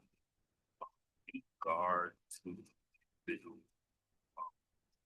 killed by the Washington County Sheriff deputy, I would definitely like to. I'm dedicated to gaining more information as to what happened and why it happened, and then she can take place in the state their investigation. In regard to what their pro tem said about the internal investigation that the case will be involved in. Conversation with the county commissioner about this. And it's not on how many for that now.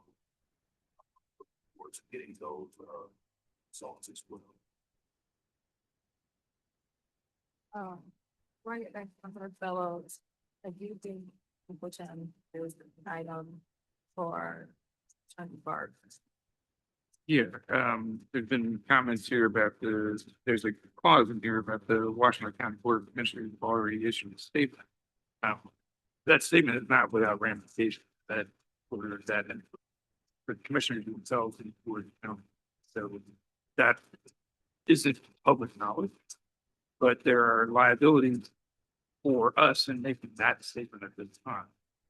And so that, you could throw in your hand up. Like my job is to make sure that this entity in our city does not suffer of rash, that is true. And in order to fulfill my responsibility to citizens, that I have to consider what the city attorney has to say.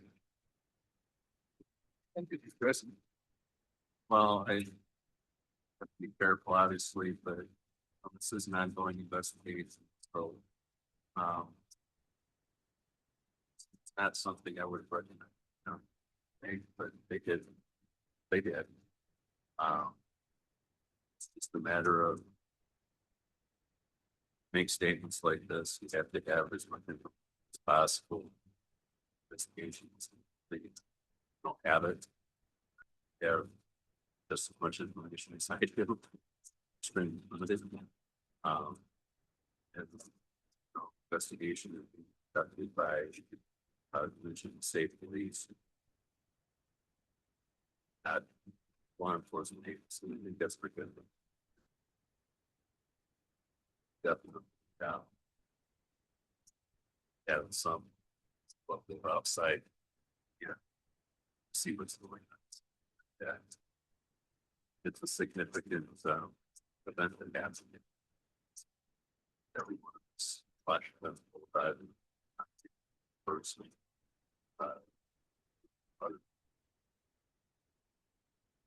Person relevant sit here at this table to prevent a politician legal advisor. There are various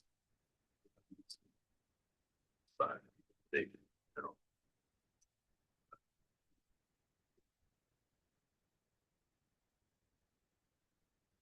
frustration to their personal.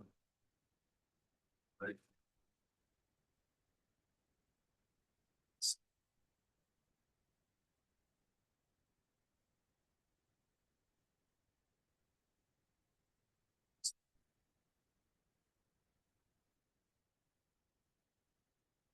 Thank you. Councilmember Fellows. Yeah, what are we doing? What are we doing here? What is the point of us being here? We're gonna go full opossum mode when somebody kills one of our residents and severely maims another. Ruben, as that whole situation was extremely well documented by community efforts. There's hours of footage of it. The facts are known. For us to not even do the bare minimum and the demand to drop the charges is just saying, yes, please come kill us, whatever, we'll leave it up to the higher authorities to make things and, tell us whether or not we can find any recourse in the situation. And I would say that anyone that is advocating for that shouldn't be in this seat. We are not here, we are not protecting the residents here if we are not coming forward and saying, you cannot maim us like this, you cannot kill us.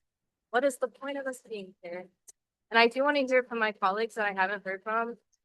You do support dropping the charges, and if not, why?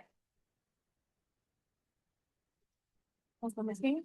So I want to say, as you all know, I did just respond to that. And I would say, unfortunately, the true fact is all the facts are not known by everybody. Even if it was well documented, if you are not friends with the right people on social media or wherever all of this information went out, the facts are not known by everybody and it is still an active investigation. I look forward to people being held accountable and in the future us being proactive, not only us, but the community as well. Thank you. Further comments from council?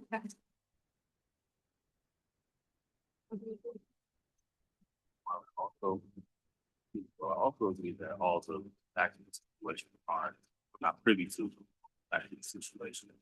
I also say that what happened to Ruben shouldn't have happened to Ruben. And I don't necessarily believe, though I don't, and once I don't know the charges or the charge that this individual is facing. I don't think it should have happened from. I don't know the charges, but at the same time, due to it being a health situation, I don't.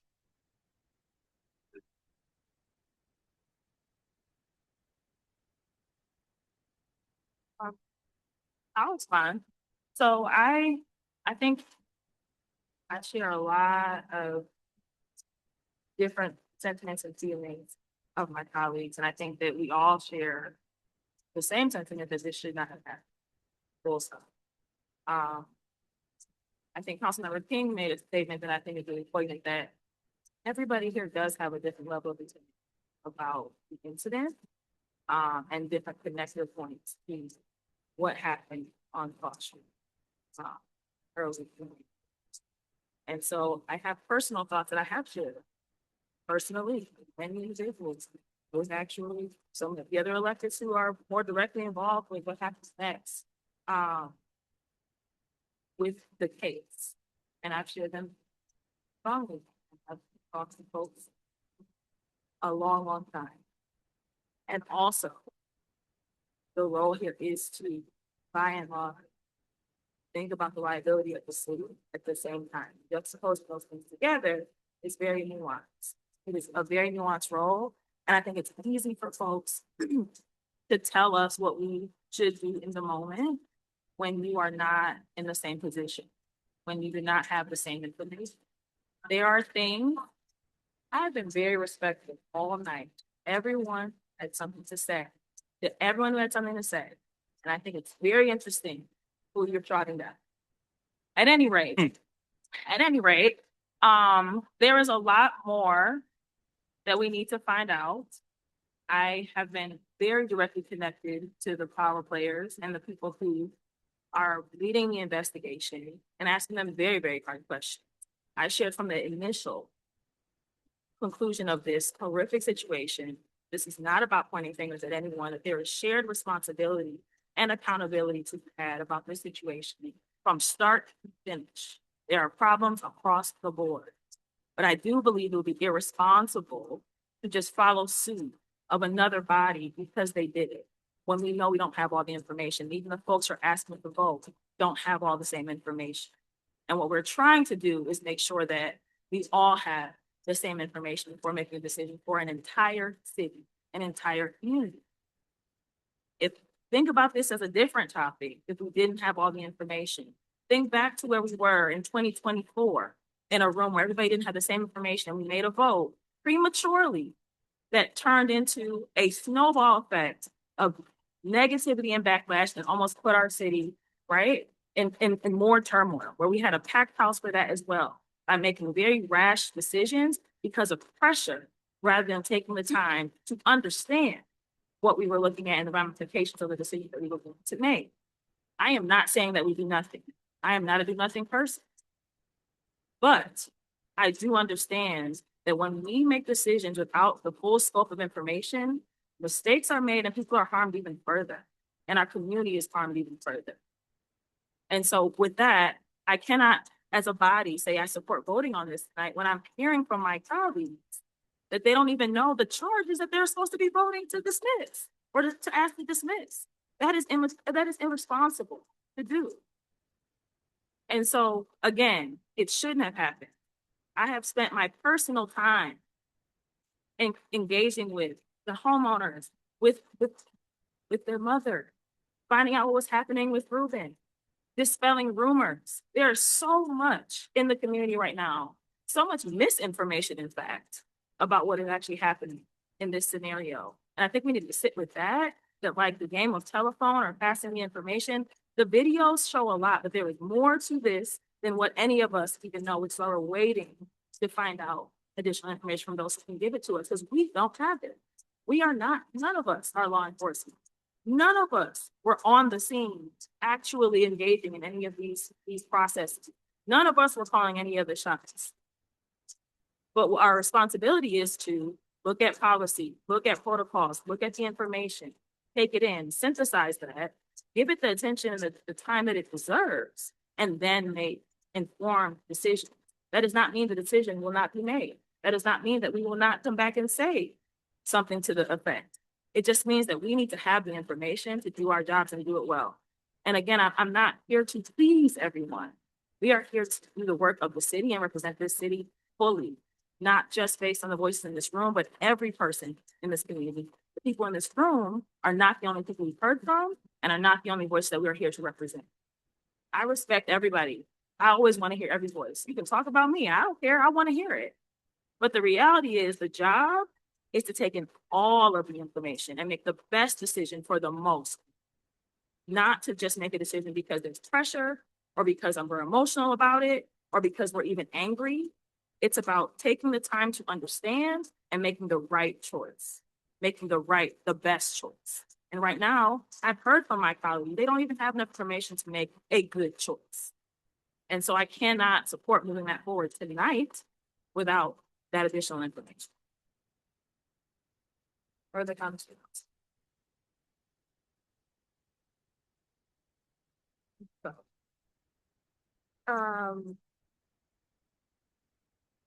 I mean, what I'm hearing tonight is that we're flopping on murder of an unarmed driver and maiming of someone in mental health crisis, destruction of their home. And I find that unacceptable. But I am hopeful that colleagues can understand the seriousness of figuring out what happened in the incident where we have zero documentation of. So I did talk to the FOIA coordinator over at the sheriff's office regarding the vehicle pursuit and lethal force of the unarmed driver, who sent us the information over of how to do that FOIA. So I am going to move to direct the city manager to FOIA the documents and body cam footage related to the vehicle pursuit ending in lethal force. Motion.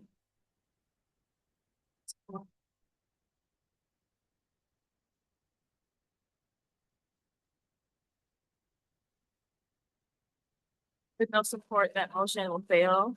Yes, fails. Okay, thank you. Further discussion from council.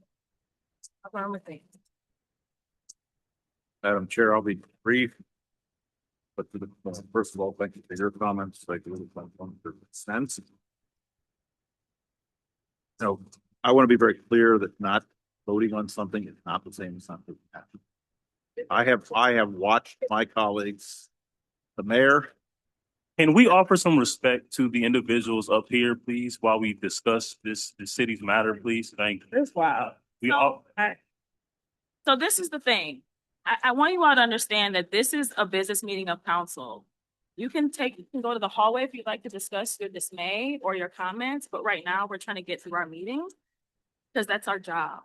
I appreciate the energy. I appreciate, but that's the job we're doing. Is the business of council is why we work for you to complete the meeting. And we had public comment. We'll come back to the second round for the folks who are signed up. And you have many other avenues that you all can reach out to us as well outside of this room if there is more you want to add. But a part of us working for you is doing the business. And this is a part of that. And that's what we're trying to execute right now. So I apologize if that's upsetting to you, but that is the job.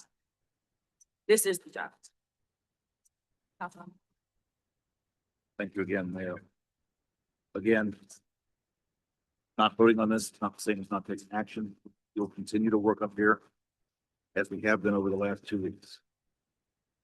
I have got to say, the idea that not voting on this tonight represents a flop is an insult to every member on this board, every citizen in this city. And I don't believe that demagoguing this issue gets us one good place. Any comment from council on discussion? Councilmember Singh.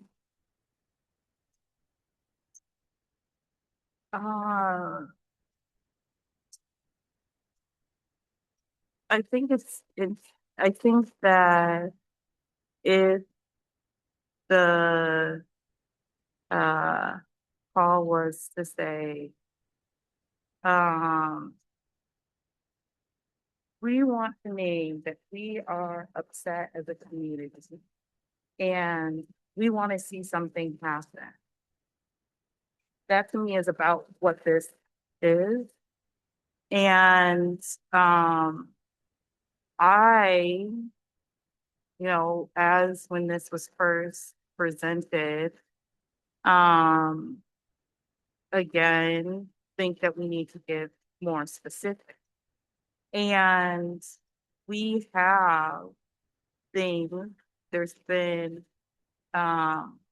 folks looking into what has been needed before this has happened. And so we have some ideas of where we need to focus attention. And I am committed to that. So the idea to say that because I don't want to vote on something that feels largely inactionable. Us voting to drop charges isn't going to drop charges. I don't think it's even going to put pressure on those who put the charges forward. It sounds like the first charges were put forward by the YPD, and the bulk of the charges were put forward by MSP. And so dropping the charges doesn't actually change the system. Dropping the charges doesn't actually get at the accountability question of what happened, who did what do we need to change, who do we need to address, were there mistakes made, what policies need to change. It does none of that. And so my focus and attention will remain on the things that will help to keep this community safe moving forward, and hopefully in this time, because of moving those conversations and continuing to listen. So I guess really that's it. I feel like I don't like feeling bullied into like doing something that I don't feel is right, but that's okay. But I will say that I will continue to work on it, even if people have their feelings about me for not pushing this particular resolution. I will bring forward something else that I hope will help to be clear about where I stand on this and the work that I have already been doing on this and that I will continue to do in order to actually help us get the answers that we need.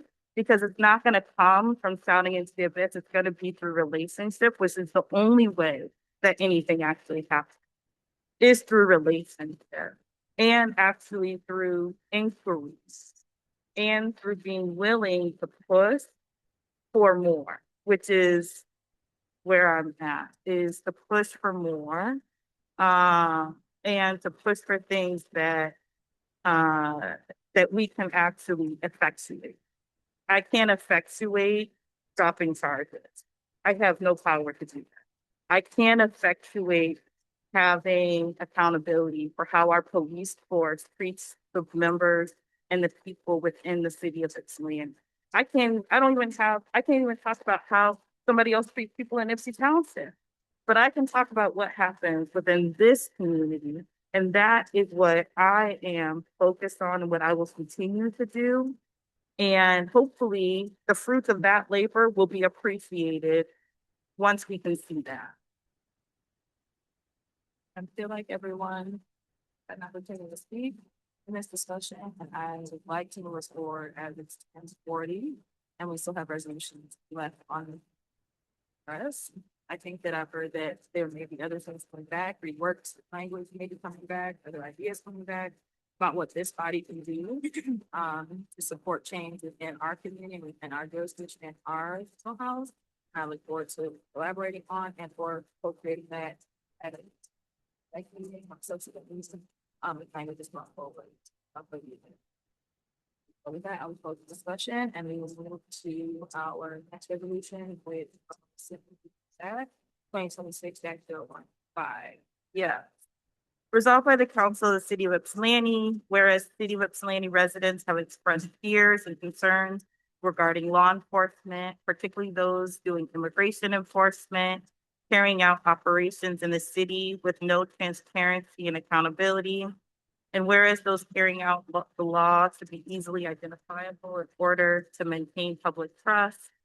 And whereas state senators Payne, Moss, and Kavanaugh introduced Senate Bill 510 on August 26, 2025, which states a law enforcement officer, while interacting with a member of the public in the performance of the law enforcement officer's duties, shall wear an appropriate uniform and shall not wear a mask or personal disguise. Whereas State Senator Jeff Irwin, who represents Ypsilanti, signed on as a sponsor of the bill. And whereas the bill has been referred to the Committee on Civil Rights, Judiciary, and Public Safety, therefore be it resolved that the Ypsilanti City Council supports this bill, moving to a vote and for it to be passed as it would be beneficial for our community and those that surround us. Be it further resolved that this resolution be shared with our state representative, state senator, the members of the Committee on Civil Rights, Judiciary, and the Public Safety. So I know. Report.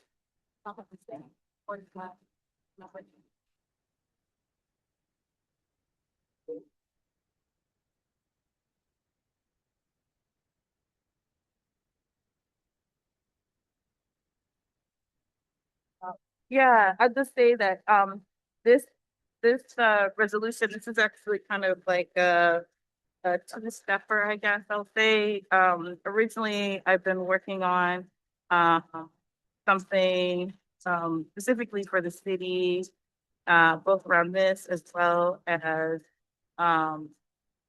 banning ice from municipal spaces. And was looking at some language that had been pulled together from another state, a council member in Detroit, put forward a memo for their policy team to actually develop a policy of what that could look like in Detroit. And so I reached out to her and asked that she share that language once they have it to look at, it being something that we could adapt here. So I'm hoping to have something else that gets even more specific, but I thought this could be a good first step because obviously if there's support that they could get at the state level for this piece, then that's something that could be very, statewide. But that I'm also looking at something more specific to the city, given the number of ICE operations that we've already experienced, and the trouble that brings to our team. Thank you. Questions or comments on the resolution?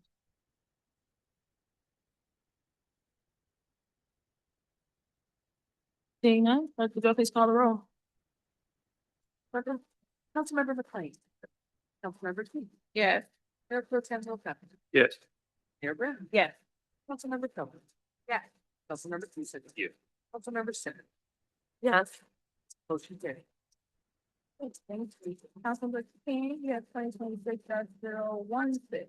Resolved by the Council of the City of Ypsilanti, where City Council voted to change the public comment rules to remove the opportunity for comment at the end of the meeting. and to add a time limit to the opportunity for comment at the beginning of the meeting. And whereas members of the public continue to think these restrictions as one that impede their ability to fully participate in the democratic practice of directly addressing elected leadership. And whereas the Ypsilanti City Council prides itself on our accessibility and connection with our residents. Therefore, be resolved that we adopt the following updates to our public comment period. Number one, for the first comment period, allow for 60. Two, alternate between in-person attendees and those on Zoom and 10 speakers.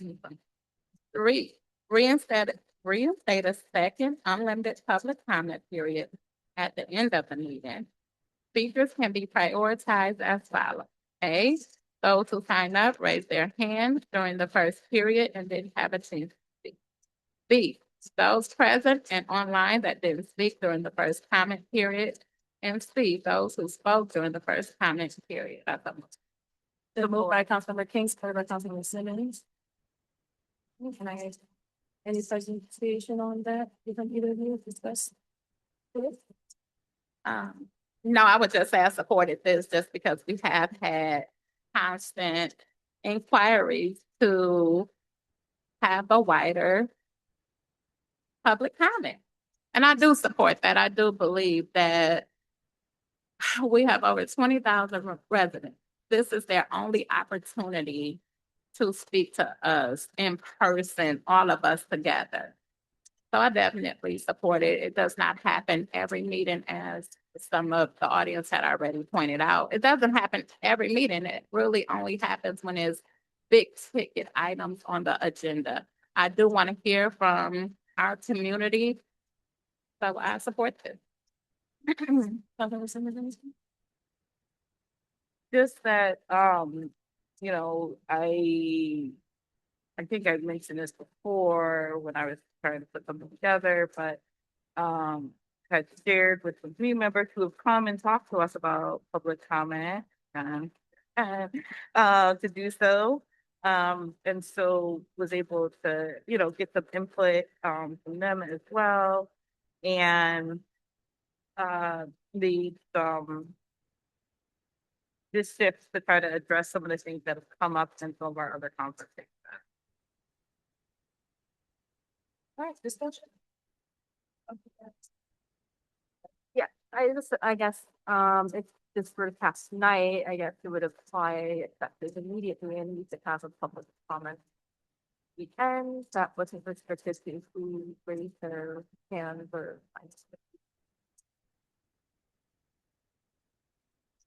When would that take effect? If it were to pass tonight, is it immediate for 25?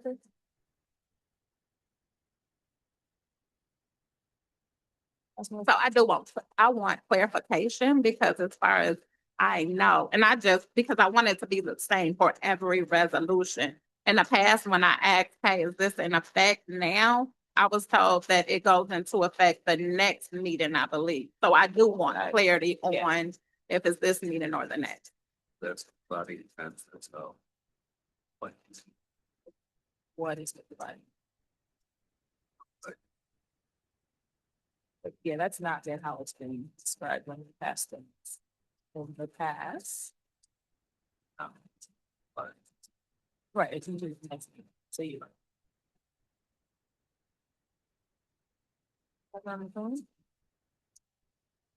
Thank you, Mayor. When we've made changes to this structure in the past. See efficiencies in our earlier structure. And I think always trying to get it better. That's a good thing. That effort here. I could for the first one. Second one. Or the third one. Third one. What? Well, I think the first two on.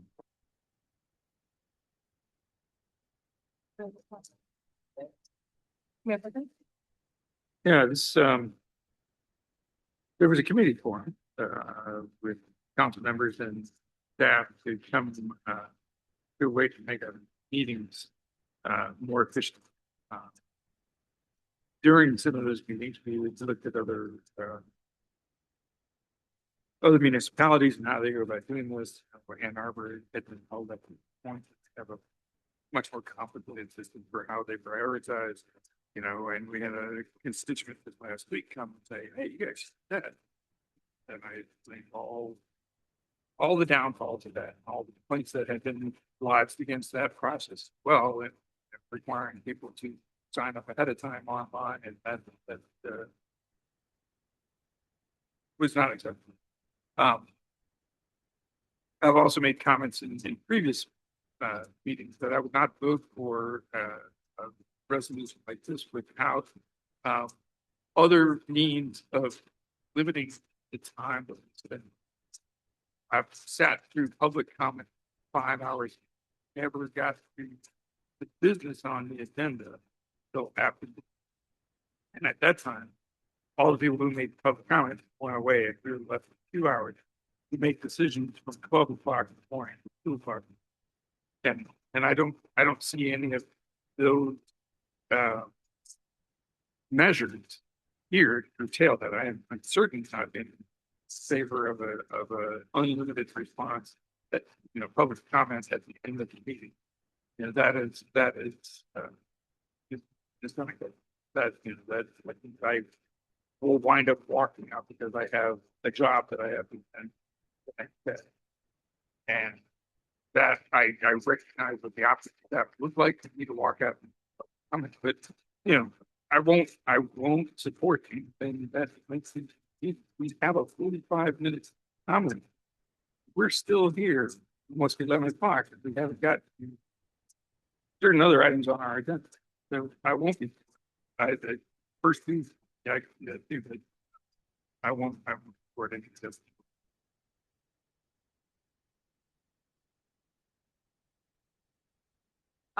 Yeah, my thoughts. So I agree with Councilmember King. I think that folks should be able to address council, especially because this is for some people, this is the only forum. But there are others, right? I know we get a lot of emails, people call, we have a lot of one-on-one meetings. I know I have plenty of those. And I have been on the agenda and public, I don't know, the committee is called, but it was about agendas, but it was public comment. And I do think that there is room for influence. Like my colleague said, I am in support of number one. I would be okay and amenable to the 60-minute window, as well as alternating in between, depending on online and in person, because I do think that the folks online end up with the short end of the stick a bit overlooked because we spend so much time on the people in the room who have signed up first. And so I would be happy to support that. In terms of the unlimited second public comment, I think at this time, I would only be in support of the continuation as it already stands. So again, I cannot make amendments or make motions, but I do think to extend the first period, to do the alternating, I mean, I guess I could do that anyway if I wanted to, without this resolution, alternate between online and in person. And then the continuation of those who didn't get a chance to speak the first time, is where I think we are as a body, because I do think there's still efficiencies that we need to make in order for this meeting, for people who even give us public comment to be able to be here to hear the responses. I mean, that's a part of it too. Folks give us public comment and then they're here so late that everybody's gone and nobody gets to hear the answer. And so until we get to a point where we can move more efficiently, I think an unlimited amount of time is not something that I can support, but I can support extending the time up front, making sure that folks on Zoom get an equal opportunity, and that we have the continuation for those who would not get a chance to sign up or raise their hand.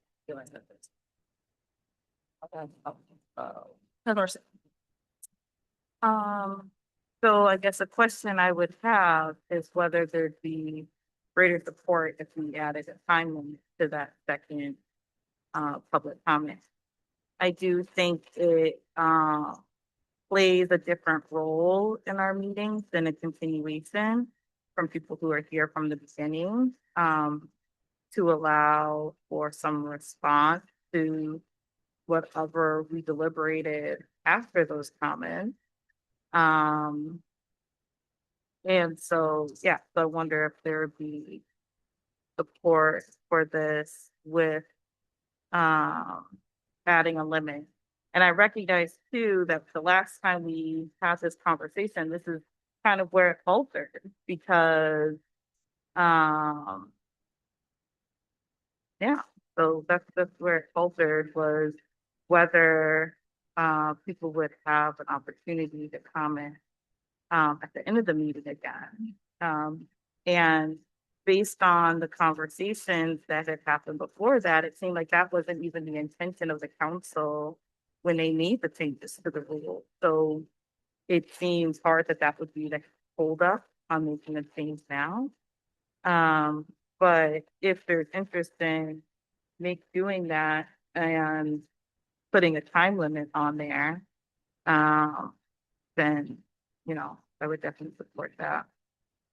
I also want to make that it's safe that we don't make progress on this, but we could,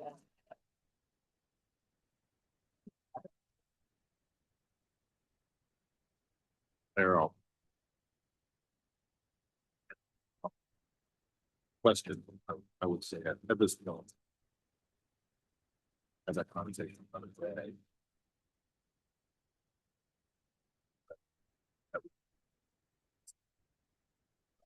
But I'll go ahead and.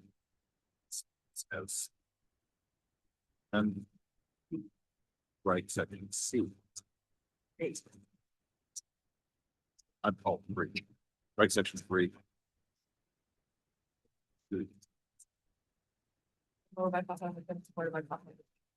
Discussion. It's actually at our campus beforehand, but I was gonna ask if a friendly amendment would be accepted to keep everything as is, but contain unlimited public comment. You know, with the stipulation that we tell the public that they can sign up on the TV only for hand, so that they that is, you know, the way we're gonna get the tax. But striking it. So the current policy is that if they sign up, they can speak it. They do. So that would be, that's already in place. It was a very. Oh, no, it's fine.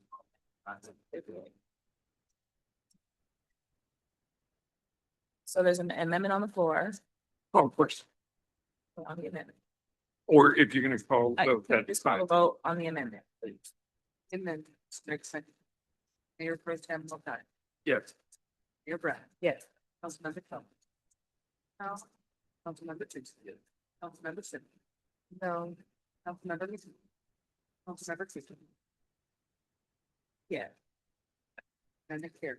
Okay, so this has been amended to have 1 and 2 comment period, 60 minutes long, alternate between in-person and Zoom, and then the rest of the policy the same. But if you sign up in the beginning, then you will be able to speak it. Further discussion. All right, please call the roll. Councilmember Lee. Yes. Mayor Pro Tem Mulcahy. Yes. Mayor Brown. Yes. Councilmember Kelly. Yeah. Councilmember Tucson. Yes. Councilmember Simmons.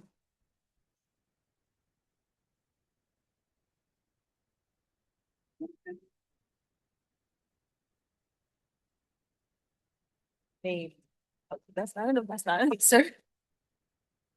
I don't know. This basically does nothing. It's like the same as what it was. So, sure. Councilmember McLean. Yes. Motion carried. Move to extend to 11:15. Is there a motion to extend? It's supported by Councilor Tucson. All in favor? Aye. All opposed? All right, this, okay. We voted on the amended resolution, so, okay. We are at I believe it's for those. Okay, police advisory commission. Yeah, so the police advisory commission meeting that was supposed to take place this Thursday and for the council chambers meeting by us. Budget meeting. An update from our last YPAC meeting, unfortunately I was physically there, but I was attended by Zoom. Alexander Monroe is now commission chair. So congratulations. I will get one up.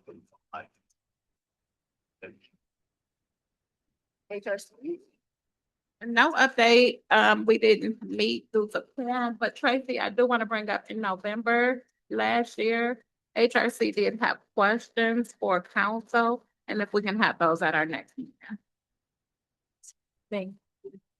Oh, and also our chair did recently, our chair, Kat Layton, she recently did resign. And I think that was good, so you want. Thank you to Kat for this. Part time. Sustainability.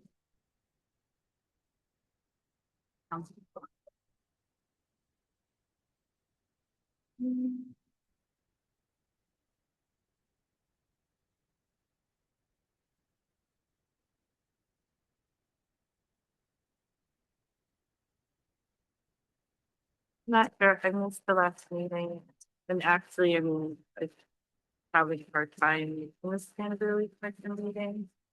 All here.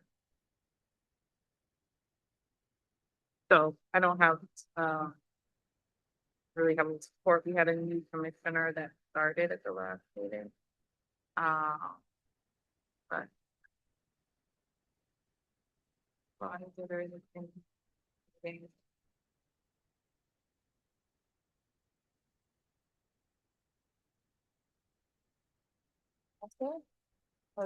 Yeah, no, I don't have, yeah, okay. HBC? Planning and defense? Planning Commission meets tomorrow night. Don't recall what that. December, zoning board of appeals didn't meet and I don't have this in card. Oh, you just said that. Yep. Why? Watts didn't have a meeting this month. Urban county improvement. I was not able to.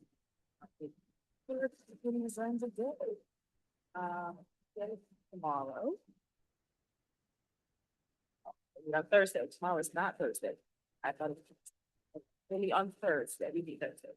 What's the fourth? I missed that. That's at a comment.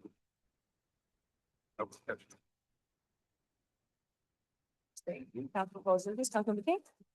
Oh, okay. Just a few things. Number one, I have to double check the time. So if you all follow me on social media, please check out my social media. I will be at the library tomorrow. Councilmember Tucson, if you want to join me, you can from 5:30 to 7, I believe is the time. But I will post the time on my social media. The next thing I want to say is I'm confident that we will get more information about the murder that happened on Prospect. And that is one reason why I did not support that. I'm confident that we will get more information. And after we get that information, if it's not enough and we need to request more, I think we can do so at that time. I also just want to comment that even tonight here in this meeting, we talked about accountability. And right when you came in tonight, we have meeting rules. And we expect the community to be accountable to those rules as well and to respecting us.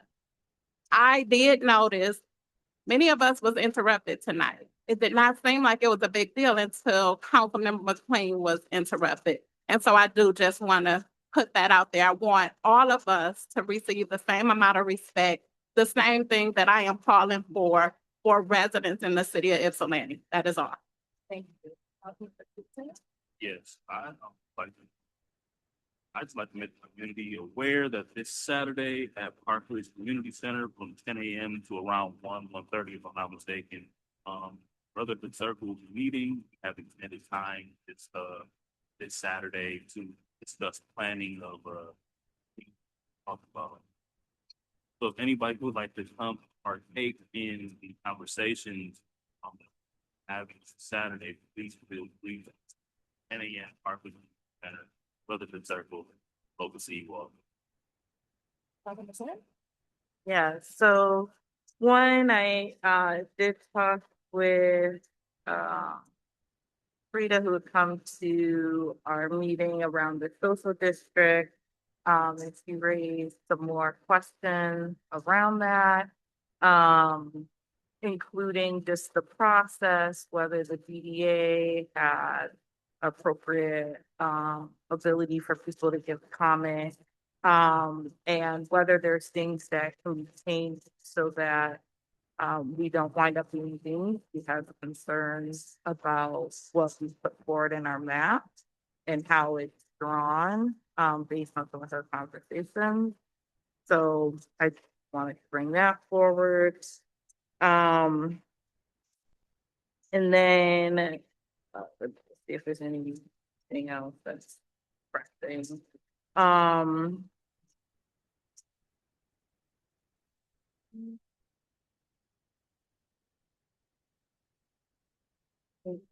think that's fine for now. I'll just get back to other things. Yeah, I would like to move to go under have public comment. And also on board and to extend to 11:30. Support. That's supported by Councilmember King. All in favor, please say aye. Aye. We've had- We had some folks who had signed in. I don't know if they're. Aye. All in favor? Aye. Aye. Any opposed? All right. Yes, but just the comment about the public comment resolution that passed. I mean, a lot of it for me has been just being an understanding what the policy was of the last year. It took, I think, many meetings, maybe even up until night, to really understand what was going wrong with that policy. And so I think that's part of it. If we want to expect things to go well with this adjustment to the policy, then we all have to be educated here on it, and as well as the public, because what's happening is that people are coming and staying all meeting long, and then coming towards the end wanting to say something, and well, they don't know the policy, so they're just shut out. You know, it's hard to track people that have raised their hand on Zoom at the beginning of the meeting. Remember who all those people are at the end of the meeting. That doesn't seem like a workable policy or system to me.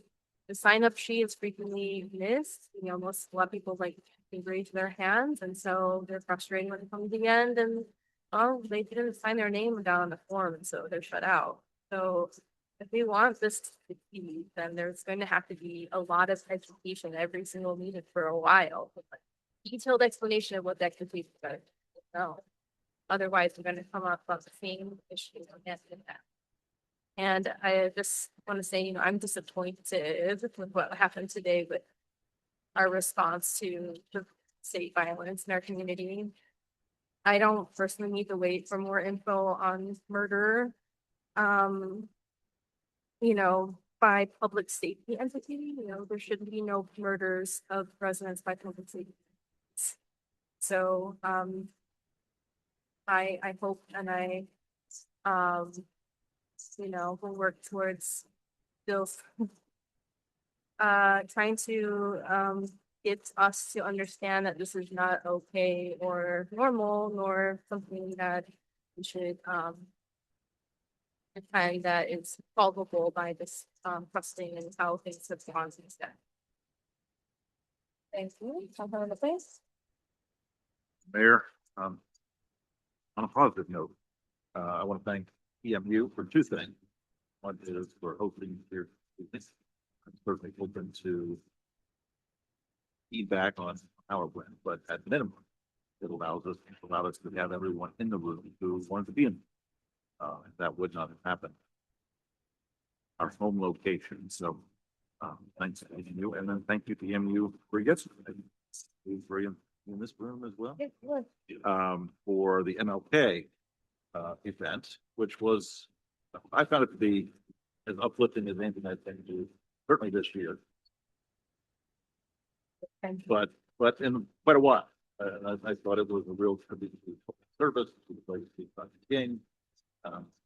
Good reminder why we do what we do. So thank you, EMU. And then since this happened, since I alluded to this comment about identified priorities, but Clinton School Superintendent for staff held two all-day events where they took community leaders around to the buildings, shared their initiatives, physical space. As I alluded to earlier tonight, it was incredible. That was the other thing we had a month or so. They stood out and kudos to the school, not only for doing what they've done, but for sharing it. Work. Their daily goal.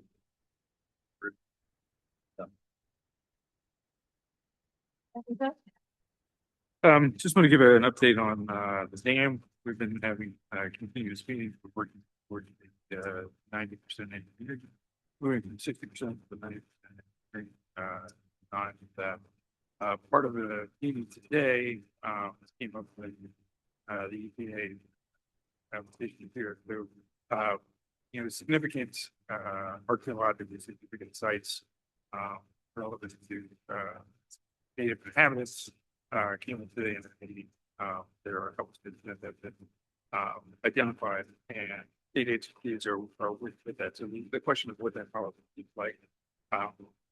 So that reached out to tribes to have those conversations about these sites that is part of the fix that it was to we had a meeting today about what that was like.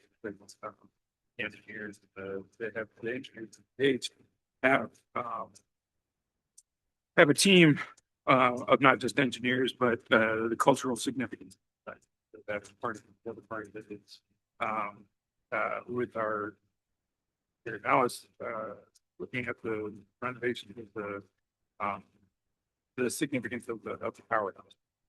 First, public engagement with this. It's pretty significant that people are overwhelmed for removing the dam. They might be so there's a discussion within that group about and very agree advocates built now engineering questionable how we stabilize that building once the dam is complete. It's not as straightforward as you thought. So there's a conversation about that. Because what those look like. So that's where that is. In terms of and so we'll have public engagement later this spring. As far as priorities we talked about today, both Councilmember Wayne and I brought up capacity building and issues that limit our staff. Business I like to have them do so to that end. We have those numbers of the Wolfpack who have also have the staff on with notions of specific projects that they could that would in some way help staff alleviate the things that are on staff. So we'll continue to have conversations. We have one of their groups there for Christmas group to see how we can improve that partnership. All the things. Yesterday, the MLK celebration and luncheon here at East James. It's one of my favorite days on campus every year. And so I was grateful to be here. And just you and I did so cool. Yes, the tour of YCS was wonderful. I learned about so many programs and pathways that were available to my people in our YCS district that I absolutely wish that everyone knew more about, but plan to be an ambassador for and learned a lot, especially about like this. That was just the one that really warmed me right on up with the kiddos.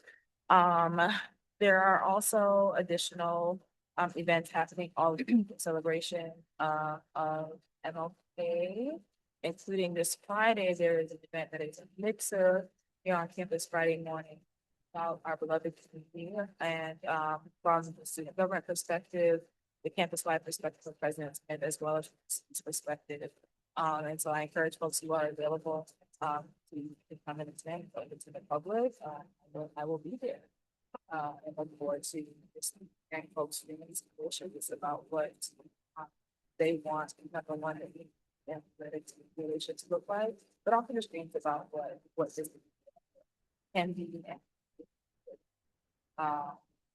PDA, as I stated, is on Thursday. Last month's PDA, that just planning, setting that body, and so those gathered information will be shared, I'm sure. So if folks have questions about those communities, they will be available. Don't forget, you will be getting evaluations from me in the next few days. We will have until February 21st, or one of those days in February, the 3rd week of February, to return then your evaluation tabulated. So without going through the mail, coming your way. So you can review those and we will evaluate. And I'll set it in my head, but I'll do that.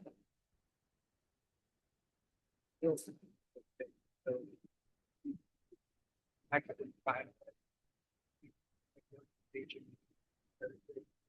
In Cynthia, file that site that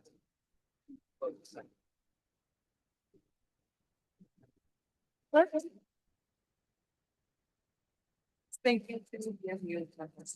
We're very grateful, very happy. And thank you. Yeah, no, there's so many steps for here. Besides for there with this. So yes, thank you all. Come on, remember you don't have anything else. Good. So, this is just the communications that are on our Wi-Fi and report. All right, and so we're at the continuation of public comment, and I know the two things that we had were Catlett Line and Brian Down. I think they're actually, but we had sent the email. She said that you're having some audio trouble with off. We got. Okay. I do. Right. Oh no, it wasn't that Brian. I'm sorry. So it was the other. All right. Well, again, I appreciate everyone coming out on this really cold night, coming over to feeling better, but just able to be in the room. No matter what the feelings are, I'm happy we're all here so that we can share dialogue. The meeting is adjourned.